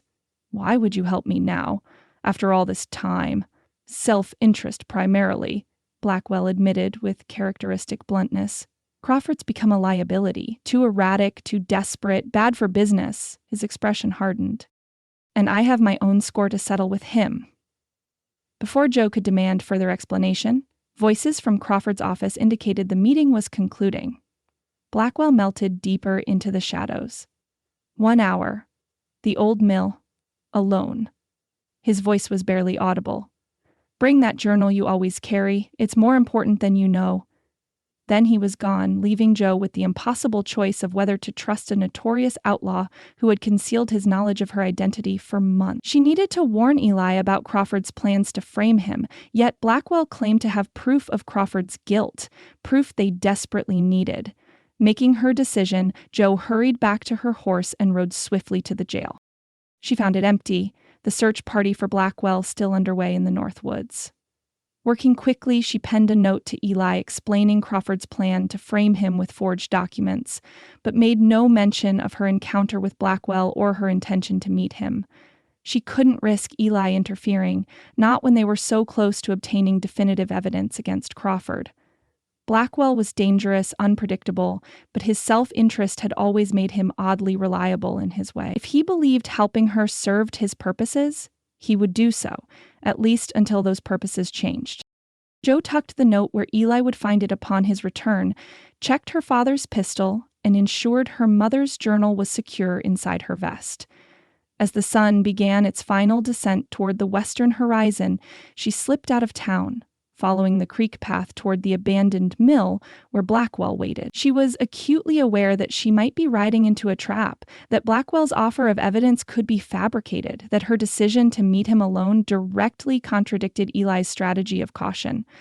Yet she could not ignore this opportunity to finally learn the full truth about her parents' deaths, to obtain proof that would bring Crawford to justice once and for all. As the dilapidated structure of the old mill came into view, Jo's resolve hardened. Whatever Blackwell's true motives, whatever danger awaited her, she would face it as both Thomas Tate's daughter and the woman she had become through her own trials and transformations. Not just an avenger now, but a seeker of justice, a distinction Eli had helped her understand. She dismounted at a distance, approaching the mill on foot with her hand near her pistol. The setting sun cast long shadows across the weathered building, creating perfect hiding places for anyone who might wish her harm. Yet as she reached the sagging doorway, only one figure awaited inside: Silas Blackwell, seated calmly on a broken millstone, a leather portfolio resting beside him. "Right on time," he commented, making no move to rise. "You always were punctual, even as Jo Tate." Jo remained in the doorway, unwilling to surrender her clear escape route. "You said you have proof about my parents' deaths. Let's see it." Blackwell studied her, a hint of approval in his expression at her directness. "First, let me clarify my role in this particular drama. Contrary to what you likely believe, I didn't kill your parents or arrange their deaths." "But you knew who did," Jo accused. "You've known all along." "Yes." Blackwell's admission held no apology, merely statement of fact. "Crawford approached me about eliminating a problem at the Tate homestead. I declined the contract. I'm a thief, not an assassin, but he found others willing to do the work." "Yet you recruited me afterward," Jo said, confusion and anger mingling in her tone. "Why?" Blackwell's expression turned surprisingly earnest. "To protect you, believe it or not. When I learned Thomas Tate's daughter had survived and was asking dangerous questions about the fire, I knew Crawford would eventually silence you too." He spread his hands in a gesture that suggested obvious logic. "By bringing you into my gang, I kept you close, made you less vulnerable. Crawford wouldn't move against you while you were under my protection." The explanation was so unexpected, so contrary to everything Jo had assumed, that she momentarily lost her composure.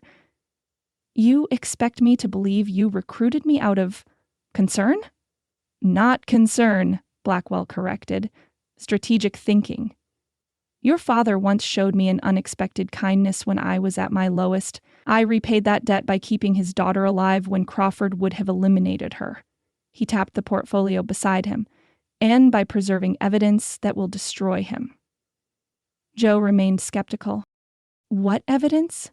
"Financial records proving Crawford hired 3 men to set the fire at your homestead. Their names, payment amounts, dates."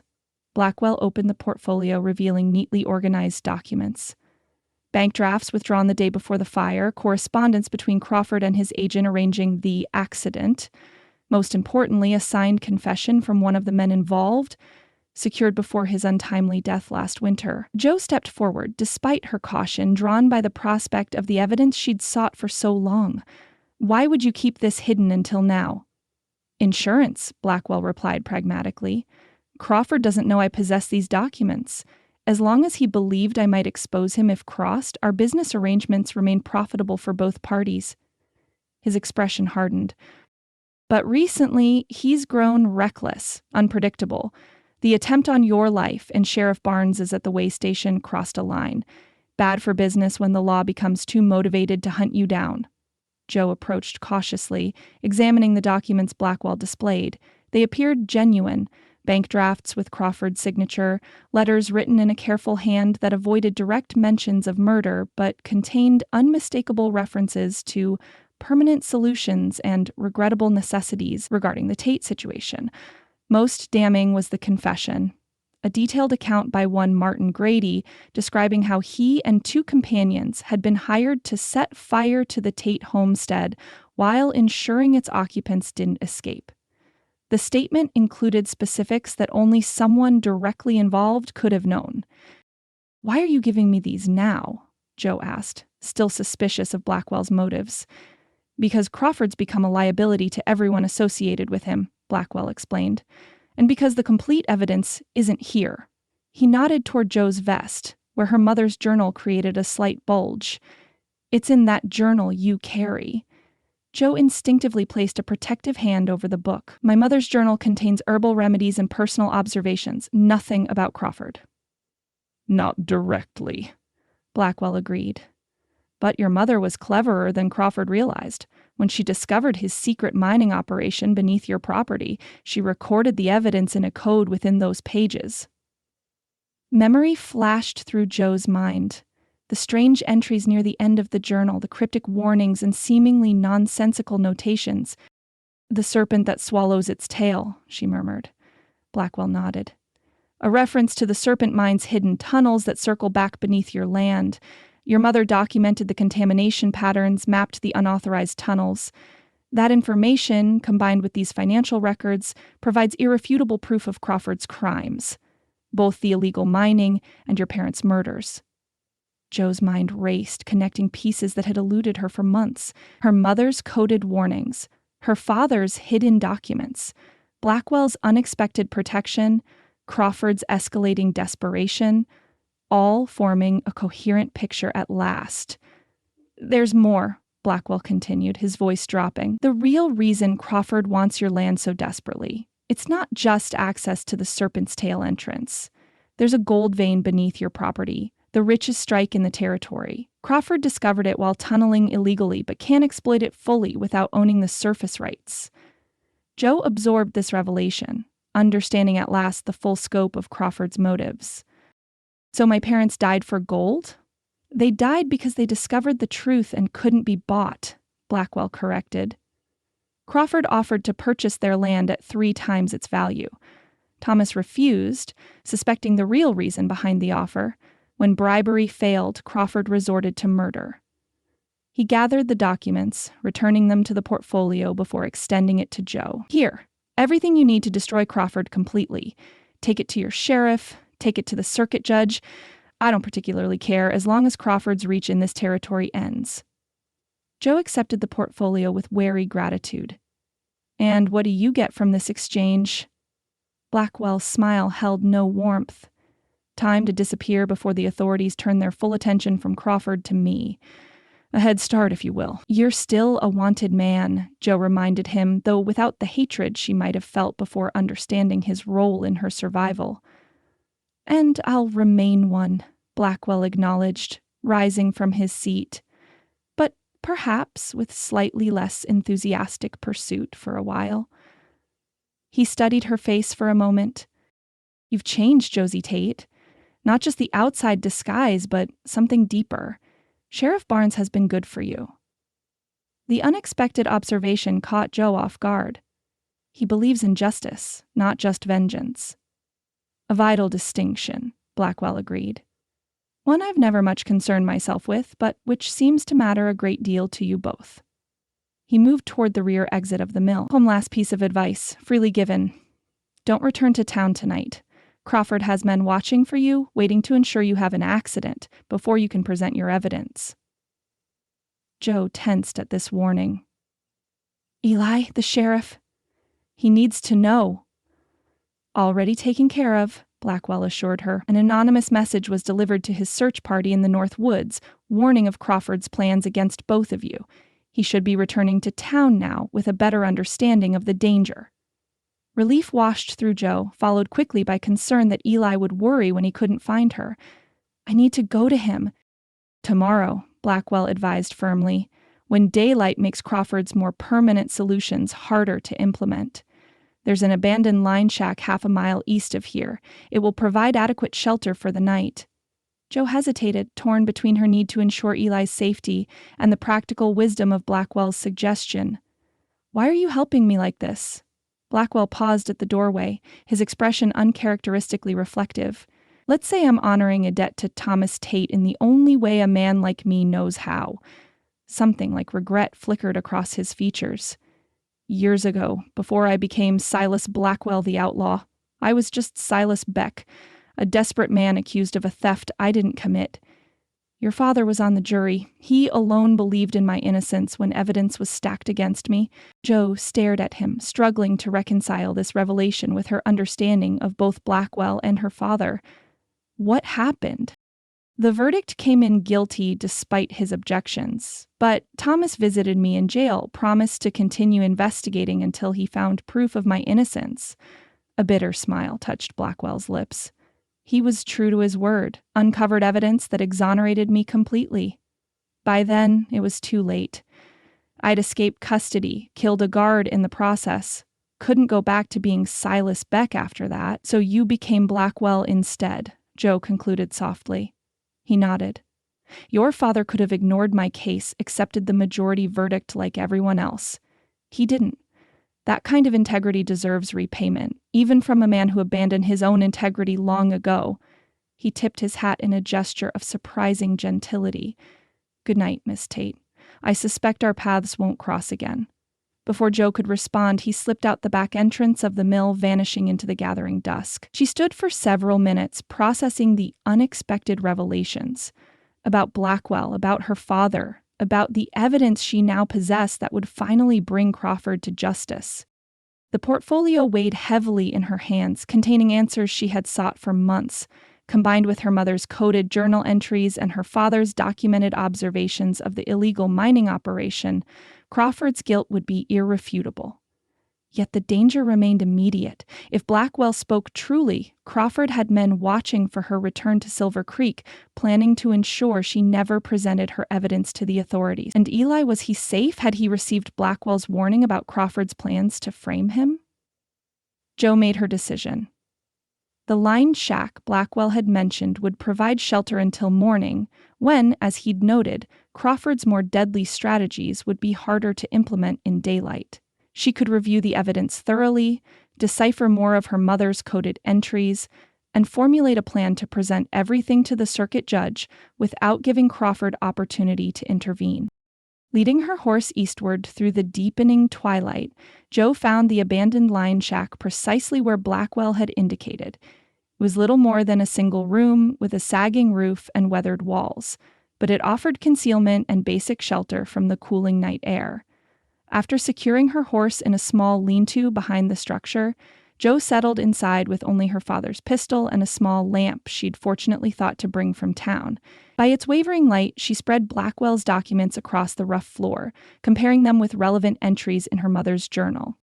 The evidence, when assembled chronologically, told a damning story. Crawford had discovered gold beneath the restricted land south of the Tate property while mining silver through his legitimate operation.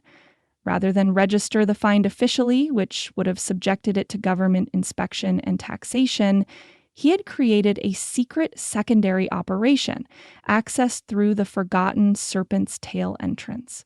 Margaret Tate had detected the resulting contamination in the stream that crossed their property, documented it with scientific precision, and presented her findings to force Crawford to implement containment measures. But she hadn't stopped there. Suspicious of continued water quality issues, she had discreetly continued monitoring the stream, eventually discovering evidence of the illegal tunnels extending beneath their land. Joe deciphered more of her mother's coded entries as the night progressed. What had appeared to be disconnected observations about plant growth patterns and soil conditions were actually a methodical mapping of underground mining activity, disguised as a healer's notes to avoid suspicion should the journal fall into the wrong hands. "When darkness falls, my daughter will bring light," Joe read aloud from one of the final entries, understanding at last her mother's prescient warning. Margaret had known the danger her investigations posed, had perhaps even suspected Crawford might resort to violence. The journal had been her insurance policy, evidence preserved for her daughter to discover when the time was right. A surge of bittersweet pride filled Joe's heart. Her parents had been remarkable people. Principled, intelligent, brave. They had died not just as victims, but as defenders of truth, refusing to be intimidated or bought by Crawford's power and wealth. Now their daughter would complete their work. With Blackwell's financial records, proving Crawford's direct involvement in the fire, her mother's documented evidence of the illegal mining operation, and her father's meticulous observations of suspicious activity around their property, Crawford's crimes would finally be exposed. As the lamp burned low, Jo carefully repacked all the evidence into Blackwell's portfolio, securing it inside her vest alongside her mother's journal. Sleep eluded her despite her physical exhaustion, her mind racing with plans for the morning. She would need to approach the circuit judge directly, bypassing the potential corruption of local authorities. Eli would help if he had received Blackwell's warning, if he understood the full scope of Crawford's plan to discredit him with forged evidence of bribery. Eli.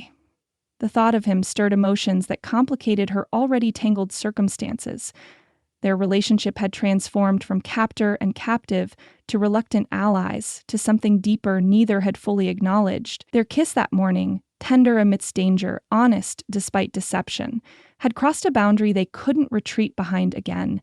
Yet what future could possibly exist for them? Even if Crawford were brought to justice, even if her parents' deaths were avenged, Jo had been living as someone else for so long that her true identity felt like a half-forgotten dream. Could Josephine Tate simply reemerge, claim her homestead, build a new life from the ashes of the old? And Eli, would the principled sheriff want a woman whose hands weren't entirely clean, who had ridden with outlaws and deceived an entire town? Could the connection that had grown between them survive the revelation of her true identity to Silver Creek? Questions without answers circled her mind as she eventually drifted into uneasy slumber, her father's pistol close at hand, her mother's journal and Blackwell's damning evidence secured against her heart. Morning would bring the final confrontation with Crawford and with the truth she had pursued at such cost to herself and others. Whatever the outcome, Josie Tate knew that by dawn's light she would no longer be hiding behind the identity of Deputy Jo Tate. For better or worse, the time for disguises was ending.